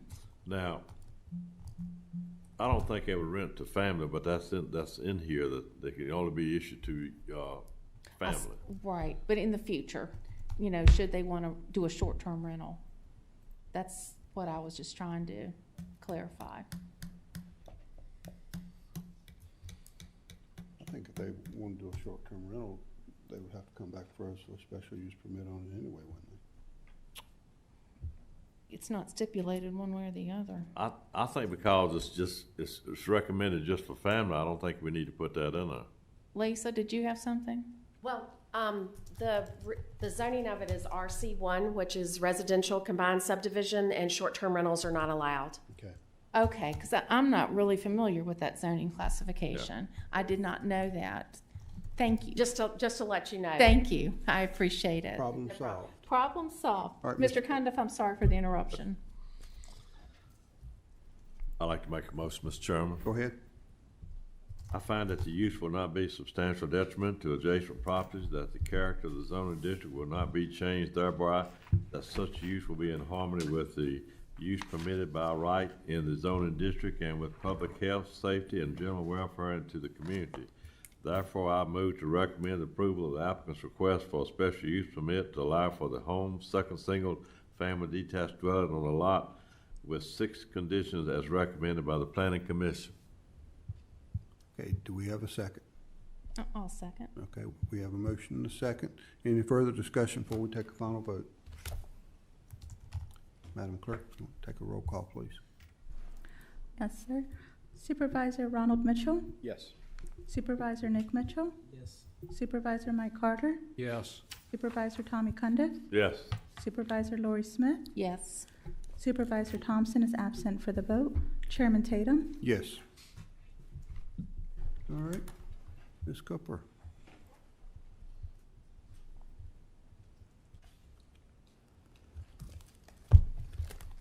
This is your last public hearing this evening. It's for a special use permit for the Gardners. The special use permit is for a short-term rental of a dwelling. The property is located on approximately 126, 127 acres. The parcel is zoned A1 agricultural. It's in the Union Hall district and located on Ayers Road. The applicant, as I said, is requesting a short-term tourist rental of a dwelling. The address of this dwelling is 500 Ayers Road. This is the only dwelling located on the parcel where the short-term rental would take place. The applicant owns and resides full-time on an adjacent parcel, 805 Timber Ridge Road. The dwelling is a 2-story single-family dwelling built approximately in the 1900s. It consists of 3 bedrooms, 1 full bath, 1 half bath, and has a total living area of 1,392 square feet. The existing septic system operation permit that is on file with the health department allows 2 bedrooms for adults. While the dwelling does not, while the dwelling does have 3 bedrooms, if the dwelling is going to be rented as 3 bedrooms, then the septic permit will have to be adjusted, upgraded through the Department of Health. Adjacent parcels include the applicant's single-family residence. There is several dwellings and a lot of agricultural land and vacant parcels. The subject property happens to be located on a state-maintained road with a private drive and a parking area. Staff has not received any calls or inquiries about the application, and there was no one to speak at the Planning Commission's public hearing on May 9th. We like to give you a vicinity map of where it's located in Franklin County. Also, we would like to show you the parcel. This is approximately 127 acres. You see it highlighted in the blue. You can see the drive, and you can see this is the home that will be rented. The barn and other accessory structures do not go with the rental. We also like to give you the future land use map, which is for agricultural forestry, rural residential. We also like to give you the zoning map, which is A1. This is the conceptual plan that is in your packet. I know it's kind of small, but you can see this is the area of where the short-term rental will be located on this 127 acres. You can see by the gold boundary that this barn is not part of the rental. And I'm almost positive when we were out there, there is a fence that goes around this whole parcel. You will also see they showed you where the drain fields are, where the tank is, and where the well.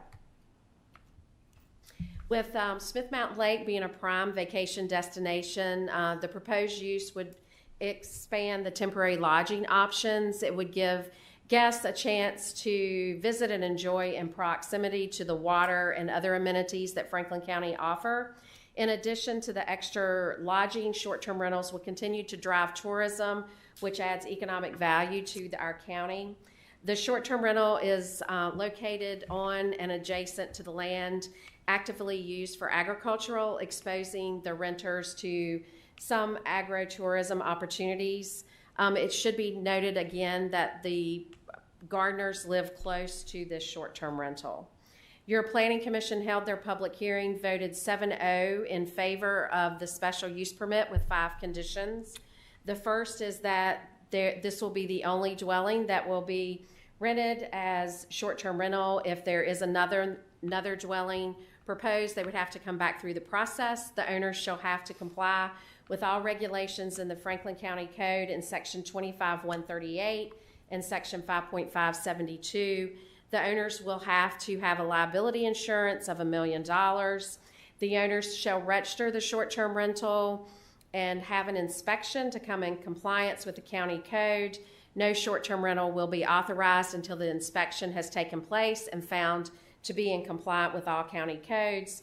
If the short-term rental wants to rent for more than 2 bedrooms, they will have to get approved by the Virginia Department of Health, a new disposal system, a sewer disposal system operation permit that will be supplied by VDH. I would be glad to answer any questions, and the applicants are here.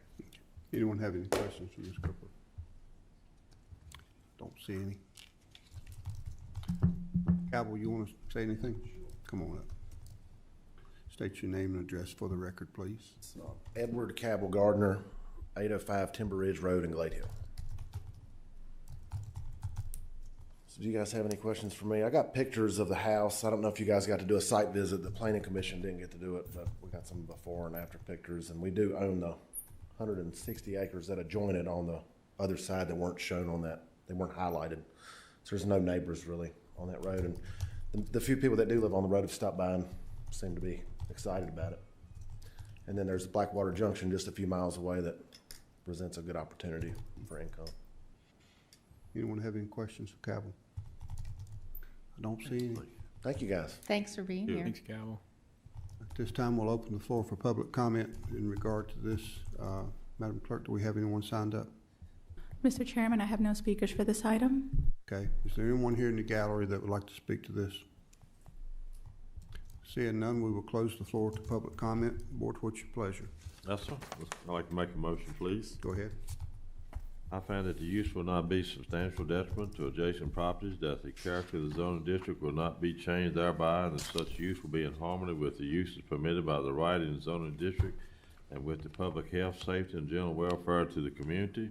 Therefore, I move to recommend approval of the applicant's request for a special use permit to allow for short-term tourism rental of a dwelling with 5 conditions as recommended by the Planning Commission.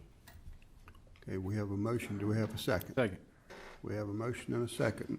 Any further discussion before we take a final vote? Okay, Madam Clerk, can you take a roll call, please? Supervisor Nick Mitchell, Yes.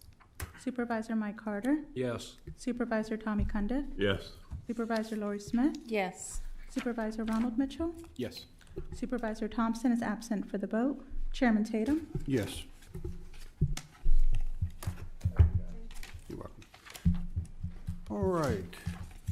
That being the last one there, next on the agenda is other matters by supervisors.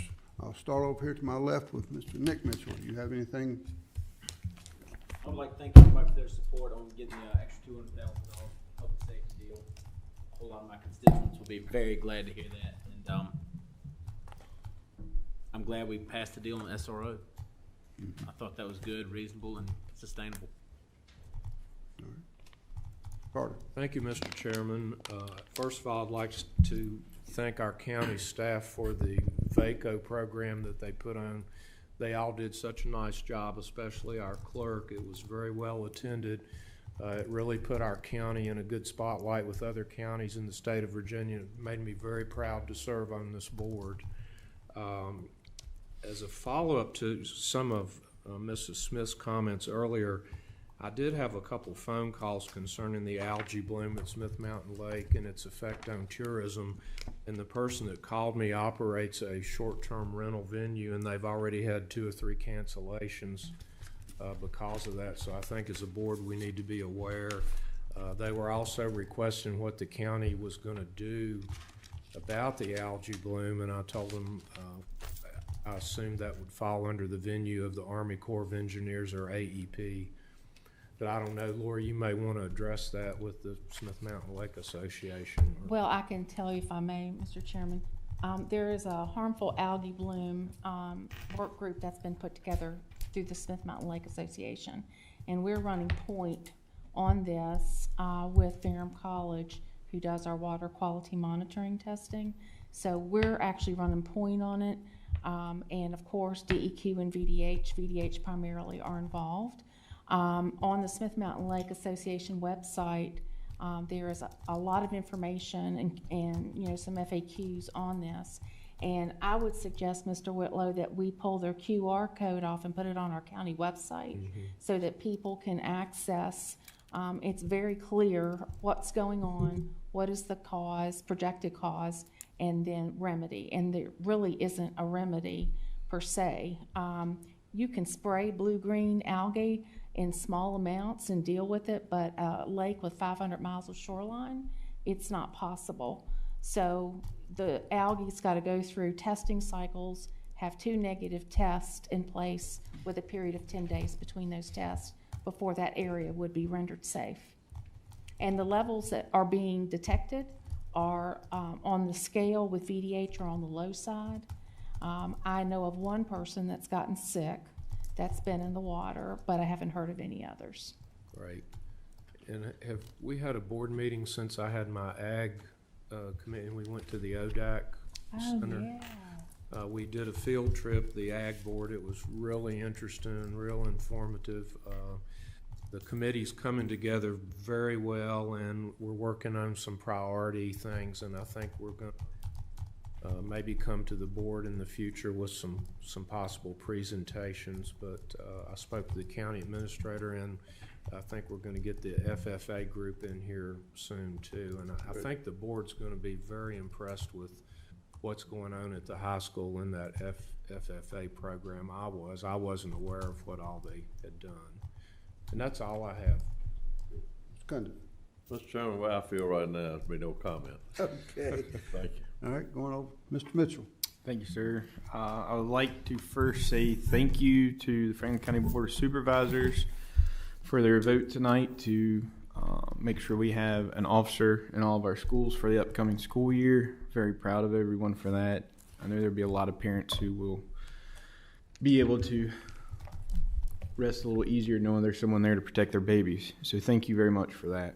I addressed the tree down issue earlier with VDOT. I would love the board to back me up on that if Mr. Daniels doesn't get any success with his higher ups. Just because we set, Tim, we set on these things for 2 hours sometimes, but that was going on 3 hours. So I would like to talk maybe next meeting, Chris, a presentation, if the board will agrees, on sick leave for our county employees when they're retiring. Just what little bit of knowledge I received in the last couple of weeks, I think we can do better than what we're doing. It's a shame that you have an employee that works here their whole life and they very dedicated to the job and come to the job and don't want to use their sick leave, and it's their time, it's their money, and they get about that much of it back when they retire. I think we can do better than what we're currently doing, and I would like for us to look at it if the rest of the board will agree to have a presentation on exactly what we offer now and what we could possibly offer better. Do you have a consensus? Move on. I like the idea. Okay. All right. Look at that. Very good. You hit me in the shoulder if you need to, Mr. County Attorney. So I see a lot of accidents. Being a volunteer fireman in this county, a lot of them are alcohol related. We had a very bad accident last week, not alcohol related, but in the 7 hours that we were on scene with the state police doing a reconstruction, I had time to talk to a lot of our state troopers. And it is my understanding, the trooper that I spoke with, that in other jurisdictions, the paramedics are allowed to take a blood draw for them for an alcohol sample. The problem they're running into, I don't want to use any names of a hospital, but the problem they're running into is when they arrest a DUI driver, said hospital will not do a blood draw without a search warrant now. So they're having to go to the magistrate at all hours of the night to get a search warrant to get a blood sample for their case. A couple times people have been able to walk out of the hospital pretty much scot-free without having their blood drawn for an alcohol sample. I would like for us to look into this and get with the Director of Public Safety and probably furthermore our medical director, because I think it would ultimately come down to him. But for the people that are drinking and driving in our county, I don't want it to make it, they find out which hospital this is, that they request to go to this hospital every time knowing they have a good chance of getting out of their DUI. I think we owe it to our troopers to help them with their job in any way possible. So if there's anything we can do, I would like for us to look into that, please. I can weigh in on that. One, I'm not sure we would want our paramedics doing that because they're going to get tied up in court, and they're not going to do it. Two, I don't know which trooper you're talking to, but if the hospital won't do it without a search warrant, then that test is not available. They have to take a breath test, or they get charged with refusal. I don't think this is something that we need to worry about. It's already covered in the code. County resident, I told him I'd bring it up in other matters. Just let him know it's covered in the code. He just needs to learn the process. All right. Next item, you asked me to bring this up today, Mr. Chairman. Eric Finch is the manager of James River Equipment in Boone's Mill, good friend of mine, and they are wanting to do an agriculture heyday, is what I think they're calling it, where they invite farmers from the county to come out and basically demo their new hay equipment free of charge. And he has asked if we could let them do it at the business park due to how close it is to their business. Basically, they would go in, mow any of the fields that need mowing, generate the hay. What they do with the hay, I don't know. I'm sure the farmers could have it, or whoever's currently farming it, because I'm sure we got a lease on that as well. So I'm sure we'd have to talk to whoever's currently leasing it. But you asked for me to bring it up in other matters today to see if we would allow that to happen. They think that with all the room for parking, I guess along the main stretch there going into the business park, is kind of what they were thinking. So I brought it up. I'll let you run with it from there. I only have one more item after this. I know we have some of that property leased to farmers. Do we have any property that would be available for them to cut?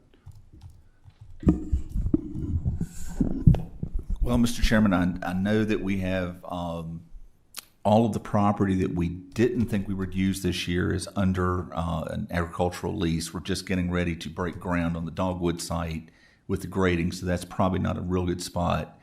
But it may be that, for the farmer, if James River wants to mow the hay and he can get the hay for free without having to do any work, he may be very interested in that. That might be an option. Anyone have any comments or any ideas about that? I'd say 10 to 12 acres is what he's asking for. I'm good with it. If he The can, heyday that they used to have, well, they just had it this past weekend for the Antique Farm Days, was put on by Boom Tractor, and back in the day, that was always a John Deere sponsored function. So I don't know why, when it was Anderson, when it was Meade, and then I don't know what happened with James River, so. But maybe that could be a combined thing with them and Boom Tractor going forward, or perhaps the second cutting on that one could be a James River function, because they want it cut before the, ag fair. probably put them in touch with the farmers that have it leased and see if they can work something out. Does anyone have a problem with them doing that, being that it is county property? As long as we're not setting ourselves up for some liability issue, if somebody gets hurt or there's an accident, that would be my concern. Well, and for me, I mean, as long as it's, with the leased land with the farmers, I don't want to start setting a precedent that we're going to use the business park for events, because that's not what it's there for.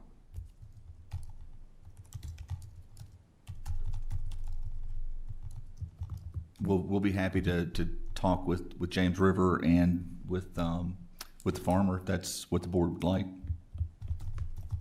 I'm good with that. Everybody good with that idea? Like I said, as long as good on the liability end of it. Yeah, we'll wait for Can you think of anything? I mean, I'll give Eric's number to Mike after the meeting. Okay. Thank you, board. Last item, didn't get to talk much about it at the last meeting, but I don't want to let us forget about Diamond Avenue. I know Mr. Sandy's put a lot of work into that. I want to keep momentum moving forward on Diamond Avenue. I do think it's important that we do have means of egress for our fire trucks and ambulances and police when the train's stuck on the tracks. That's all I have, Mr. Chairman. Thank y'all very much. All right. Ms. Smith, No, sir. you good? Gonna be good. Okay. Well, I have a few things. One thing that came to my attention this week, I was informed that the Glade Hill Rescue Squad building property is possibly being sold, and that somehow when that land was purchased or donated from the prior landowners, they said that there was an agreement that if it ever ceased to be a rescue squad, that the family would have first refusal on it. I'm not sure of the legality of that, I've heard that too. but Well, and I've seen it where you would put an option into the deed It should be a part of the deed or something, shouldn't it? The Yes. person that called me said that no one has been able to find it, and I told him, I said, well, it's not written down. Yeah, if it's not written down, it doesn't exist. Yeah. So, but is anyone aware, Tommy, I know that's. What's that?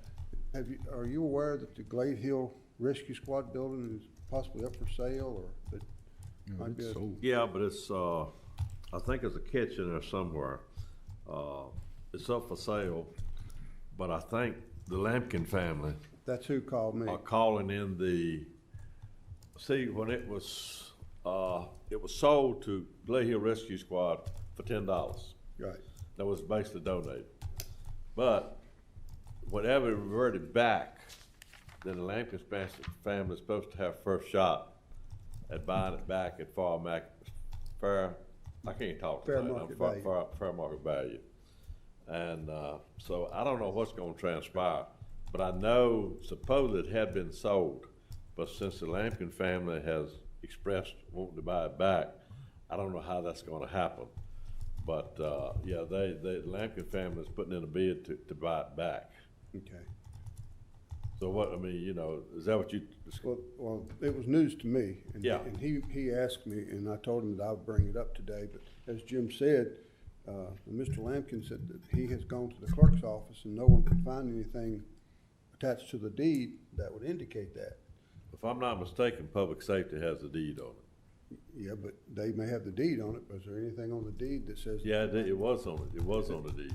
Okay, so That's my understanding now. I'm not a lawyer. I'm not really involved in it, but I was told that it was on the deed by Mr. Lampkin, that it was wrote up in the deed that if it's ever sold, that it'd be offered back to the Lampkin family at fair market value. Okay.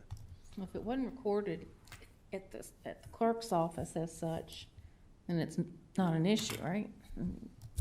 Well, we don't want to get into a No. whole lot of. No. So, I mean, you know. I mean, deeds are valid. It's just a question of whether there's notice to other people, and that's why you record. I mean, I don't know for a fact that's just hearsay, so, you know, that's just. All right, I'll tell him to contact public safety and see if they have anything. May I make a comment, Go please, ahead. Mr. Chairman? The Glade Hill Volunteer Rescue Squad would have owned the property. The deed would have been in their name, not public safety's, right? We had an MOU with the It belonged to volunteers. Glade Hill Volunteer Rescue Yeah. Squad. It belonged to We just have public an safety. MOU to have our paid staff there, correct? So, second point, if the building's being sold and we've been giving them $7,800 a year for maintenance of the building, there's $7,800 that doesn't need to go out July 1, correct? That I can't answer. Yeah, exactly. It's Right. not in the budget for that, Mr. Okay. Mitchell. Yeah, All right. they're no longer in the budget. All right. Okay, that answered my question, so I know what to let Mr. Lampkin know.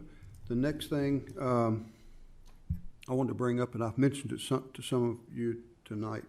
The Supreme Court of Virginia has given the courts July the 3rd off as a holiday, being that July 4th falls on a Tuesday.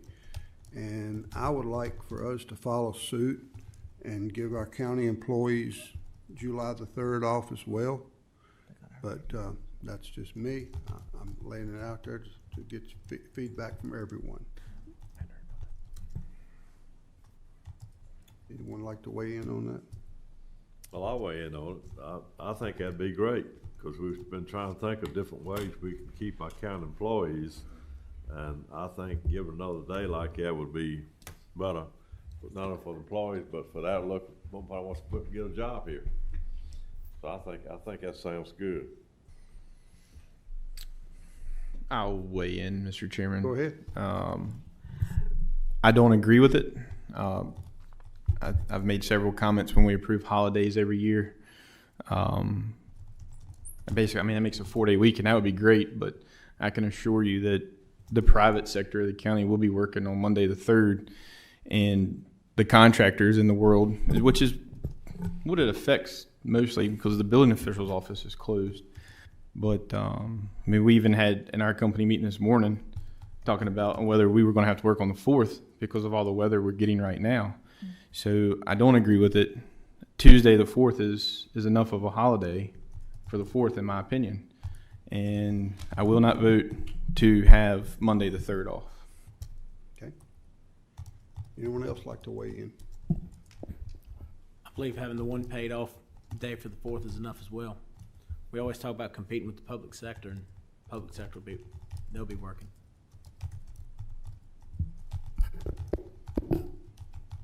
Anyone else want to weigh in? Private sector, I mean. Yeah, private Yeah, sector. we understood.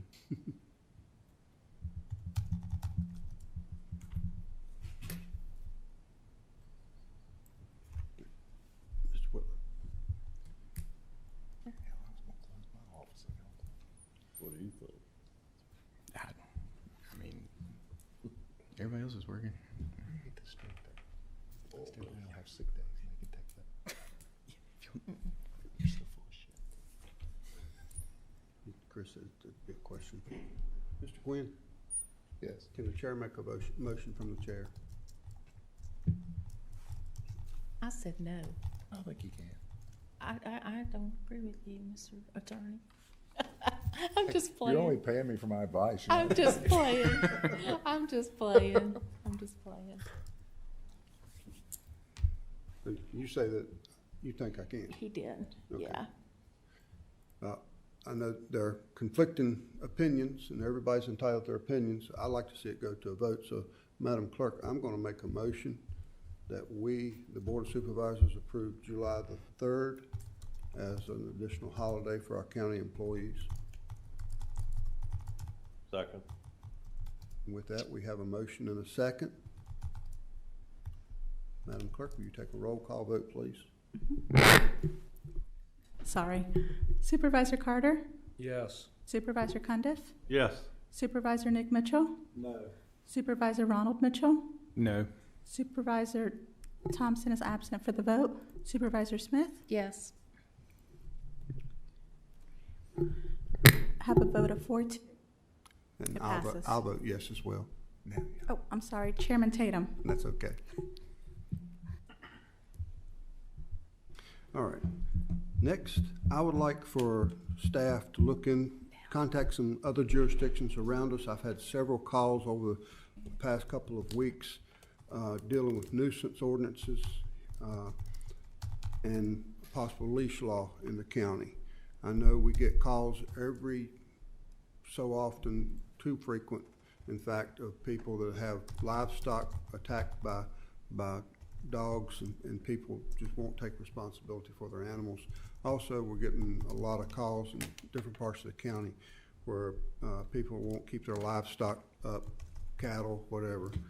So I'd like to see what other jurisdictions around. I know the cattle being contained is a state code, so we don't have to really address that because the state's already addressed it.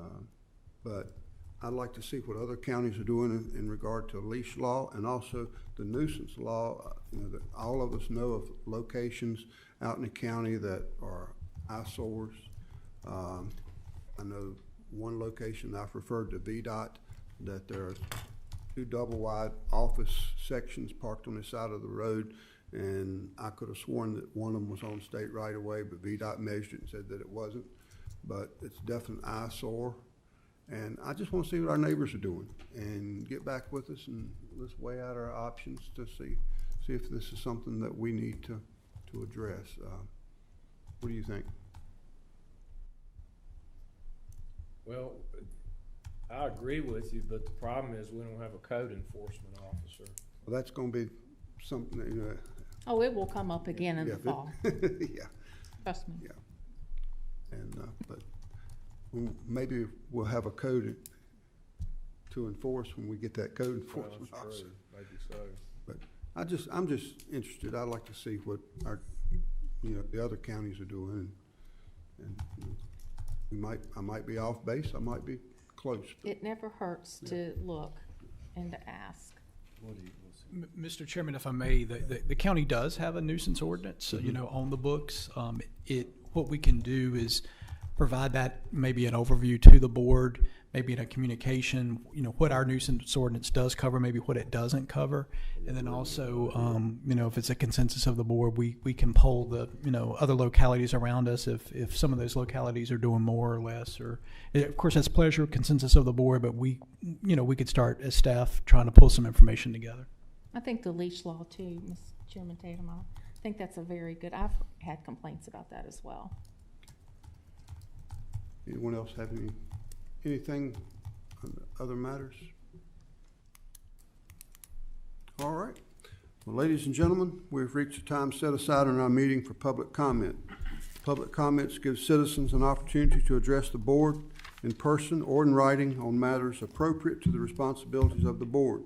Speakers must direct all comments to the board as a whole and not to individual board members or employees of the board or county.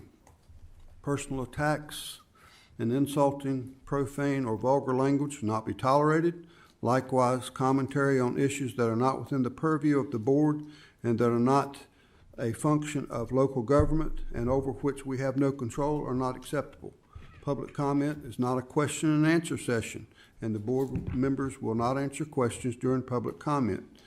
If a speaker violates these rules, the chair will rule the speaker out of order, and upon a second violation, have the speaker removed from the podium.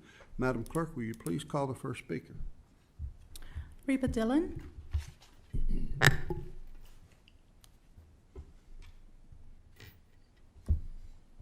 As if we don't know, if you will, state your name and address for the record. What's your name again? Reba Dillon. Did I tell you you're my favorite? I want to make sure you all have a copy of this so you know what I'm talking about. I'll hand them out for you.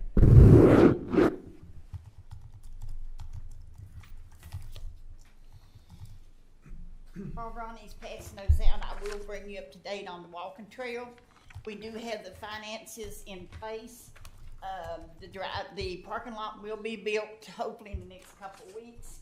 The trail hopefully will be finished within the next 3 to 4 weeks. We're going to call it the Smith Trail. The reason I'm naming it the Smith Trail is because the Smith family donated. We didn't want to take nothing away from them. So we decided to leave it the Smith Trail. Now, the next part that I want to start on is in Lake Watch. And I have contacted a company and talked to them about putting in the Lake Watch Frisbee Disc Golf Course. The golf course will go on the piece of property that's blue. Now, I don't know if you all have been out there to that piece of property, but it's not a very good piece of property. It's very long. It drops off on both sides. So it really can't be used for a whole lot. And when you get to the end, it does open up into a nice circle. But that's the only part of it that's really useful, other than what we need it for, because they have to have a lot of trees in order to go in and out around them. I have talked to a company that is willing to build this for me. They can build it just a regular one for about $8,000, $10,000. That's not what I want. I want one like we have at Wade Park, which is going to cost me about $18,000. I've already got $8,000 in funding for this project. So that means I got to raise $10,000 more, which I'm sure I will do without having to ask the county for any money. This right here will make Lake Watch property start selling. When I talked to Craig Wilson, which is developing Penn Hall, the first thing when I called him to buy the 20 acres, I said, I'm going to build a park over there. Franklin County has got 2 pieces of property, and I'm going to build a park on one, and then I will build a park on the second one, Lord willing, and I live. And he said, well, if that's the case, I'm buying that property. And he closed on it. He did. So I think by us building recreation, all of those lots will sell and homes will go on them. And I want to thank you all for putting me back on the board at large, because when I finish with this project, I'm going to Ferrum There you go. to build a project.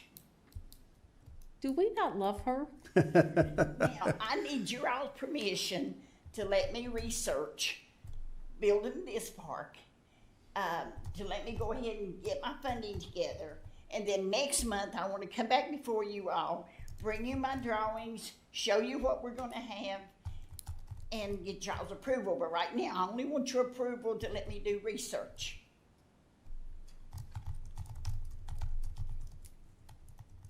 Mr. Chairman, you need a motion or? I think, Mr. Gwynn, I think a consensus on this would be She can do I'm research. looking around, I see everybody nodding, so you have your consensus. Go ahead and do your research. Thank you. We Y'all look, just need to get out of her way, we really. look forward to hearing from you. Thank you. I appreciate you. Thank you. Thank you, Reba.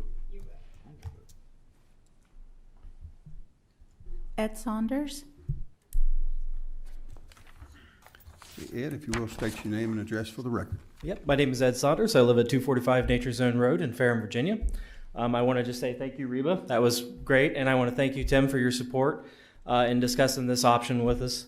One of the big challenges we've had at Ferrum Forward and just as a community at large is the fact that we have a hard time finding a location. Right now, our farmers market is at the Ferrum Faith Church there in Ferrum, and they're currently looking at selling from or essentially moving from one leadership to another. And we have concerns about setting up blood drives, which we've done in the past, and the future of the farmers market. So one of the things we're trying to address with the proposal that we're looking at giving you guys is a place to do a lot of the public things that we need to do to raise money and to bring people to Ferrum and to provide for the people that are already there. And one of the biggest challenges, like I said, is finding a public space. A lot of places, we have Rocky Mount here. There's all the things that happen in the square right across from the Harvester, and we're looking for that for our community. Essentially, one of the things that we've talked about is what are some events? Because, if you look at the Treasure Island play that was put on not too long ago, a ton of people showed up.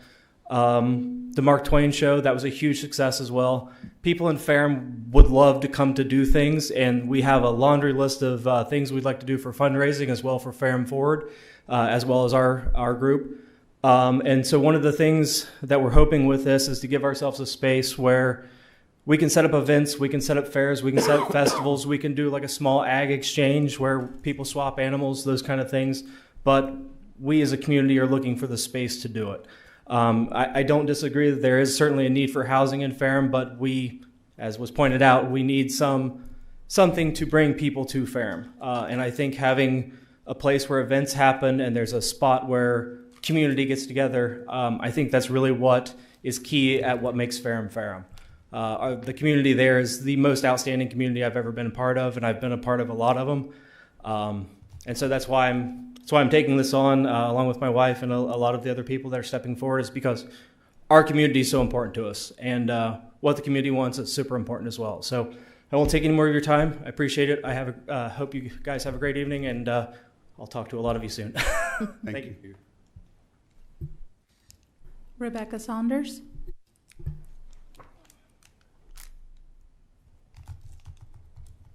Hi, my name is Rebecca Saunders. I live at 245 Nature Zone Road, Ferrum. First, I want to say thank you, Chairman Tatum, for advocating for more community use for the 84-acre parcel. Your support is immeasurable. My husband and I, along with a group of passionate, dedicated community members, have assembled a nonprofit, and our hope and our goal is to present to you all a comprehensive solution for this property that not only addresses the housing needs in an affordable way, that also will give the opportunity for people to age in place, our senior community, because we know that's a huge thing. We've spent hours and hours talking to people in our community. We go to the farmers market with Ferrum Forward, and we just spend the whole time talking, and it's been amazing. We have learned so much, not only about the community and the people here, but kind of what makes Ferrum Ferrum. And I think a lot of people can lose sight of that if you're not there and living there and interacting with it. the culture in Ferrum is very much one of independence and go get 'em. You know, everybody there is so dedicated to continuing to be everything that's always made it special. So we pride ourselves in the stills, we pride ourselves in, you know, the fact that no matter what happens, what we come up against, we can overcome it as a community. And I've seen it time and time again. There is this support system there that I've never seen anywhere else I've been. People will step up and help you without a second's thought, and they never expect anything in return. And the least I can do as a community member there is to do the same. I really hope that you guys will take the time to consider our proposal. And I also hope that you will take the time to consider what Ferrum is. There's been a lot of pushback from what I've heard about the idea of a subdivision there, because so many people say, I'm here because it's rural. I'm here because I can, you know, live the life I've always wanted to live kind of in a quiet space.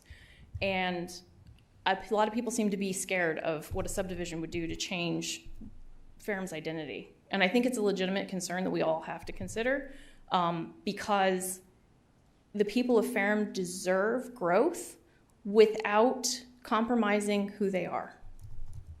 Thank you for your time. Thank you.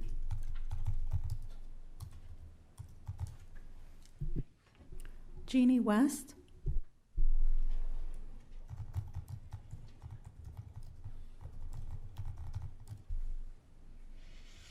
Hey, Jeannie, state your name and address, please. Jenny West, 2839 Beach Mountain Road, Ferrum. I want to just clarify some things. One, I was a little tardy in sending an email to Steve and Tim this morning just to clarify that within the larger proposal plan that Steve had prepared, there was a statement that said on March 16th, Ferrum Forward met and supported the plan. My clarification, and I don't blame Steve for this, but I did want it clarified, was that it was just Bobby Thompson and I who sat in a meeting here with Steve and watched the consultant present the plans. And we did give some feedback, but we did not want it misunderstood that Ferrum Forward as an organization supported this. There have been mixed reviews about the plan, all the way back to the December meeting where we had a good showing of people. There is a lot of fervor to people's views. I think when we first started Ferrum Forward in 2019 from the village plan, and we kept it going, folks, through the pandemic. And it is still a very, as Ed has said, a lot that Ferrum Forward has done. Now, because of some of the mixed views, Friends of Ferrum Park started, which was fine. You know, blessings on that. There's not tension, but it is two different organizations. They have run with this. They're very focused, and I think many of us support them in those efforts. I certainly was one that said, I'm all for a park, but we also need housing.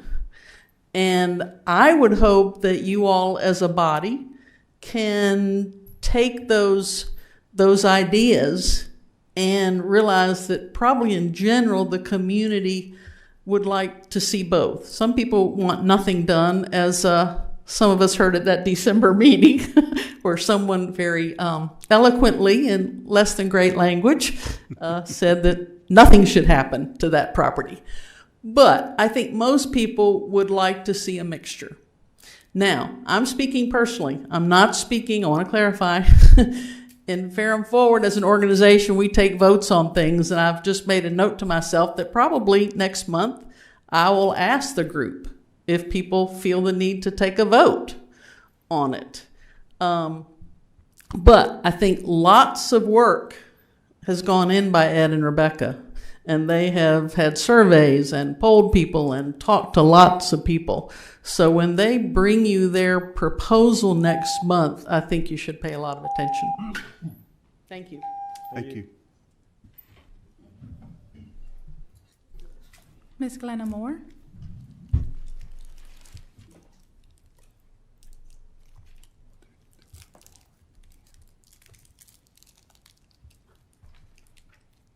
Good evening. Good evening. State your name and address, please. Good evening. Glenna Hawkins Moore, Scenic River Drive, Snow Creek District. Last month, I introduced you to Franklin County's first generation of the free Black Beverly family. Revolutionary War soldier Sylvester Beverly and his wife Nancy were great-grandparents of fourth generation Herod and Samuel Beverly, Civil War soldiers in the United States Colored Troops. Tonight, I'll introduce you to the second of the four generations. The children of Sylvester and Nancy included a son, Herod. Herod was registered and numbered in the Franklin County Court Order Book as a free man of color, 31 years old, 5.5 feet tall, a blacksmith by trade. A marriage bond book lists Herod Beverly's marriage to Lucy Freeman, a freed slave of John Early. Herod is listed in the 1810 Franklin County Census as a free man of color living in a household with 3 other free blacks, most likely his wife, Lucy, and 2 children. Herod and Lucy were the grandparents of United States Colored Troops soldiers Herod and Samuel. The boy's mother, Nancy, is believed to be the wife of one of Herod and Lucy's sons. I'm unable to determine exactly when and why Herod and Lucy left Franklin County. Many emancipated blacks left slave states, such as Virginia, because of laws and policies geared to suppress them. Before you assume that a free black person had all the rights and privileges of whites, let me share just a few Virginia laws the Beverlys had to endure. Free Negroes were required to register every 3 years. If emancipated after 1806, they were required to leave Virginia altogether. Commissioners of Revenue were required annually to send to the state a list and description of all free black Virginians in their districts. County sheriffs were required to jail and hire out free Negroes if their tax payments were tardy. And the most insulting law, free blacks were required to pay a tax for being black and free. Why were there so many requirements and restrictions on free blacks? Virginia's history books taught Tommy Cundiff, Ronnie Thompson, and me that free Negroes were suspected of having an evil influence on slaves, page 378. Clearly, Negroes were a threat to Virginia's deeply rooted institution of black slavery. Next month, I'll share the whereabouts of Nancy and her 2 sons, Herod and Samuel, when they enlisted in the Union Army. Thank you. Thank you. Thanks, Glenna. Kathy Cummins?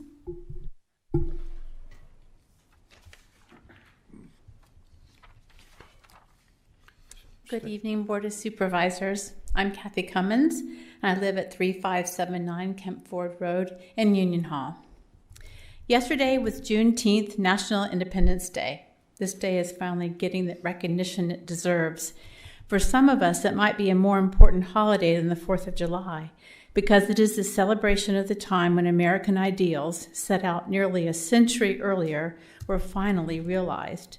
The Declaration of Independence asserted that all men are created equal, that they are endowed by their Creator with certain unalienable rights, that among these are life, liberty, and the pursuit of happiness. But it wasn't until 1865, at the conclusion of the Civil War, that this declaration became a reality for men with dark skin. The 13th Amendment to the Constitution abolished slavery. However, former Confederate states crafted workarounds, laws known as the Black Codes, which limited the rights of black citizens. Congress then enacted the 14th Amendment to the Constitution in 1868, which states that no state shall make or enforce any law which shall abridge the privileges or immunities of citizens of the United States, nor shall any state deprive any person of life, liberty, or property without due process of law.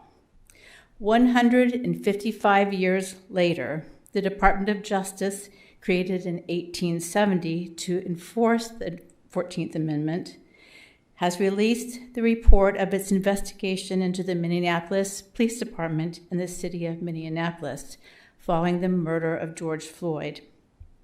The 19-page document reports on systemic conduct that deprives people of their rights under the Constitution and federal law, discriminating against Black and Native American people, people with behavioral health disabilities, and protesters. But that's not here. In Franklin County, you might say. We aren't like that here yet. The Confederate statue standing in a place of honor in front of our courthouse might beg to differ if it could speak. It is not simply an historical marker, but a political statement erected in 1910 in the middle of the Jim Crow era to honor the lost cause and remind people of white supremacy. Removing the statue to a location where it can be appropriately contextualized would be a remarkable testament to the leadership of this board. Franklin County could welcome people with all colors of skin. Thank you. Thank you. Mr. Chairman, I have no additional speakers. Okay, is there anyone here tonight that did not sign up that would like to speak to the board at this time? Okay, seeing none, we'll take about a 10-minute break, and we need to reconvene for the rest of our closed session. Do you? I gave that back to you. Oh, Do you boy. want me to bring it? Yeah, let's. Yeah. There you go. Okay, yes, sir. Okay, I would make a motion that the Franklin County Board of Supervisors to enter into a closed meeting in accordance with Section 2.2-3711, A1, personnel discussion of appointments to county boards, commissions, etc., A3, discussion of the acquisition of real property or the disposition of real property, A5, discussion concerning a prospective business or industry or the expansion of an existing business or industry, A7, consultation with legal counsel pertaining to actual litigation, A29, discussion of the terms of a public contract of the Code of Virginia as amended. Do we have a second? Second. Madam Clerk, will you take a roll call, please? Yes, sir. Supervisor Ronald Mitchell? Yes. Supervisor Lori Smith? Yes. Supervisor Mike Carter? Yes. Supervisor Tommy Cundiff? Yes. Supervisor Nick Mitchell? Yes. Supervisor Thompson is absent for the vote. Chairman Tatum? Yes. I think